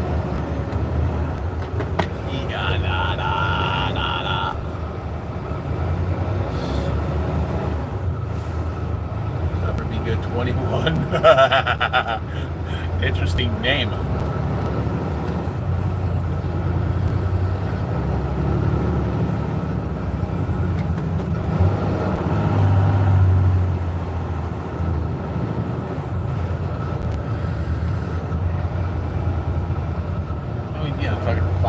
Yeah, no problem. But most likely I'm just going to have to replace it with another aluminum rivet. No big deal. Easily fixed. Yeah, like I said, no big deal. Easily fixed. It's right here.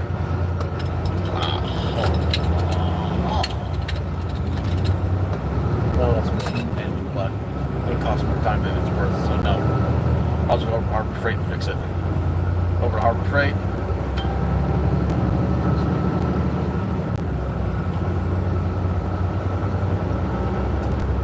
And put it back together.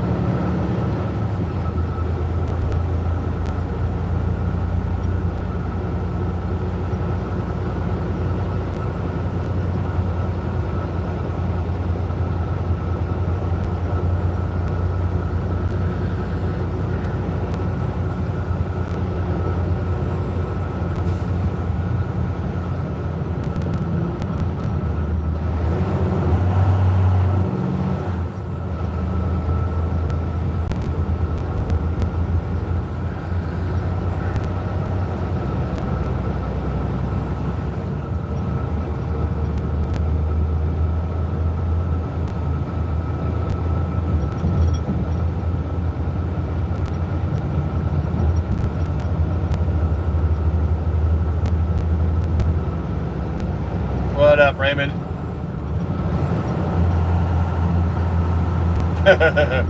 Yeah, well, I just had something on the trailer break, but it's easily fixed.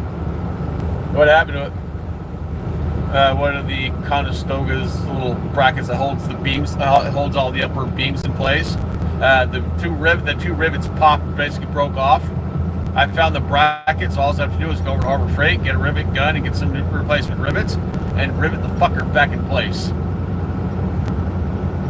Easily fixed. Yeah, I mean, I could play stupid, like, oh, I don't know how to do that, and have them get me someplace where they have to pay somebody to fix it. Well, fuck that. That's going to cost them more money and cost me time when I can just go over to Harbor.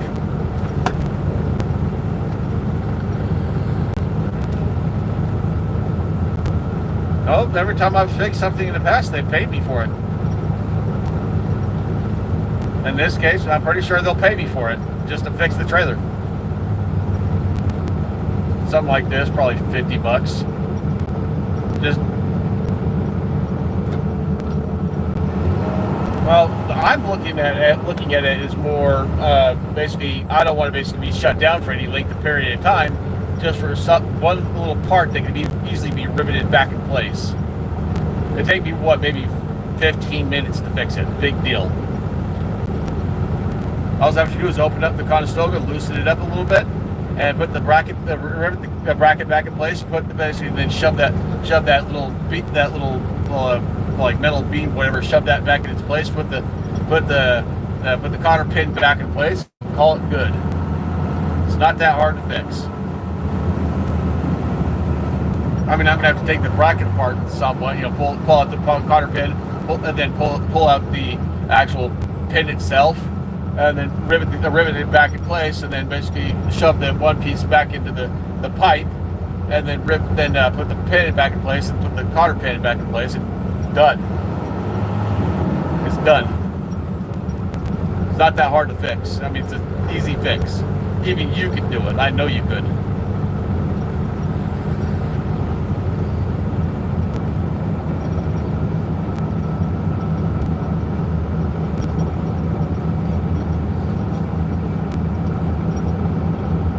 Yeah.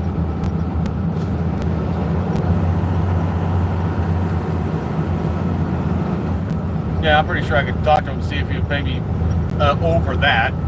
Maybe even $75 just to fix the dang thing. I mean, hell, it'd be a lot cheaper to pay me to fix it than it would for me to go to a shop, waste my time, just have them, have a mechanic fix it, or basically be like, oh, I can't fix this. You have to go to a specialty shop. Fuck that.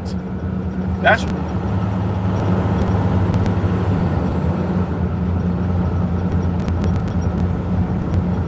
Yeah, he wants me to use steel rivets. I'm like, no, aluminum will work just fine. Because what was put in place was aluminum rivets. I'll put the aluminum rivets right back in with new ones. It's not that hard to fix it.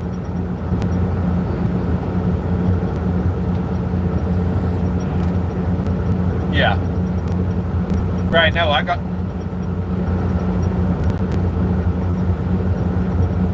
Well, when they look at it, they won't see a half-ass repair. They'll see just an inside of the trailer that looks good. With the way I'm going to do it, it's going to look decent. It's going to look like it was done that way on purpose. A proper repair.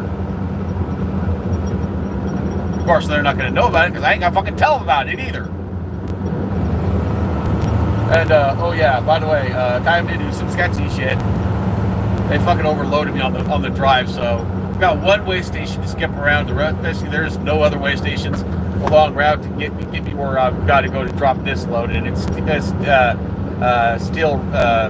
steel plates, big steel plates.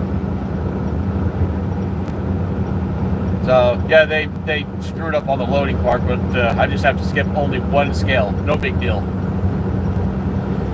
right? Do I like doing that? No.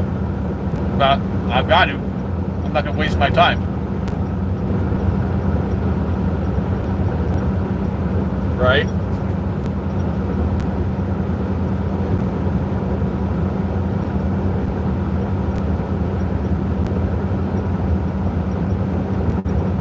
What's going on?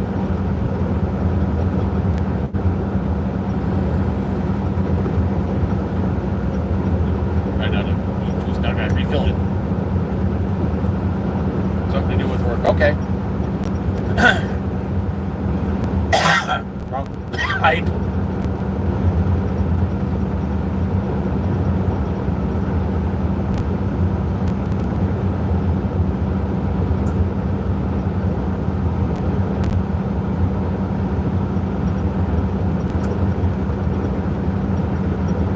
Miles where I jump off and skip around the scale, then jump back on to go find someplace to park.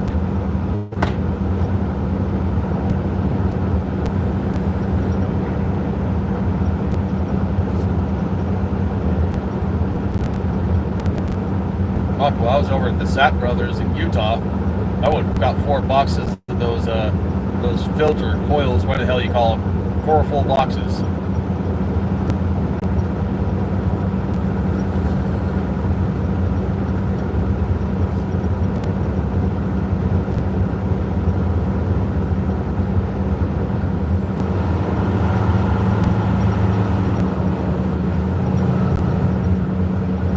Depending on how much I get paid tomorrow, well, depending on how much I throw at you for, towards the next vehicle.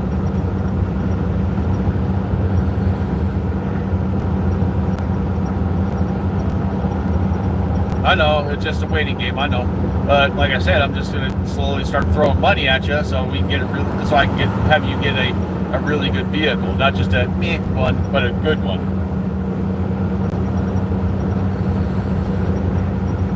And definitely look at the engine and transmission, make sure they're good before you even consider pulling the trigger and buying it.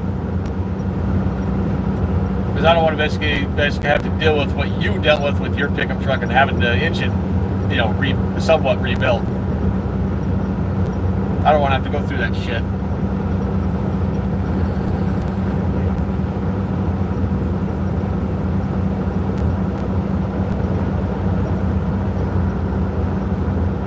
So if the same thing happens to the vehicle that you helped me get, if the same thing happens, could you fix it?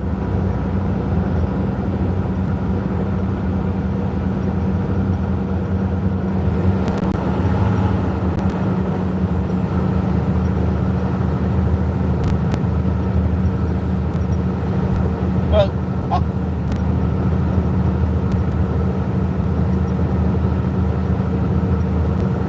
yeah, I'm just saying, it's like, you do the most part, I'll pay you for that. And if it has to be, the head has to go to the shop, I'll pay them for that. That's just, like I said, I'd rather pay you to do the work. What? And how much is each head going to cost?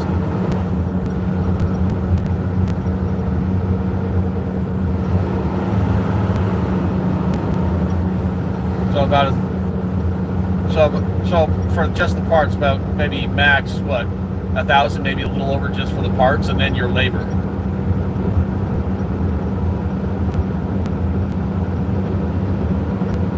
Right? Minor. But definitely make sure that the brakes and everything are on good on the vehicle.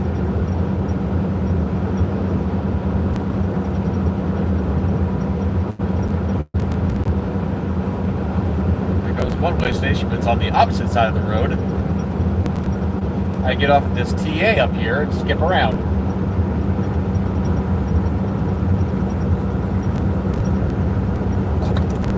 Excuse me.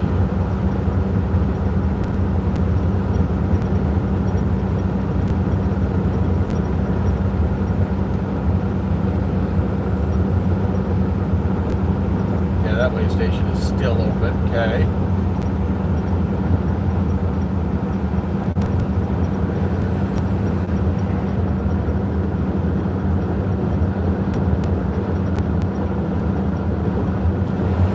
I'm skipping around that scale tonight. Fuck happened to wait. I'm skipping around the scale tonight.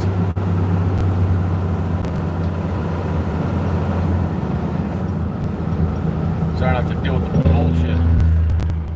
Whoa. He just got a loud jig brake. That shook my truck. He said there, bah! That shook my truck. I thought at first it was a motorcycle. Nope.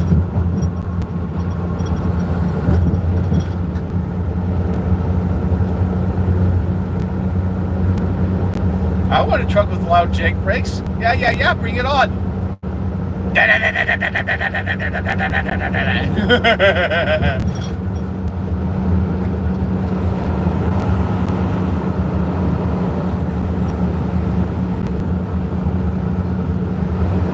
Fuck. Dude, you were enjoying it when you were driving that International.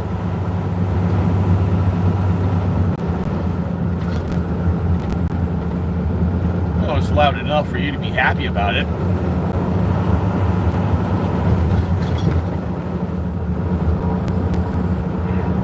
Still made you happy though.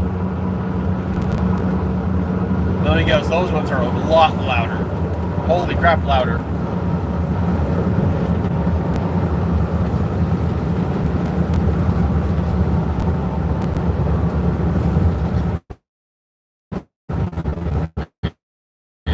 Welcome, Joel.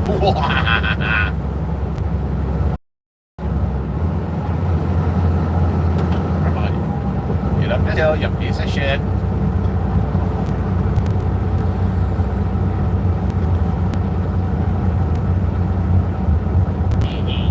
Come on, get Yeah, this hell. You Amazonian piece of shit.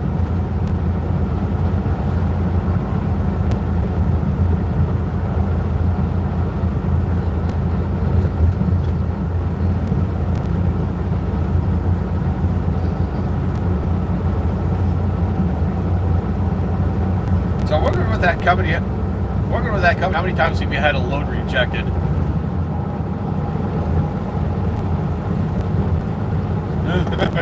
Damn. Fuck, when I was dropping that wood that I had, mentioned that I was delivering, fuck, dude, that wood did not want to stay in place, even though I had it nice and tight the whole way. That wood shifted around on me.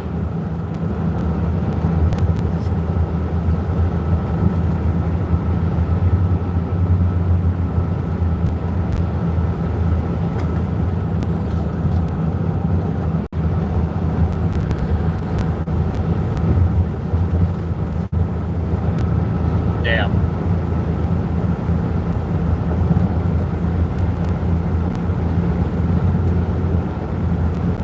Yeah, makes it difficult to get it back out.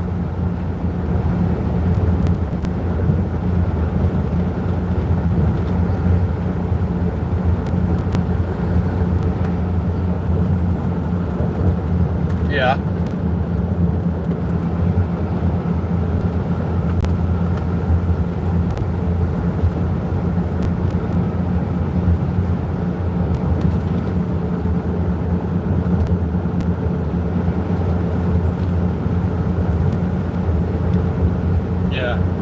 Kind of figured that.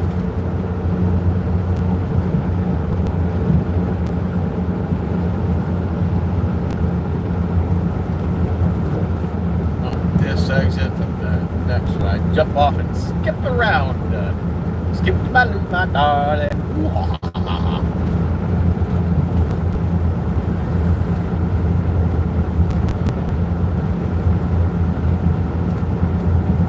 Fucking the only thing I've had. Don't jinx me, I'll kick your fucking ass. And I'm not joking either.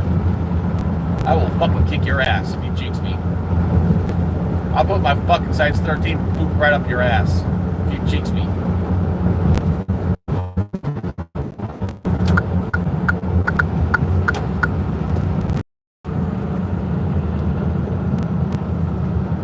Well, here we go. Getting off the off ramp. Fucked up thing is when they got it loaded the first time, that basically it was just fine.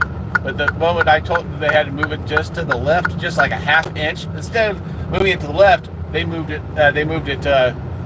back. I'm like, no, motherfucker, move it back. I didn't say motherfucker part, but I said like, no, move it back forward. You have to move to the left a little bit in order for me to get the corner guards and shit in place.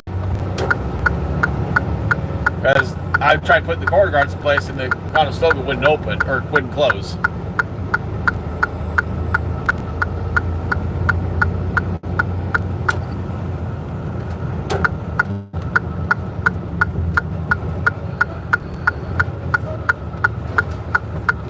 Okay, so there goes that car.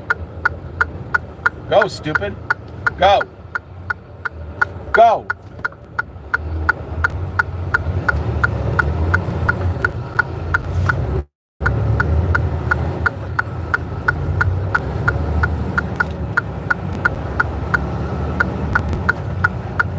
Well, I'd be skipping the scale.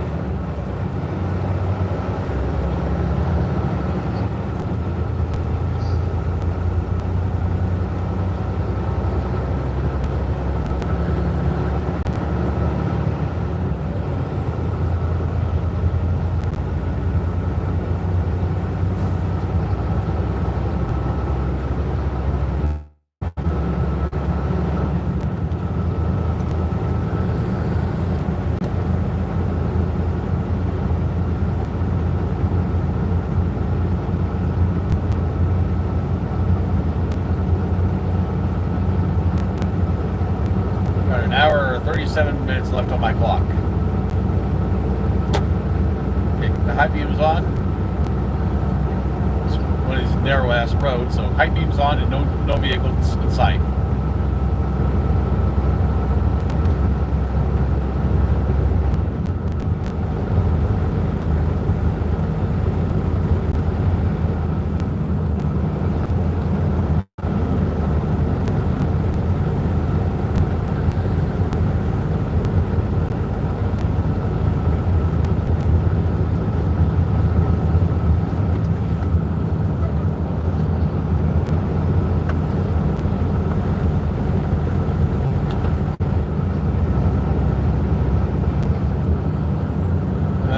Let me guess, because it hardened.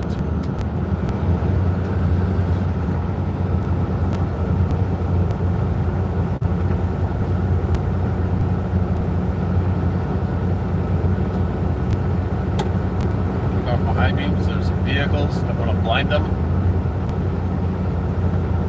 Definitely don't want to be pissing people off. Okay, don't see any vehicles. High beams back on.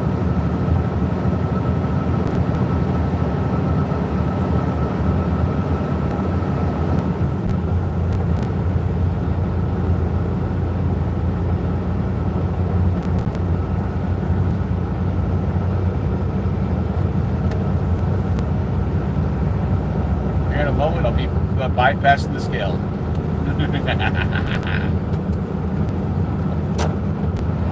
Don't like my beams off.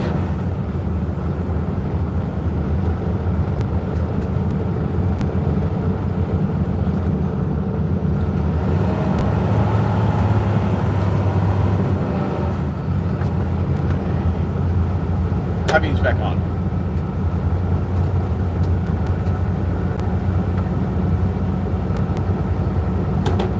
Off.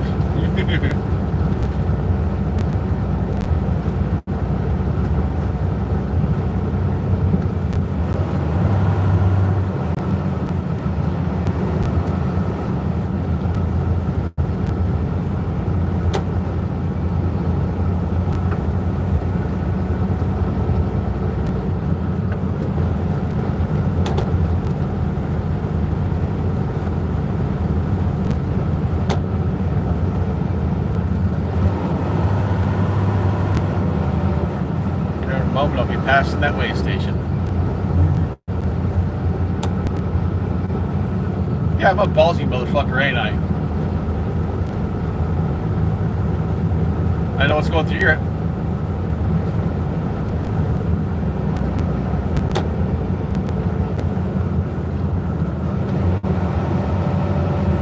Yeah, I'm a ballsy motherfucker, though. Or what you're thinking, though, you're just stupid.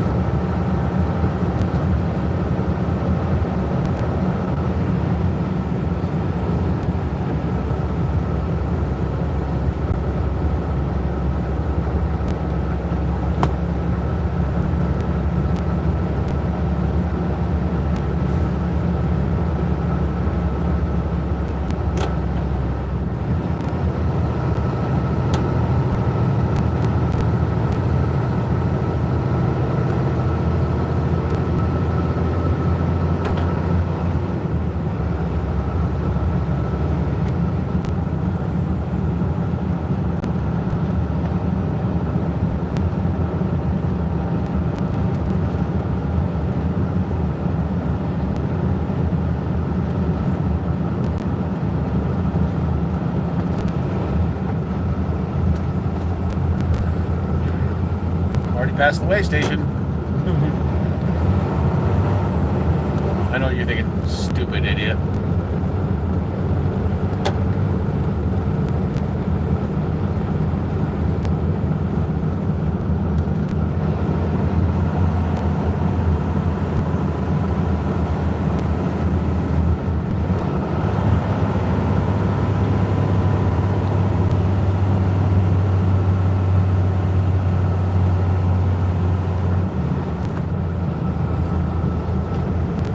You're gonna get your load off? I'm joking with you. Relax. I get what you're saying.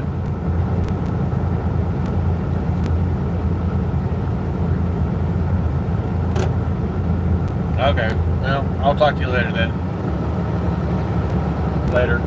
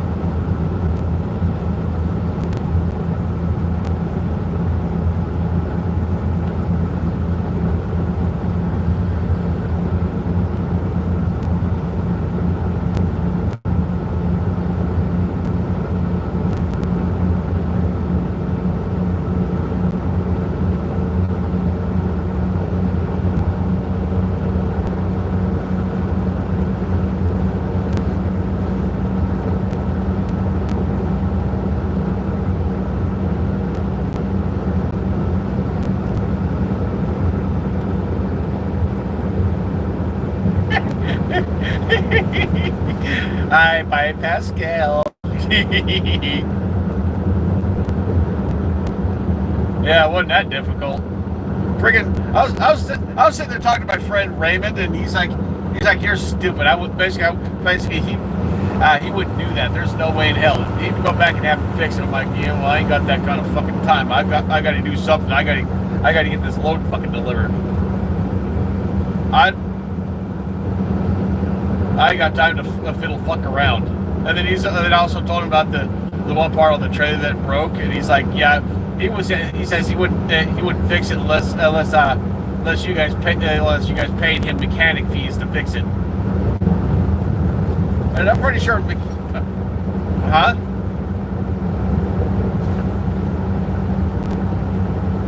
Yeah, it's not that big a deal. I mean, the way I'm seeing it is there's no point in shutting the truck down temporarily just to get into a shop, just have to fix one little fucking problem when I can go over to Harbor Freight and do it my damn self.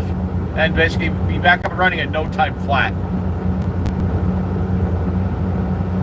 Yeah, I don't fucking play games. Oh, too, and think of it this way. I'm taking care of his equipment. When something breaks, and if I can fix it, I fucking fix it. Like, for example, that the hose clamps were where the truck was leaking coolant and shit. I tightened that shit back down just to get my ass moving again, and guess what? No problem since then. So, basically, yeah.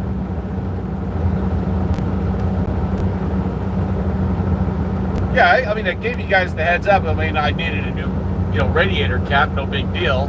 That's odd. But then it was also, I basically sat there looking around. I'm like, where the hell else is that damn leak coming from?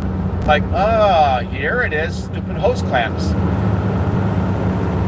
Took my 8mm ratchet, socket to it, tightened down both hose clamps, and solved that problem real fucking quick. Like I said, if it's something I can easily fix, then fuck yeah, bring it on. Yeah, Dave was telling me about how when basically drivers get out of the trucks and shit, how like you would have to have a fucking warehouse with all the shit that's fucking in there.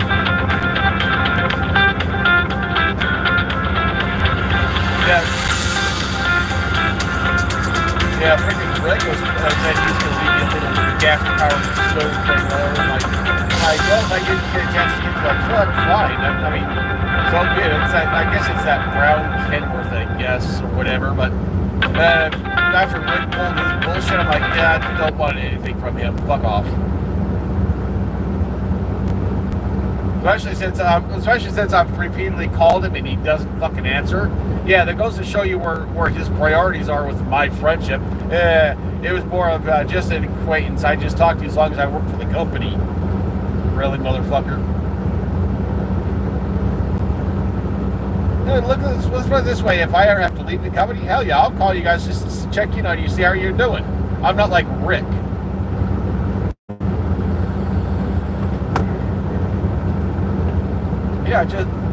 Just to chit chat for a moment and let you get back to work. I mean, no big deal. Hi, how you doing? How's life treating you? And then you respond back, and then as soon as you say, hey, I got to get off the phone, I got to talk to my driver or whatever, like, all right, check you later. I mean, it's not that fucking hard. I mean, seriously, it's called being friends. I mean, yeah, we're co-workers right now, but if I ever have to leave the company, which I hope I never have to, and hope I never get fired, but yeah. Anyways, but yeah, I'll still call just to check in on you. I mean, hell, I did that with Joe once in a while, and that was one of the bosses that owned a company there in Arizona, total complete jackass. But I still talk to him once in a while, see how he's doing. Yeah, just me wanting to be friendly. It's like, hey Joe, how you doing? Or hey Brandon, how you doing? Hey Octavian, whatever, shit like that. It's like just check in on people. But anyways, I gotta get off the phone so I can get to the fuel station, because I got one in mind, like where I literally shut down yesterday. I'm gonna get back to that same fuel station, shut it down, then get up early in the morning and get it delivered. But yeah, I'm already past that way station. All right, later. All right, bye. Take care, bye.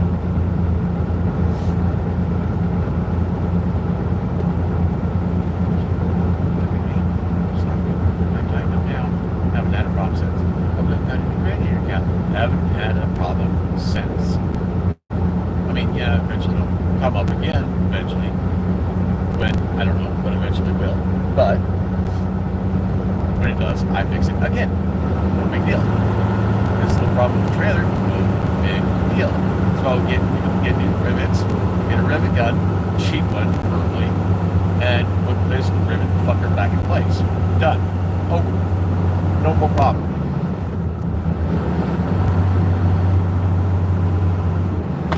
See, you guys can fix said issues. There's a problem. You need to fix it.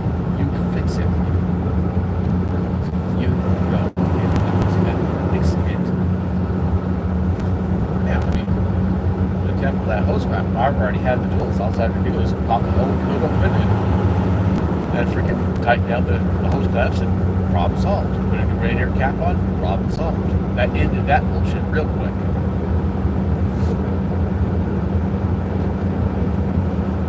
The way I see it is, hey, I want to get down the road, I fix the problem. I want to get down the road, I fix the fucking problem. If I can. If I can fix it, the problem, I'll just get in there. Like, okay, here's what's going on. Here, I'm going to fix it.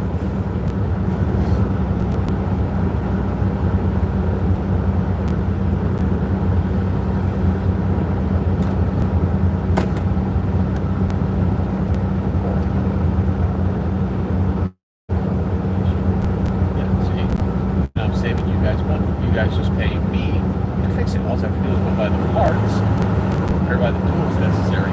No big deal. And I rivet the fucker back in place. Problem solved.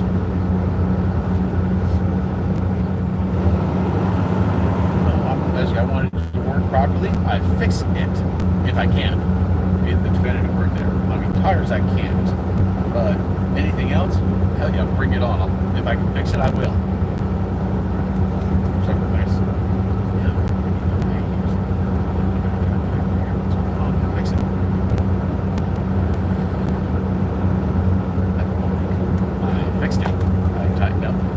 Got a new radiator cap, and it's done. Fixed. Proper fix. Yeah, the truck's still going. After my little repair, the truck's still going. Hasn't acted up since. And she's still running. She hasn't given me any issues since. None. Zero. No more issues.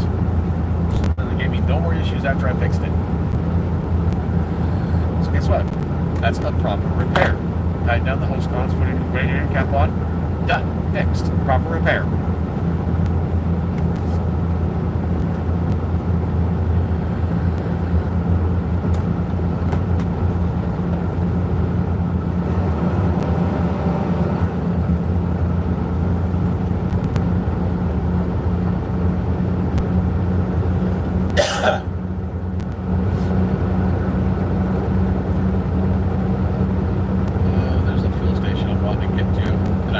Shut down at. I've got an hour 16 on my clock. It'll take me 22 minutes to get there. Won't be fucking new. I can get there, grab my parking spot, shut down for the night, get up in the morning, set my alarm clock this time. Fuck. Yeah, I kind of screwed up. I didn't set my alarm clock last night. Well, set it this time, set both of them. And then get up in the morning and haul ass.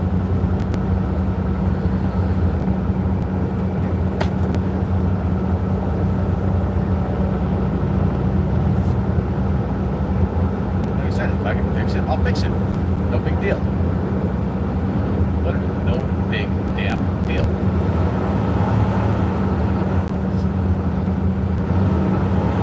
Yeah, simple fix. Rivet gun and some rivets. No big deal. Well, if I have to go to a slightly bigger size, no big deal. That just means it's better. If I have to drill holes slightly bigger, then that's what I do. I have to.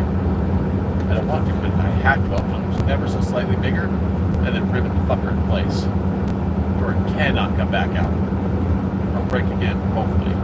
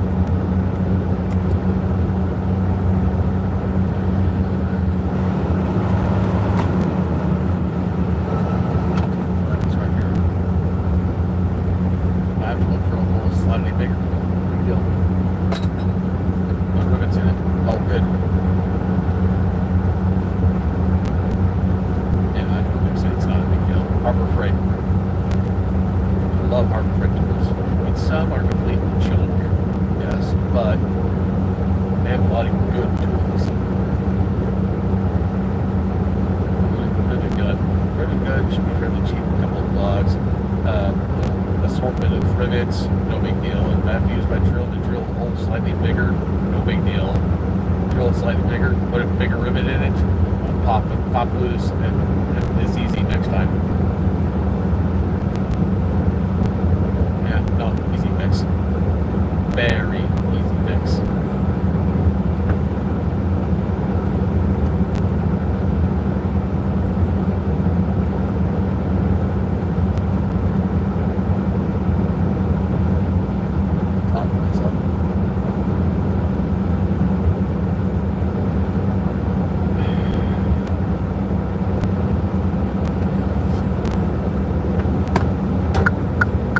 Damn, I'm bored. I'm talking to myself. Fuck.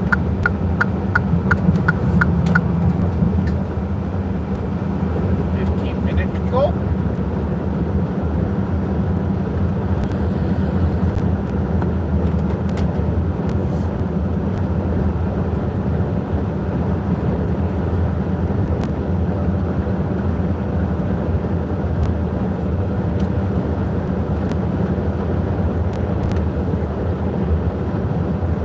See what it's doing.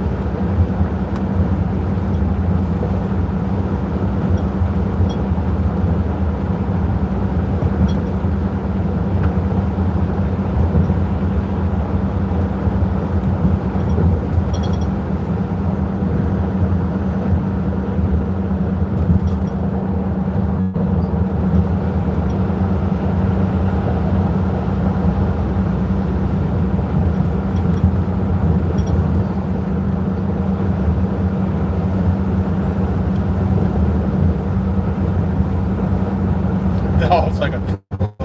No, it's like a truck. It's like a truck.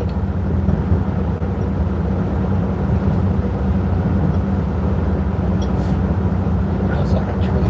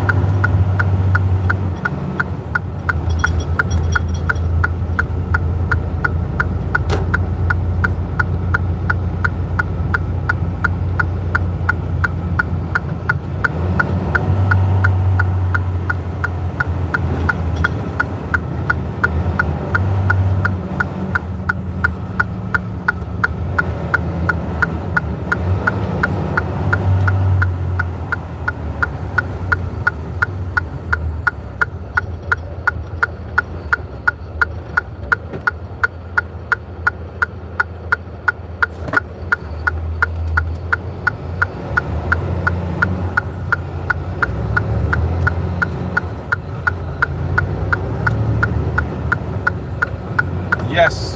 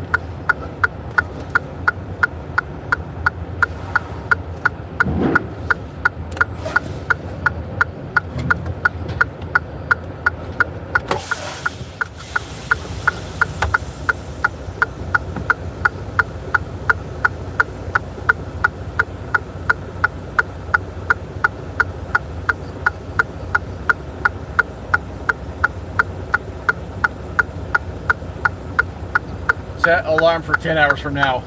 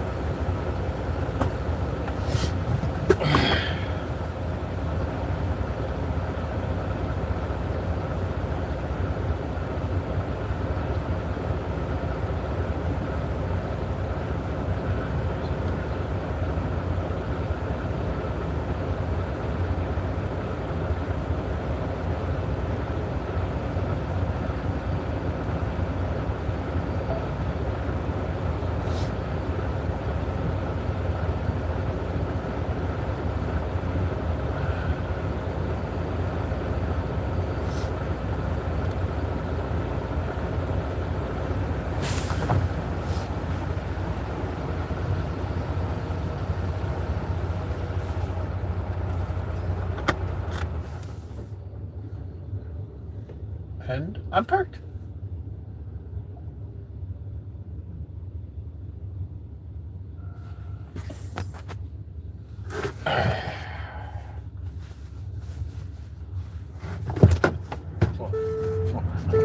Shit.